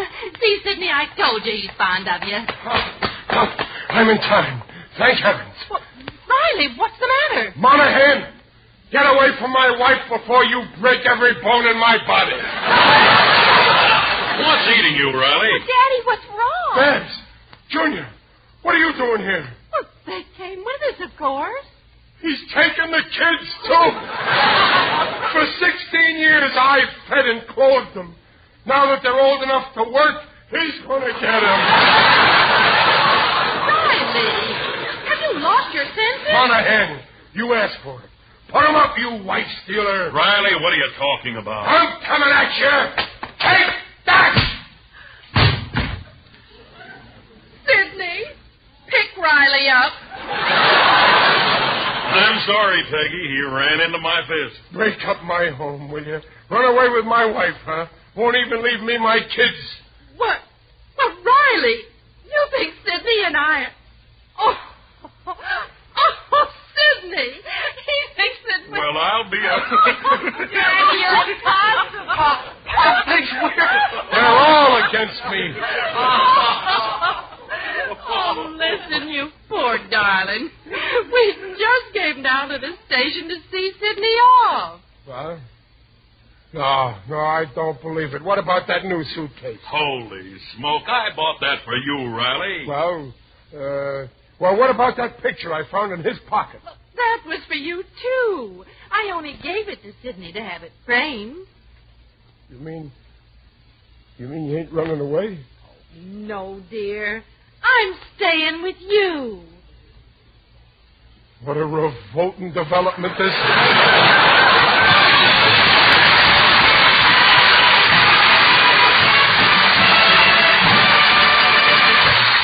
Riley will be back in just a moment. In the meantime, here's Riley as William Bendix. Save that life! Save that life! Hey, Bill Bendix, what's going on? What is it? Whose life? Whose life? Everybody's life. Life magazine's May 17th issue, that is. It's got a special Prel coupon worth 10 cents. Oh, I see. Yeah, I just wanted to make sure that all the folks hang on to last week's issue of Life until they've clipped that coupon.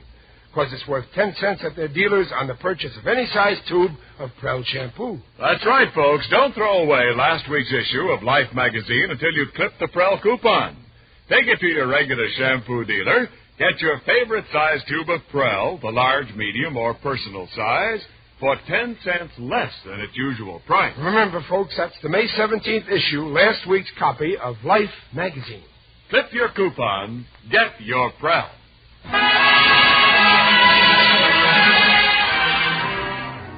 Then you forgive me, Peg, for acting the way I did? Oh, of course I do, dear. Why, you know Sidney Monohan means nothing to me. Well, I ain't always as bright as I should be. You're certainly not. Thanks, Duffy. And you know what? Tonight I'm taking you out. Oh, wonderful. Oh, okay, then let's go. Hey, where's my good suit, the one with the herringbones? Oh, I knew there was something I forgot to tell you. Sidney borrowed it. He needed it for his trip to San Francisco. Oh, I see. I thought it was very forward of him, but I just didn't know how to refuse. Oh, well, that's okay, Dumplin'. This should prove how lucky you are that I accepted your proposal of marriage. What? Well, sure. Suppose instead of me, you'd have married Sidney Monohan. Today, he'd be your husband. And if I wasn't around to lend him my suit, your husband would be running around San Francisco in his underwear.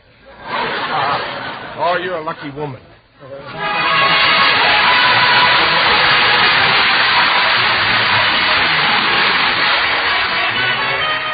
Campbell invites you to join us again next week to hear The Life of Riley with William Bendix as Riley. The script is by Alan Lipscott and Reuben Chipp. Mrs. Riley is Paula Winslow. Digger Odell is John Brown. The Life of Riley is produced by Irving Brecker. And remember, for radiantly clean, lovely hair, get the shampoo in the tube. P-R-E-L-L, Prel Shampoo.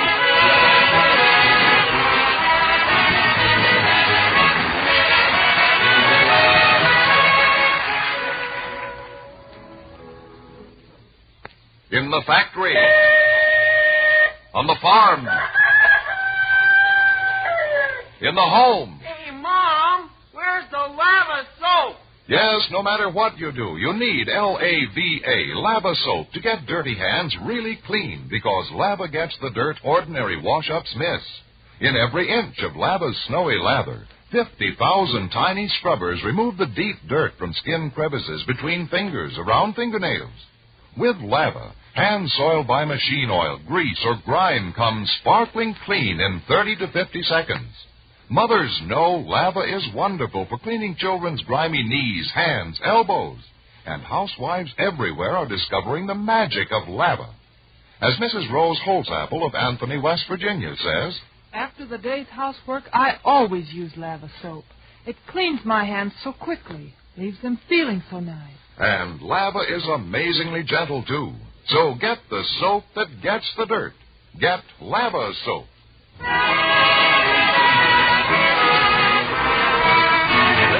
Miles reminding you to listen again next week when Prel brings you The Life of Riley. And now stay tuned for Truth or Consequences. Good night.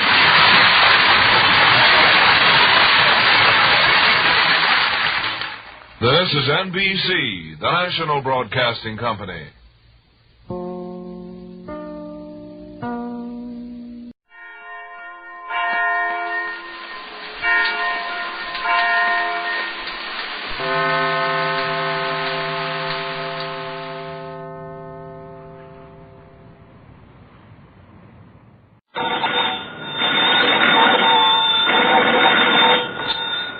Granny's, Abner. I believe that's our ring.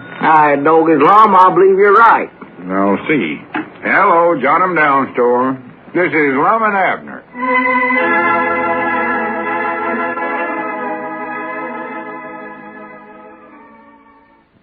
And now, let's see what's going on down in Pine Ridge.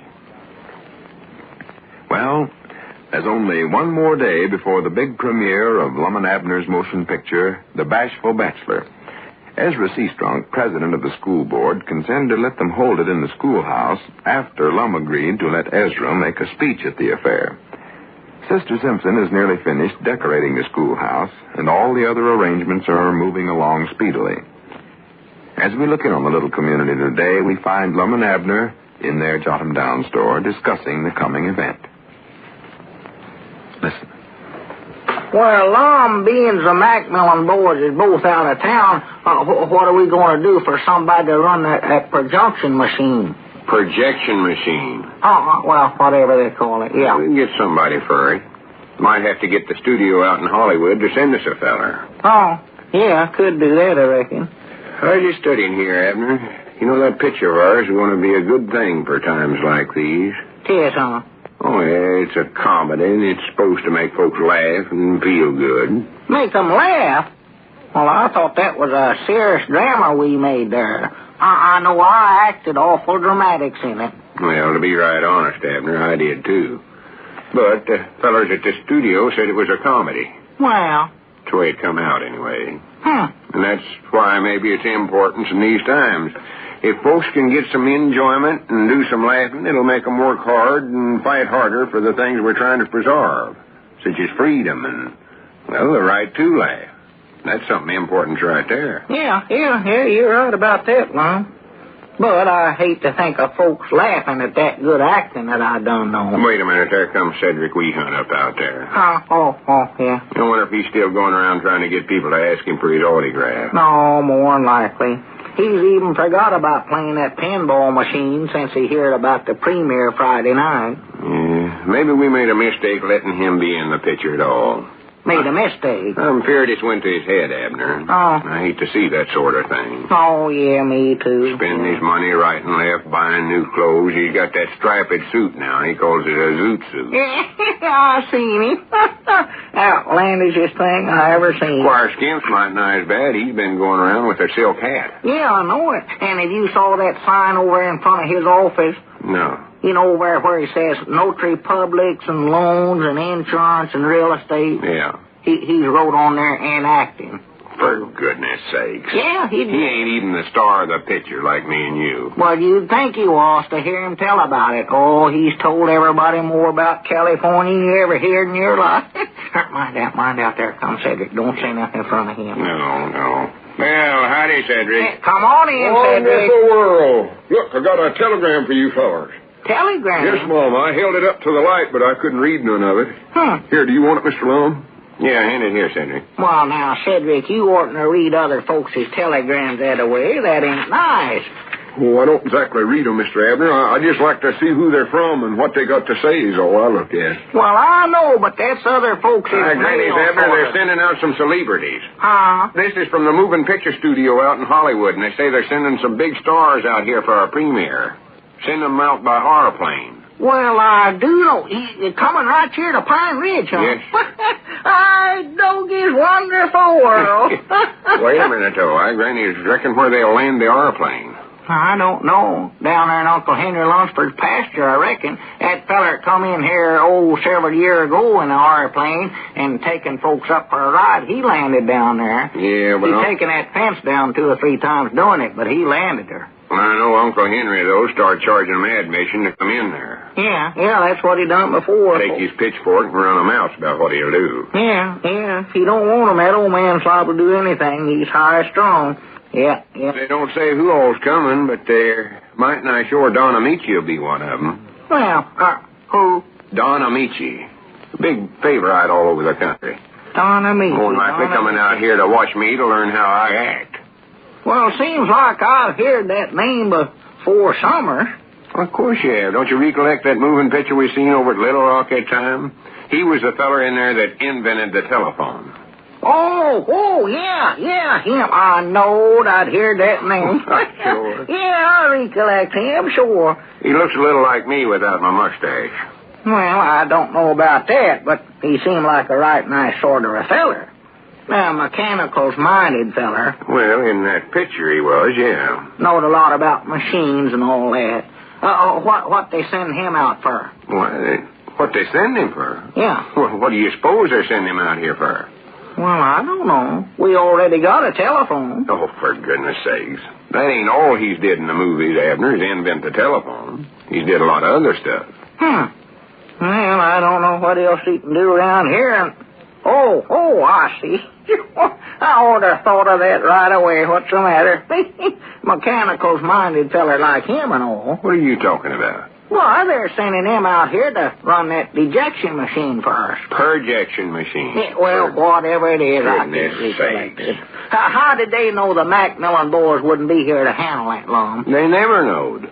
Oh, that just took a chance that we might need a feller, huh? I reckon. Of course not. Whilst he's here, Lum, we might get him to look at our telephone. It ain't been working good lately. Abner, we ain't going to ask him no such a thing. Well, he'll more likely want to know how it's working. Long as he invented it and all, he'll be interested in it, and I can't hear good over that thing, Lum. Abner, he never actually invented it himself.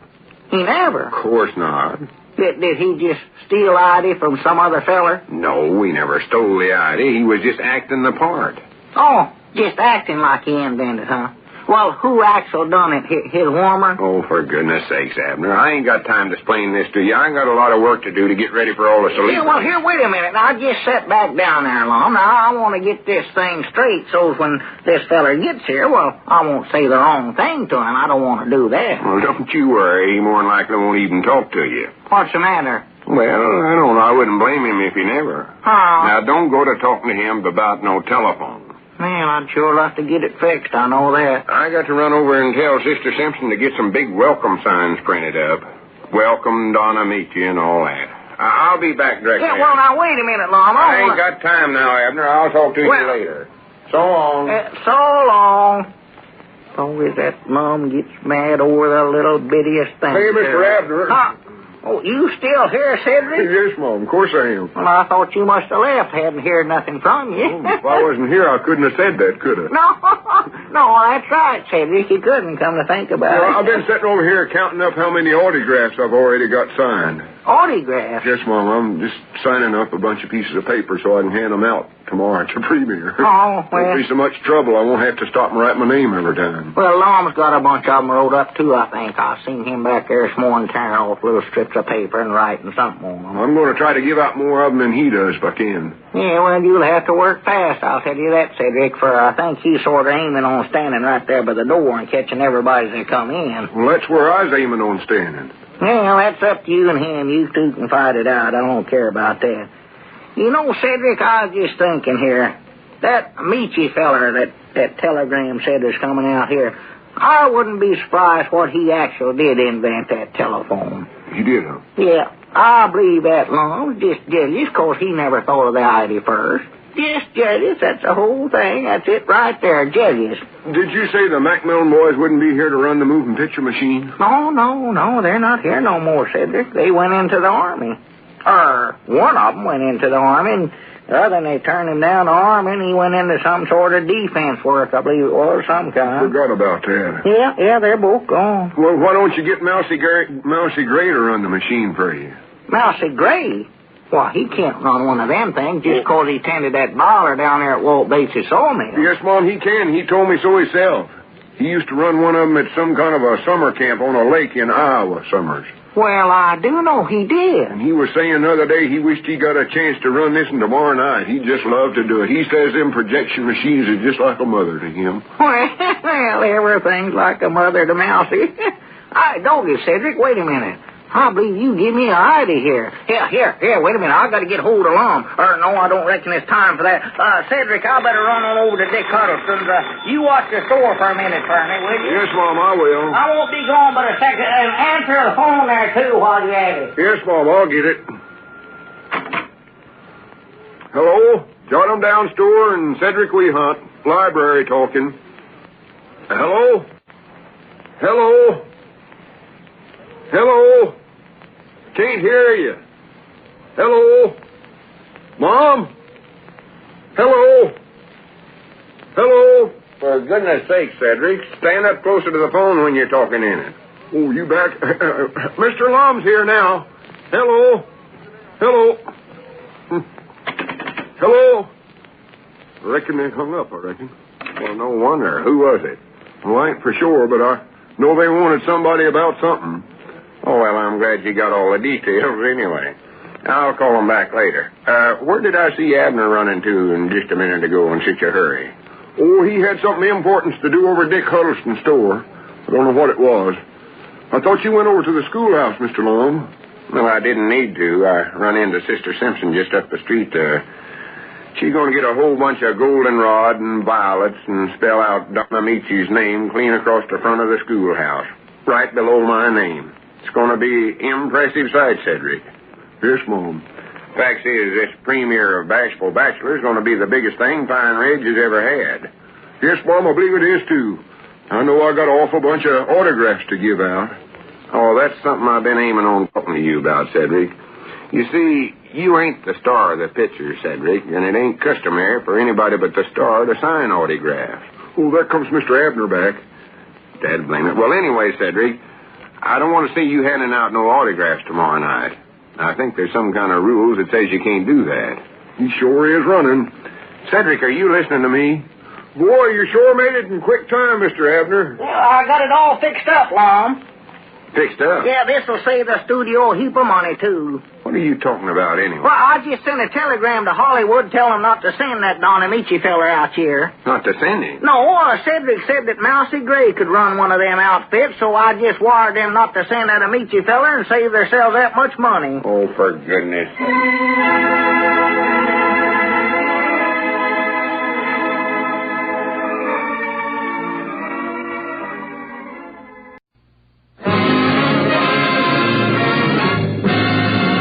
You know what that music say? Yes, sir, Amos. That music say, good health to all from Rexall.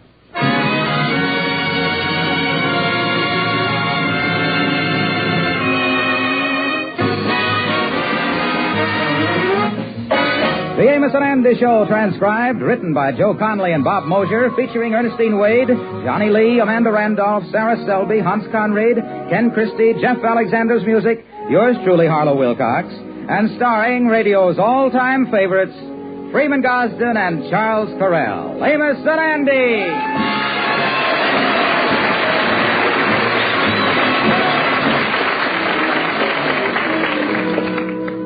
How do you do, ladies and gentlemen? I am Charles Correll. You know, a lot of people slack off taking vitamins as soon as the weather begins to turn warm. But vitamin deficiency is no respecter of seasons. That's why, in our family, we keep on taking Rexall Plenamins right through the year. You see, Plenamins supply all the vitamins known to be necessary, plus liver, iron, and vitamin B12. Why don't you switch to Plenamins? That's Plenamins at Rexall drugstores everywhere.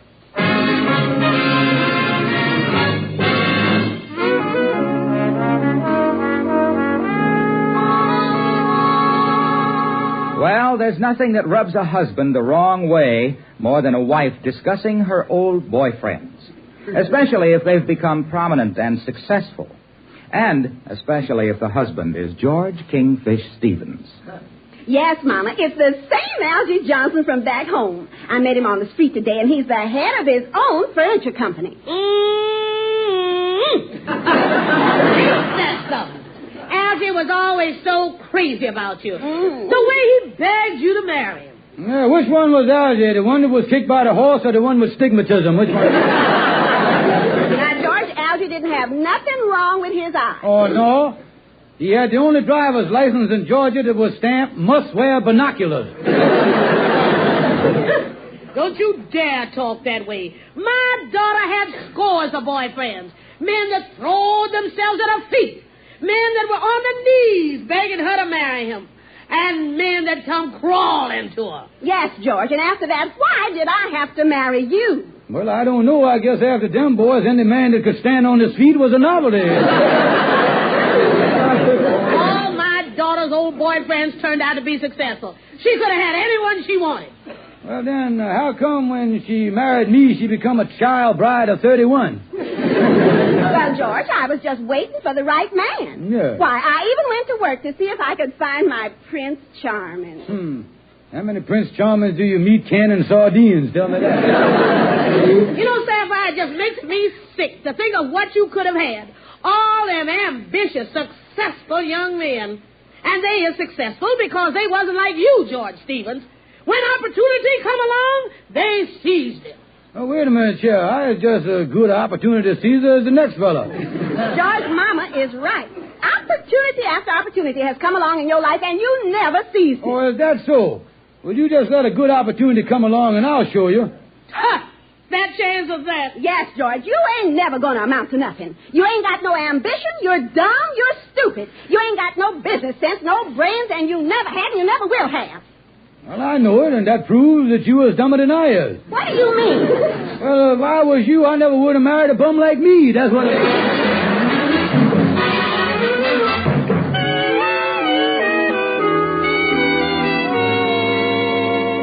Well, let me get in my office here.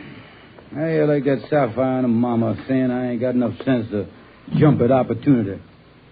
Boy, there's two old alligators I'd like to see on a handbag counter. Lightning, what do you want in my office, Lightning? I just cleaning up, Brother Kingfish. The telephone people just put in the new telephone. Yeah, they finally got it in, huh? Yes, the new number is Monument 29098. And the phone company said it used to belong to a big stockbroker firm down on Wall Street. And they say if you get into that call, just ignore it. Yeah, well, get on out of here, Lightning. I want to concentrate. Yes, I'll whiz right on out. Them women saying I ain't got no ambition, that I'm lazy.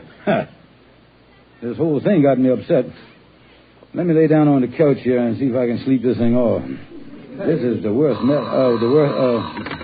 Hello, Frank. This is J.B. I got to make this snappy. I'm calling from Washington. Well, I'm sorry, but you... I just got the word, Frank. The United Consolidated merger is on. Yeah, but When the market opens in the morning, buy as many shares as possible. That stock ought to jump 60 or 70 points. Yeah, but You can count on me. Oh, J.B. never let you down. United Consolidated. But what's that you say, Frank? I said, thank you, J.B. Yeah, so thank you very much. Holy mackerel. The stock going up 60 or 70 points. This is the opportunity I'm waiting for. Oh, but I was broke. Wait a minute, Duane, they got some money. He been saving to buy himself a little chicken farm upstate. Suppose he thunk that I had a chicken farm for sale. Yeah, that's my angle to raise the money. I'll go into chicken business and fricassee that boy's goose. That's what I mean.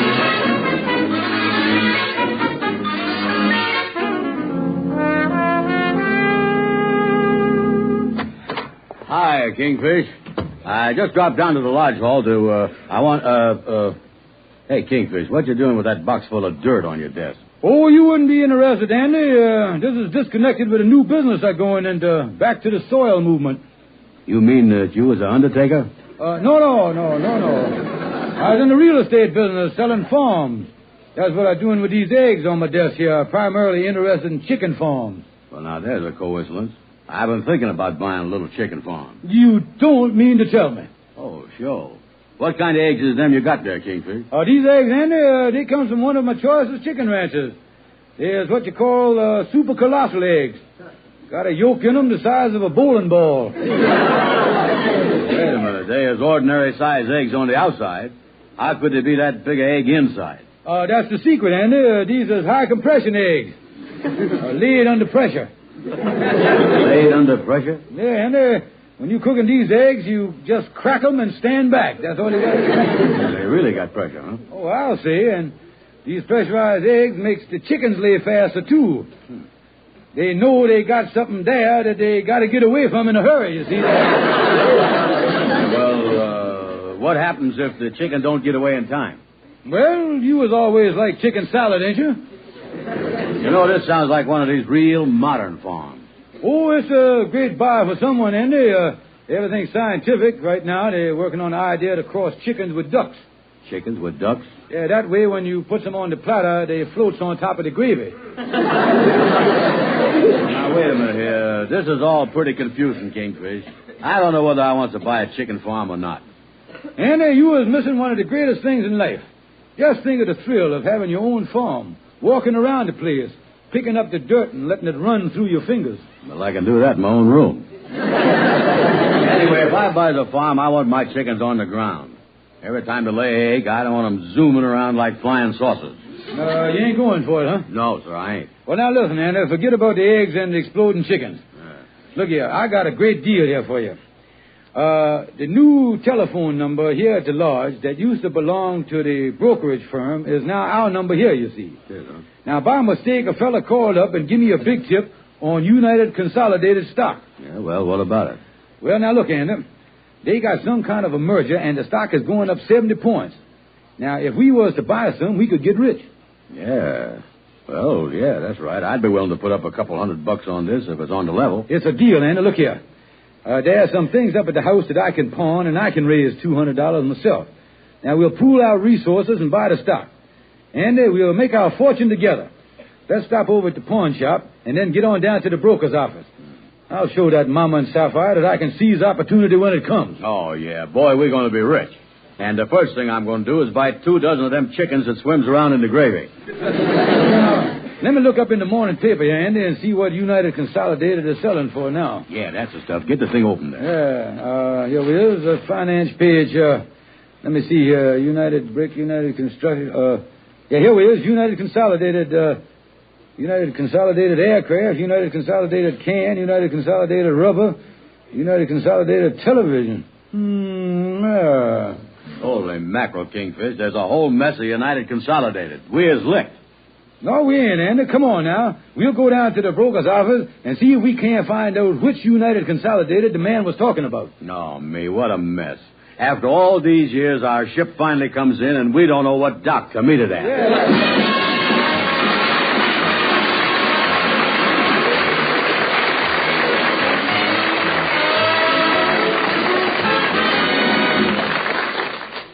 Good evening. This is your Rexall family druggist speaking to you for the 10,000 independent druggists who have made the word Rexall part of our own store names. We've done that because we recommend and sell the 2,000 or more drug products made by the Rexall Drug Company. Bismarex is a good example. This exclusive Rexall antacid fights acid indigestion 4 ways. Neutralizes excess stomach acidity in less than 1 minute. Eases gastric distress, leaves a soothing and protective coating on irritated stomach membranes. And Bismarex is available in 2 forms, the ever-popular powder for home use and in easy-to-take mint-flavored tablets for purse, pocket, or office desk. Ask for Bismarex, that's BISMA-REX, Bismarex, at Rexall Drug Stores everywhere.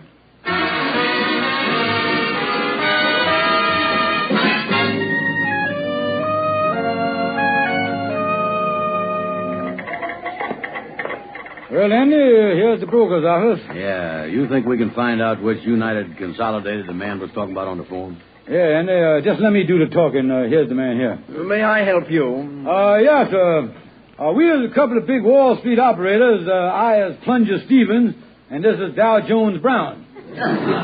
We'd like to buy $400 worth of United Consolidated. I see. Now, which United Consolidated did you wish? There are 6 of them, you know. We know the one we want. Oh, fine. Now, which one? The one that's going up 70 points. I'm sorry, I have a slight headache today. I don't think I quite grasp what you said. Well, it's simple, mister. We want to buy the United Consolidated that's going up 70 points tomorrow. Well, how can I tell today which stock is going up 70 points tomorrow? Well, simple. We'll just leave the money today, and the one that goes up 70 points tomorrow, that's the one we want.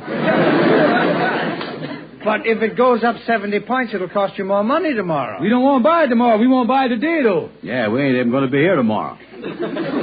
Oh, well, I see. I guess. It wasn't even like this under the Democrats. Listen, mister, would you please sell us the stock? Now, look, what stock do you men want? The stock that's going up 70 points tomorrow. Well, how will I know which stock is going up 70 points tomorrow? Well, ain't you going to be here tomorrow? Of course I'm going to be here tomorrow. Well, if you're here tomorrow, you'll know which stock went up 70 points, won't you?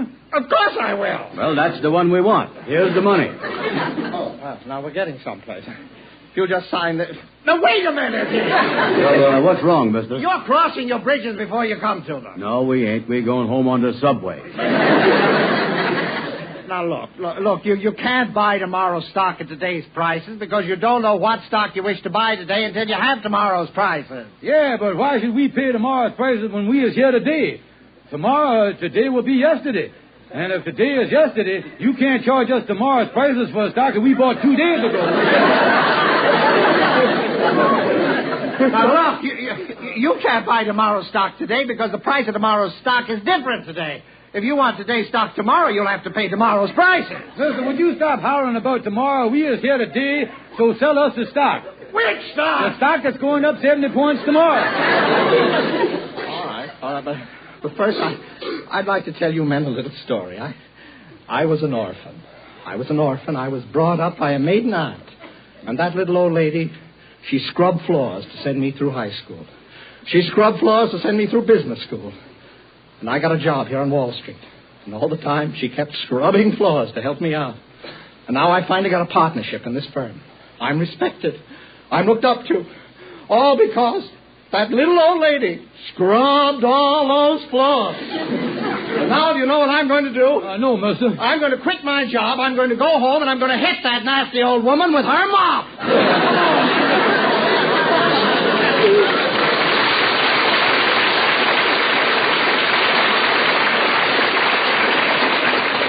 Oh, me. What are we going to do now, Kingfish? And we're going over to see Algonquin J. Calhoun. There must be some way to find out which United Consolidated stock that fellow was talking about on the telephone. Yeah, this is something, all right.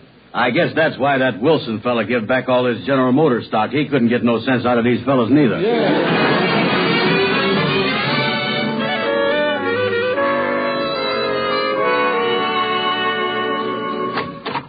Say, Calhoun, could we see oh, excuse me, I didn't know you was on the phone. I'll be with you in a minute, boys. Hello, Wilbur.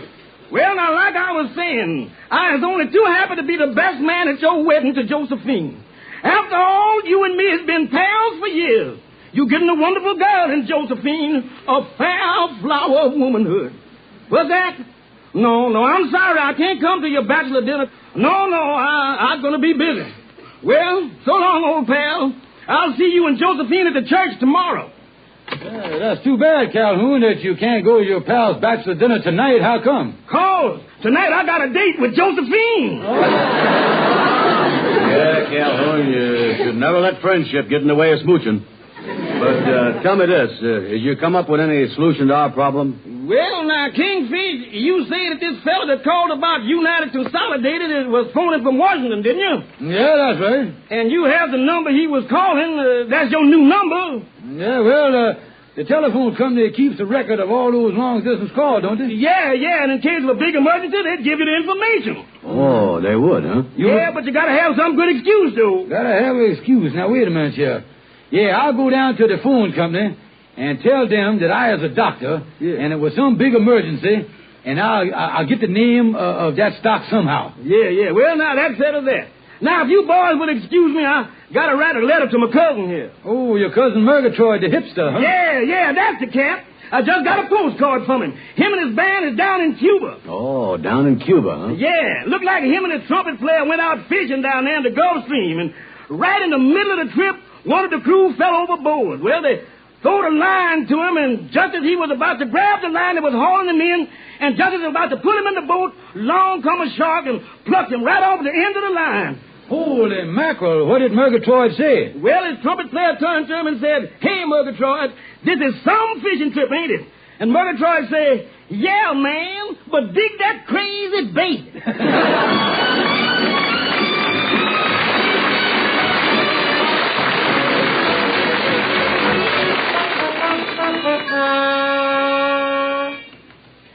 Yeah, and that's why I come down to the telephone company, miss, to find out who called.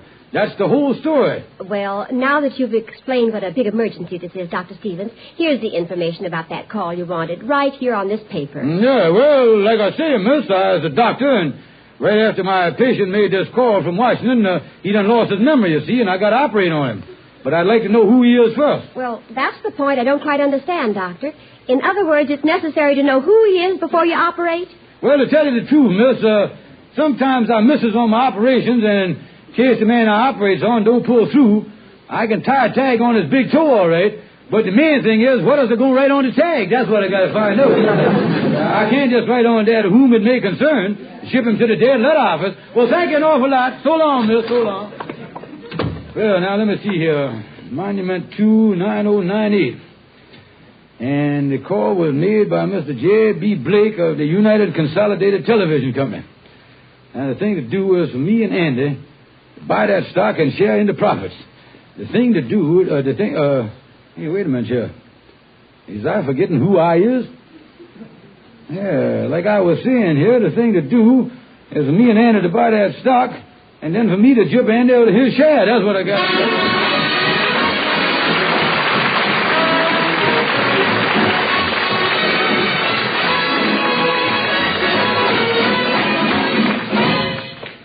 Now, here is your Rexall family druggist. Whenever you want fast relief from an ordinary headache, I strongly recommend that you try Rexall aspirin. Notice that I didn't say just aspirin, but Rexall aspirin, and here's why. Laboratory tests prove that when taken with water, the 5 full grains of pure aspirin in every Rexall tablet are ready to go to work for you even before they reach your stomach. Yes, there's no faster-acting aspirin made. And remember this, too. In the 100-tablet bottle, Rexall aspirin costs you barely more than half a cent per tablet. So next time you need aspirin, don't ask for just aspirin. Ask for Rexall aspirin at any Rexall drugstore. And when your Rexall family druggist hands it to you, remember, you can depend on any drug product that bears the name Rexall.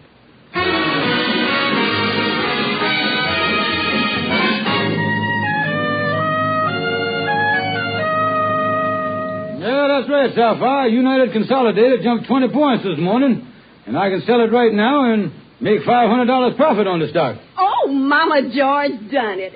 I think he's wonderful. I think he's brilliant. I think he's a bum. That's so. Well, I'm going to tell you something, Madam Big Mouth. I'm going to double that profit by nightfall. And you say I couldn't jump at opportunity. Well, George, if you made that much profit, the thing to do is to sell the stock. Something might go wrong. Yeah, well, ain't nothing going to go wrong. I'm working on a plan right now where I'm going to get Andy's stock away from him, too. Now, look, George, it's television stock, and even Andy Brown ain't going to be crazy enough to let you get that stock away from him. Now, listen, honey, countries may rise and kingdoms may fall, but there's one thing you can always count on, and that is the everlasting stupidity of Andrew H. Brown. George, I still think you ought to be careful in this deal. Yes, son-in-law, because I know the kind of luck you have. If you had been an Indian, Custer would have scalped you.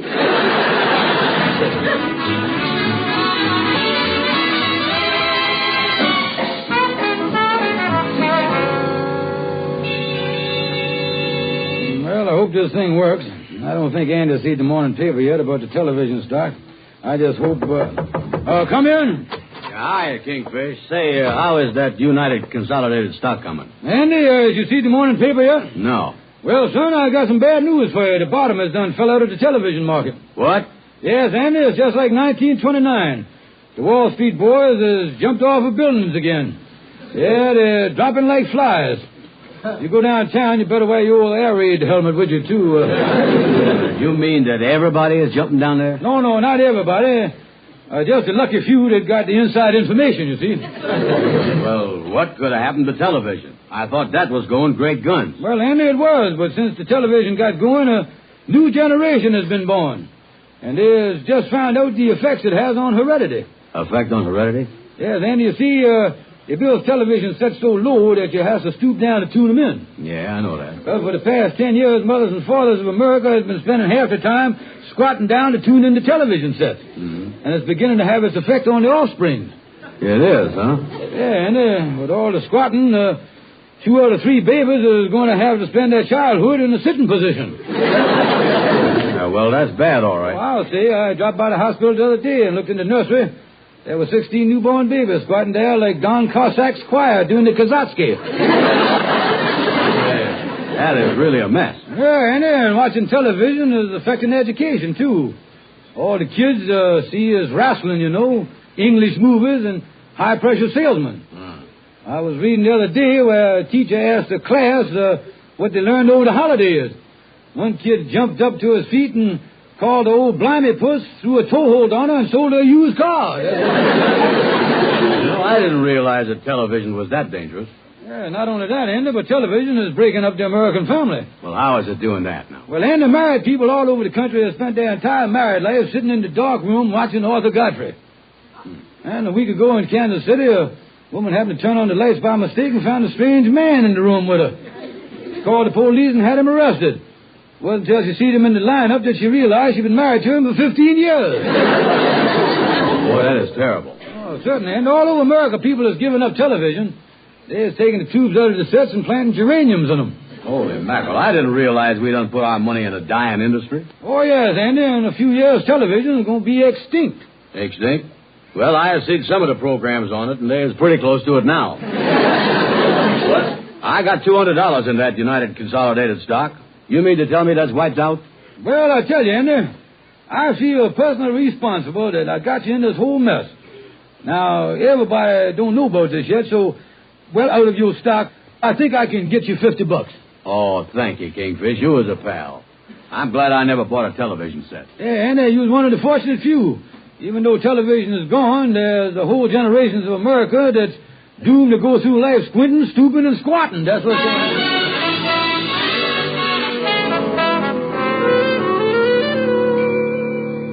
Andy, what's the matter? You look all down in the dumps. Oh, it's all on account of television, Amos. There's a whole generation growing up going to spend their life stooping and squatting and doing the Gazatsky. What is that again, Andy? Oh, yeah. You watch that thing long enough, you're going to see Arthur Godfrey sitting in a dark room with you. Hey, what is all this about? Well, I don't know, Amos. I was all confused. Look, why don't you come on up to the house for supper tonight and we can talk it over? Ruby is going to be out. I ain't much of a cook, but I can whip up something. Well, okay, Amos. Maybe a good case of indigestion will get my mind off my troubles.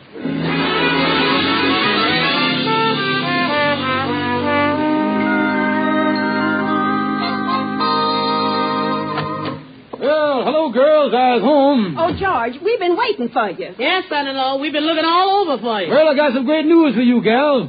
I done got Andy's stock away from him for $50. Now I've got 400 shares worth of United Consolidated Television stock. And I'm going to sell it tomorrow and make myself a huge profit. Now, George, just a minute here. And your big mouth mama there say I couldn't seize the opportunity. That ought to show you. And this ought to show you. Look here in the paper on the financial page. United Consolidated Television merger fails. Stock drops 30 points. Investors wiped out. Holy mackerel. I done lost my money. The whole $200 that I raised. So you is out of $200, huh? No, Mama, you is. I is? Yeah, you was howling at me about not seizing opportunity. So when I saw a chance to buy that stock, I done seized the opportunity and hocked your new fur coat for $200. That's what I did.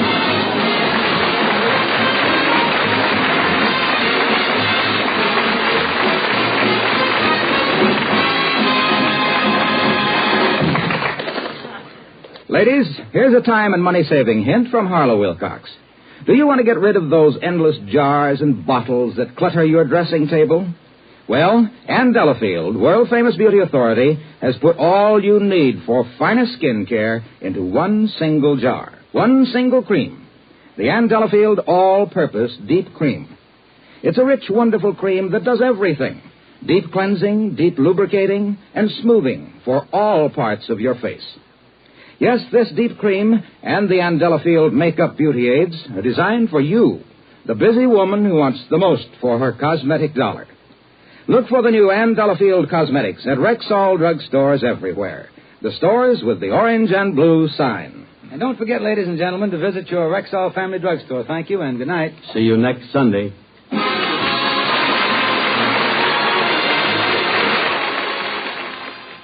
Women pine for men who go stag. Go stag? You mean... Exactly. Stag brushless shave cream. No fuss, no rub-in. Just smooth it on for quick, close, no-scrape shaving. Leaves your face feeling smooth and refreshed all day long. That's Stag brushless shave cream. Hey, from now on, I go stag. Yes, women pine for men who go stag. Your Rexall druggist has presented the Amos and Andy Show, transcribed and directed by Cliff Howell. This is the CBS Radio Network.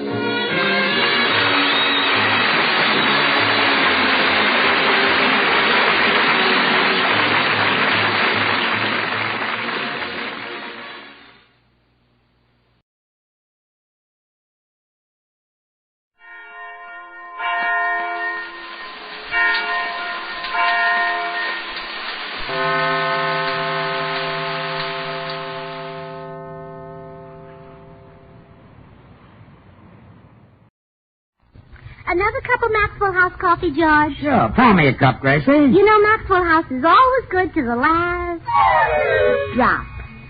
That drop's good, too. Yes, it's Maxwell House Coffee Time, starring George Burns and Gracie Allen.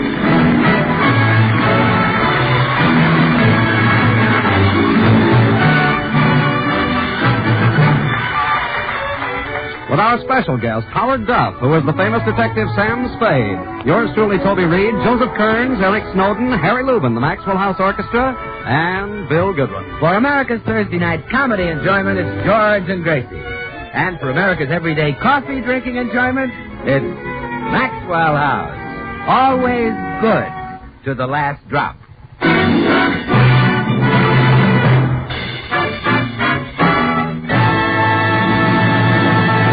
Many people say that Gracie is responsible for George being where he is today, and that's certainly true. Gracie is also responsible for Sam Spade being where he is today. You see, George and Sam Spade are both in jail. How did it happen? Well, let's listen as George is being questioned by a police lieutenant. All right, let's start at the top. Name? George Burns. Occupation? I'm married to Gracie Allen. No. What do you do? What keeps you busy? I'm married to Gracie Allen. Let me put it this way. What's your source of income? I'm married to Gracie Allen. All right, skip it. What's your age? Approximately 42. How come you look older? I'm married to Gracie Allen. What's your address? 360 North Camden. All right, Burns. Now suppose you tell me why you're in this jam. I'm married to Gracie Allen. You're in a rut. Hey, Spade, how come you're in this jam? He's married to Gracie Allen. You know, Burns, you and this Spade character are accused of murder. Now, suppose you tell me the whole story right from the start. Okay, Lieutenant. It all started last Sunday night. I was sitting home listening to the radio with my wife. I'm married to Gracie Allen. Yes, that part I know. Take it from there. Well, Gracie and I were listening to the adventures of Sam Spade. The program was just finishing. All right, Duncan. Let's take a little ride down to headquarters. Me, sir? But I wouldn't murder Mr. Benson. I've been his butler for 20 years. Don't play innocent. I know you pulled this caper, and I've got enough evidence to put you right in the hot seat. But, Mr. Spade, I didn't do it. Say that malarkey for the warden. You were clever, Jenkins, but not clever enough. I think I'll call this the careless butler caper.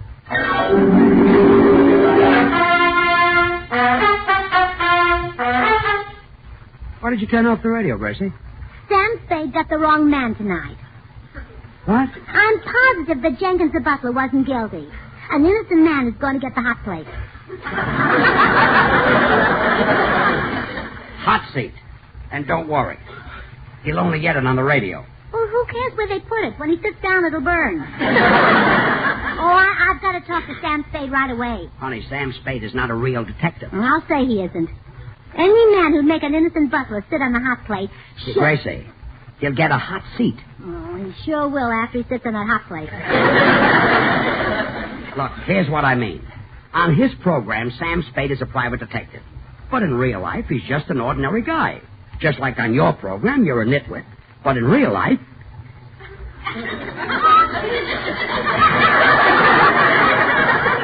That won't work.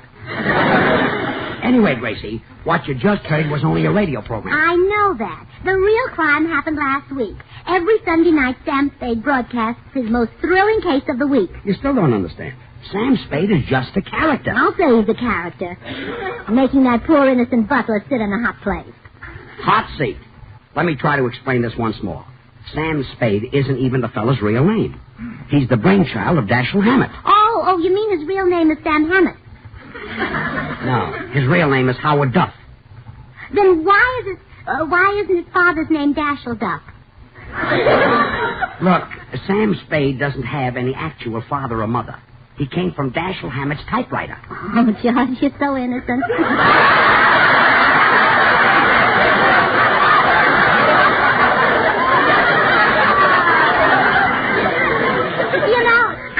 You believe that old story about coming from under cabbage leaves, too.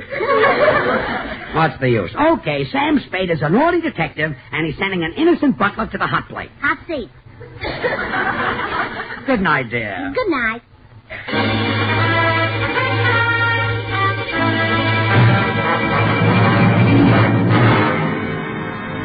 Well, Lieutenant, I didn't think any more about it. I was tired. It was past my bedtime. What time was it? It was after 9. Gee. So I went to bed thinking Gracie would follow me. Instead, she followed Sam Spade. Oh, what do you mean? Let me tell you about that part of it, Lieutenant. Okay, Spade. Well, I'd finished my regular Sunday night show at the broadcasting studio, after which the actors lingered on for a little bull session, you know, who stepped on whose lines, I want a bigger part next week, and so forth. So, it's about 10 when I step out into the California night air, which is also about 10. But, there's no snow, so I decide to walk home. I haven't taken 2 steps when this little lady grabs me by the sleeve and says, "Are you Sam Spade?" Well, if I had known then what I know now, I would have thrown myself under the wheels of a passing Sunset bus. But I'm a ham, and I figure she's maybe a fan, so I answer in my best Pasadena Playhouse voice. Why, yes, I'm Sam Spade. The butler didn't do it. Huh? You've got the wrong man. The butler didn't jerk that kipper. Jerk that kipper? Yank that copper? You mean pull that caper? That's it, yeah. You sent an innocent man to jail. No, I didn't. Yes, you did. Lady, I think you're a little mixed up about me. I'm just an actor on CBS. That's what everybody says. Look, little lady, I'm tired. It's been a tough day. I'll see you around, huh? Now, just a minute, Sam Spade. I heard you arrest that butler. Now, you've got to let him go free. You wouldn't give me a rib, would you? Anything to free that butler. Which rib do you want? I'll tell you what. Why don't you write me a letter? With a dull pencil. Don't use anything sharp. I'll do better than that. I'll come to your office. Where is it? I haven't got an office. Oh, playing cagey, huh? All right. I'll come to your house. Where's that? 321... Oh, no. I'm not talking. I want to get some sleep tonight. So long. So long.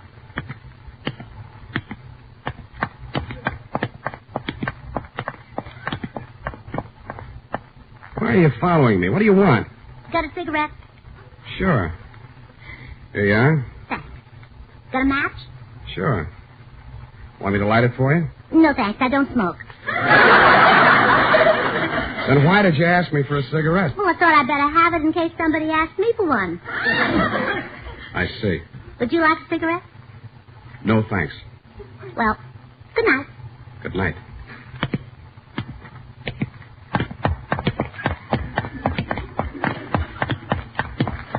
Okay. Now what? Got the time? Yeah, it's exactly 10:10. Thanks. No, I meant it's 10 minutes after 10. You're wrong. My watch says 15 after 10. You've got a watch? Sure. Then why did you ask me the time? Want a cigarette? No. Well, good night. Good night. Look, lady, stop following me. Oh, it's you again. Yeah, fancy meeting me here. Can't I give you the slip? Please. I couldn't accept a thing like that from a strange man. All right, what do you want this time? Got a road map? A road map. Are you lost? No. May I make a suggestion? What? Get lost. Well, good night. Good night.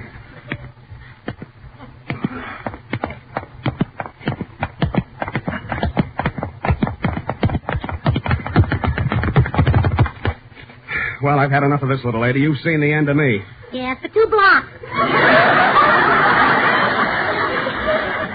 This time I'll lose you. Hey, taxi! Let's get out of here, cabby, but fast.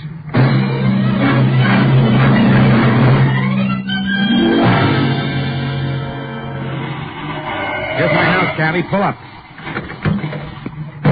That was real driving, buddy. Keep the change. Good night. Good night.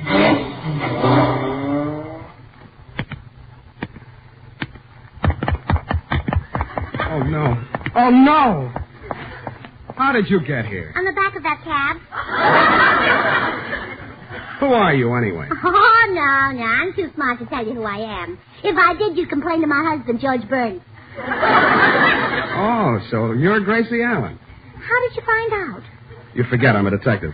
Oh. And now I know what the National Safety Council means when they say don't be a Gracie. Oh, never mind that.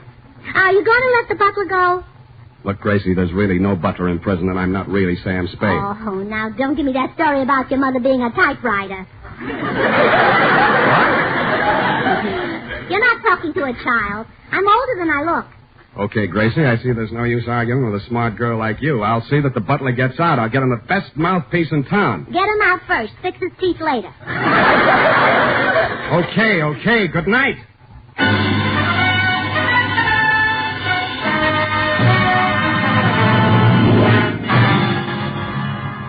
Well, Lieutenant, I thought that would be the end of the episode. But it wasn't, huh? Brother, you haven't heard anything yet. The next morning... Wait a minute, Mr. Burns. Before I listen to any more of this story, I'll have to send out for some aspirin. Yeah, have some of mine. Hey, how come you walk around with your pockets full of aspirin?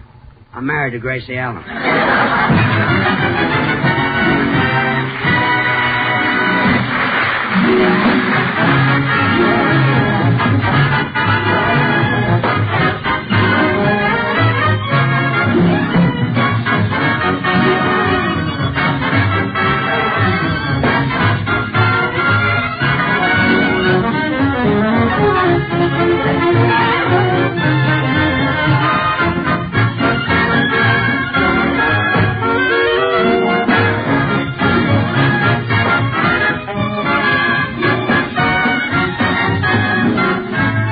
Yes, it's Strike Up the Band, the glorious music of George Gershwin. You know, you just can't mistake those melodies, those typical harmonies, the wonderful Gershwin rhythms. And it's all these things, all the separate musical elements skillfully combined, that make the music of George Gershwin so immortal. Listen a moment to one of his most famous compositions. It was heard for the first time just 25 years ago tonight. But see if you can recognize it when we play just the mellow harmony. With that, we'll blend this counter melody for richness. And now to add that vigorous Gershwin rhythm. Finally, we'll round out this great score as Gershwin intended you to hear and enjoy it by adding his full-bodied melody.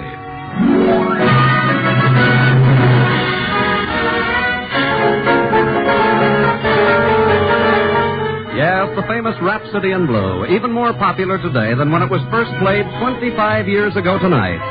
Like all great composers, George Gershwin knew well that great music requires not one, but many fine musical parts, all skillfully blended into one harmonious score.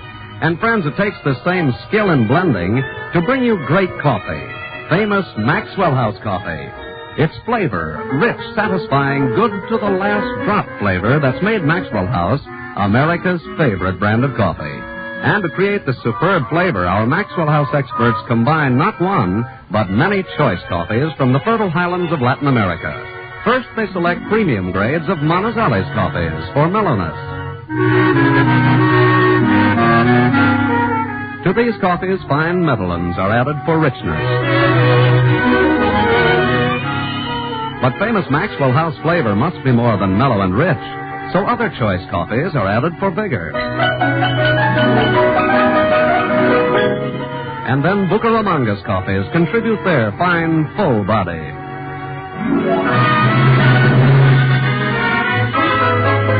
This perfectly balanced Maxwell House blend is then radiant roasted to flavor perfection and brought to you vacuum-packed and roaster fresh. And because you folks on the West Coast really know and enjoy coffee at its best, Maxwell House is blended and roasted for you right here on the West Coast to satisfy your critical taste. So tomorrow, discover all the extra flavor that's yours in every cup of America's favorite brand of coffee. Famous Maxwell House. Always good to the last drop.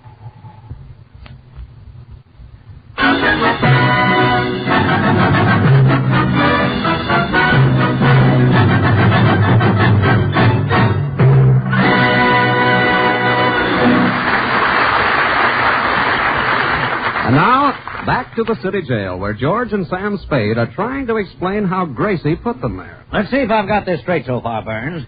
Your wife listened to Sam Spade's program, thought he was really sending an innocent butler to the chair, and started hounding him. That's right, Lieutenant. What did you think, Spade? I didn't know what to think, Lieutenant. The surveys tell me I have 10 million odd listeners, but I didn't think any of them were that odd. Well, anyway, to get rid of her, you told her that you'd free the butler. Yeah, but that didn't satisfy Gracie. She demanded to see the guy. That's when Spade came to me for help. He asked me to make Gracie leave him alone. Now, what'd you say?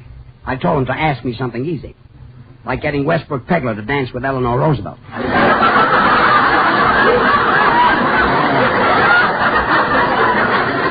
Mr. Burns, why do you put up with a wife like that? I'm too old to go back to Gus Edwards. Besides which, I happen to love her. Well, so what did you two decide to do? Well, there was only one thing we could do. That was dig up the actor who played the butler on my program and let Gracie see him. Which we did. Yeah, and that's when we really got into trouble. Now, tell me just what happened. Okay. Spade was giving the guy his final instructions. Now, remember, Claude, you're Jenkins the butler, and I have set you free. Don't worry, I'll have Mrs. Burns crying like a baby. In radio, they don't call me the male Ma Perkins for nothing. Well, come on, Gracie's in the next room.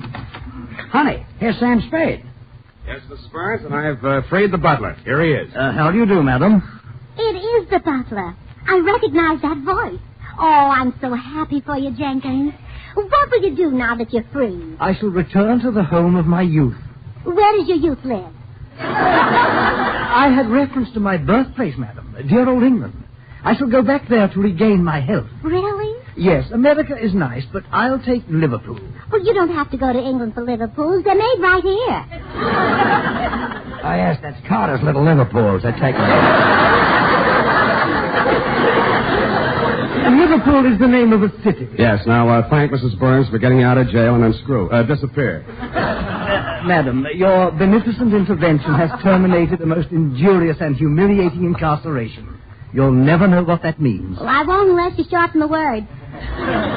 Goodbye, Jenkins. Farewell all. I go to a new and better life. Oh, goodbye. Write me from Kidney Creek. Liverpool. Well, I was in the right neighborhood. Goodbye.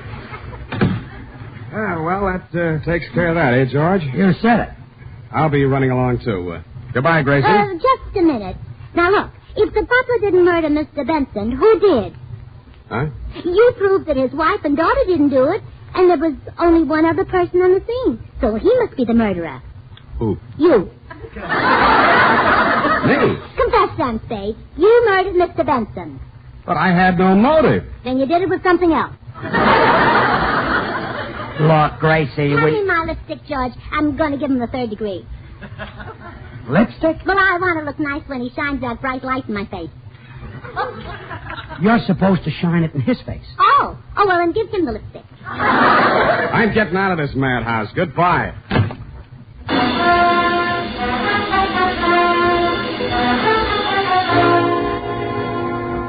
Well, Lieutenant, Spade ran out of that house like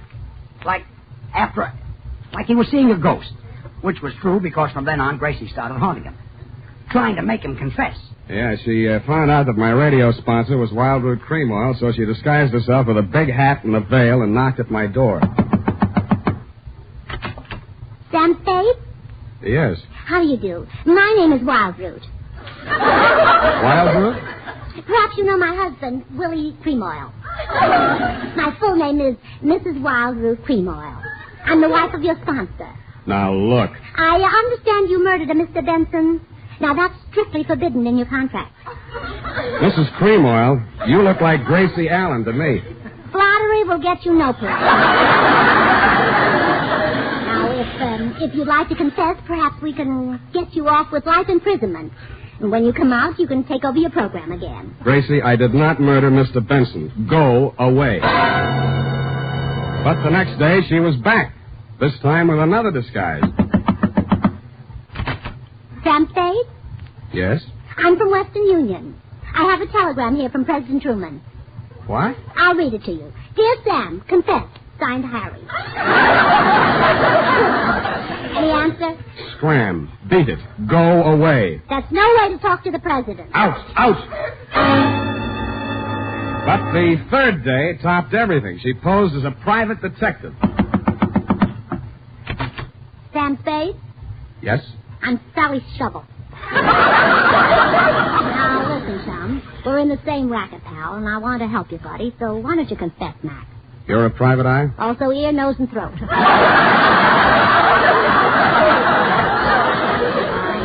I put everything into my work. Now, confess, Doc. So you murdered Benson, so what? I've been mixed up with a few keepers. Or is it capers? In your case, it's keepers. Now go away. Well, Lieutenant, that's when Spade came to see me again. Looking much older. Yeah, we hit on a brilliant scheme. We decided that I should confess the murder, then George would pretend to take me to the city hall to surrender, and Gracie would forget the whole thing. But Gracie did something we didn't count on. What was that? While I was going to pick up Spade, she called the police. Oh, yes, that's where I come into the picture. She called me. I suppose you tell us what happened then. Well, when I got to the house, she said... There's a desperate criminal on his way here to confess a murder. As soon as he confesses, you can grab him. Don't worry, lady, I'll... Oh, that must be him. Yeah, you wait in the next room. He may be armed. Oh, he is. There's one hanging from each shoulder. You call me if you need. Oh, hello. Where is everybody? Never mind. What's your name? Bill Goodwin. What did you do with the body? I took her home. What did you do then? I dumped her out. Ah, she was dead, huh? Well, sure, that's why I took her home. You've done a pretty terrible thing, young man. Tomorrow I'll send her some flowers. Oh, you're a real killer. Oh, sure. Now tell me everything you did tonight. I will not. Who are you, her father? No. Well, in that case, I'll tell you then. Another fellow and I double-dated. We met the girls, and the four of us went into a restaurant for dinner. I ordered 4 cups of Maxwell House coffee. Then what? Well, I told the waiter to bring the other people some, too. See, I wanted them to taste the rich, mellow goodness of Maxwell House. It's America's favorite coffee, you know. Yes, I know. What happened then? Well, that's when the girl and I got into a fight. Aha, what about? She caught me drinking her Maxwell House coffee. Hey, but you'd had 4 cups. Well, when you taste that good to the last drop flavor, you just don't know when to stop.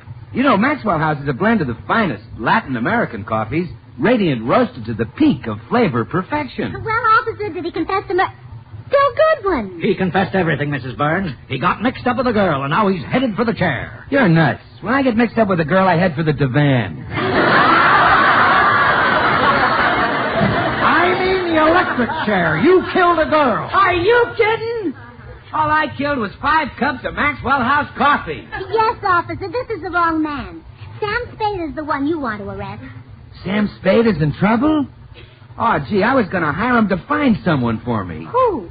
Girl about 5'2", red hair, green eyes, terrific figure, drives a Cadillac convertible. Oh, when did you last see her? Who's seen her? I want Spade to find me one like that. Not so long.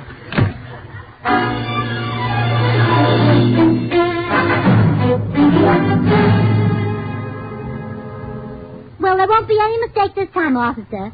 Here comes my husband up the walk with the real murderer. Yeah, anyone can tell that guy's a criminal. Look at that low forehead. That's my husband. Oh. Well, this time I want to hear the confession before I make the pinch. I'll just duck into this closet. Oh, poor Mr. Spade. I hate to think of him sitting in the electric chair. With those long legs, he'll be so uncomfortable. Well, here he is, Gracie. Ready to confess. Yes, I can hide the truth no longer. I killed Benson. Why did you do it, Mr. Spade? That man murdered my mother, ruined my father, tortured my sister, and robbed my brother. Oh, then it was nothing personal. No, I just didn't like him. Oh. How did it happen? Benson was standing in a bar, see? I walked up to him, let him have 2 slugs, and he fell to the floor. Oh, couldn't hold his liquor, huh? You let him have 2 slugs from a pistol. Now keep quiet and let the man confess. Yes, dear. I never gave him a chance, see? I shot him down in cold blood. As he lay on the floor, I pulled the trigger again and again and again. When the gun was empty, I stood over his body and laughed like the fiend that I am. I should be locked up for 20 years, 30 years. I'll make that 40. Huh? Who are you? I'm Regan from Homicide. I called him over to hear your confession. Okay, come on, Spade. Officer, wait a minute. Let me explain.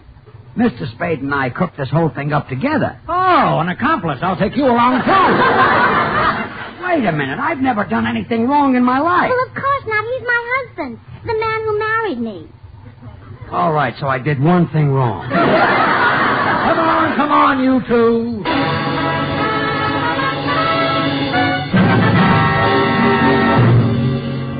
Well, Lieutenant, that's the whole story. My apologies, fellas. You're both free to go. Thanks.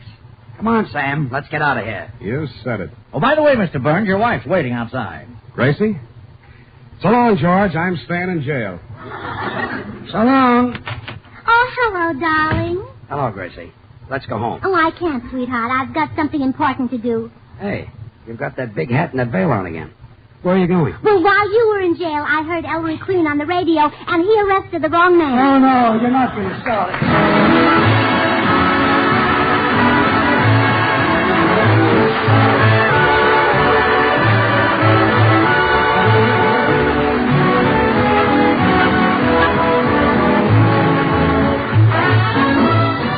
Join us again next Thursday when we'll all be back. George Burns, Gracie Allen, Bill Goodwin, Harry Lubin, and the Maxwell House Orchestra, and yours truly, Toby Reed. And now, here are our stars. Well, Gracie, next week we're going to have 2 guest stars. Mr. and Mrs. James Mason. James Mason? He's that wonderful English actor who's so mean and so rough with women. That's the man. Gee, he might hit me. Oh, but with you here, he wouldn't dare. You said it. You'd show him. If he hit me, you'd hit Mrs. Mason. That's what I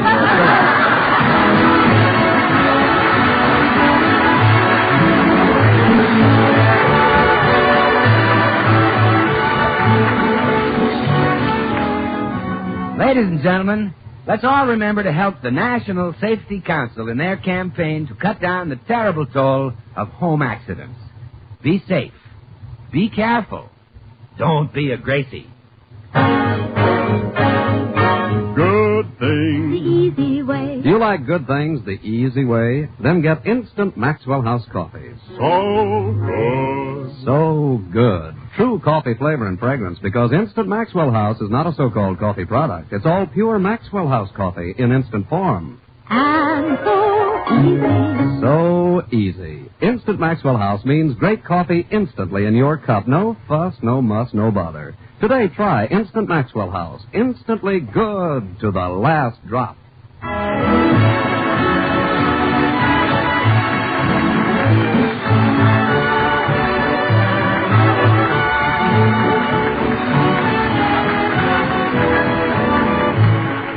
Howard Duff will soon be seen as star of the Universal International picture, Red Canyon. Until next Thursday, when our guests will be Mr. and Mrs. James Mason. Good night and good luck from the makers of Maxwell House, America's favorite brand of coffee. Always good to the last drop. The George Burns and Gracie Allen Show is written by Paul Henning and Keith Fowler.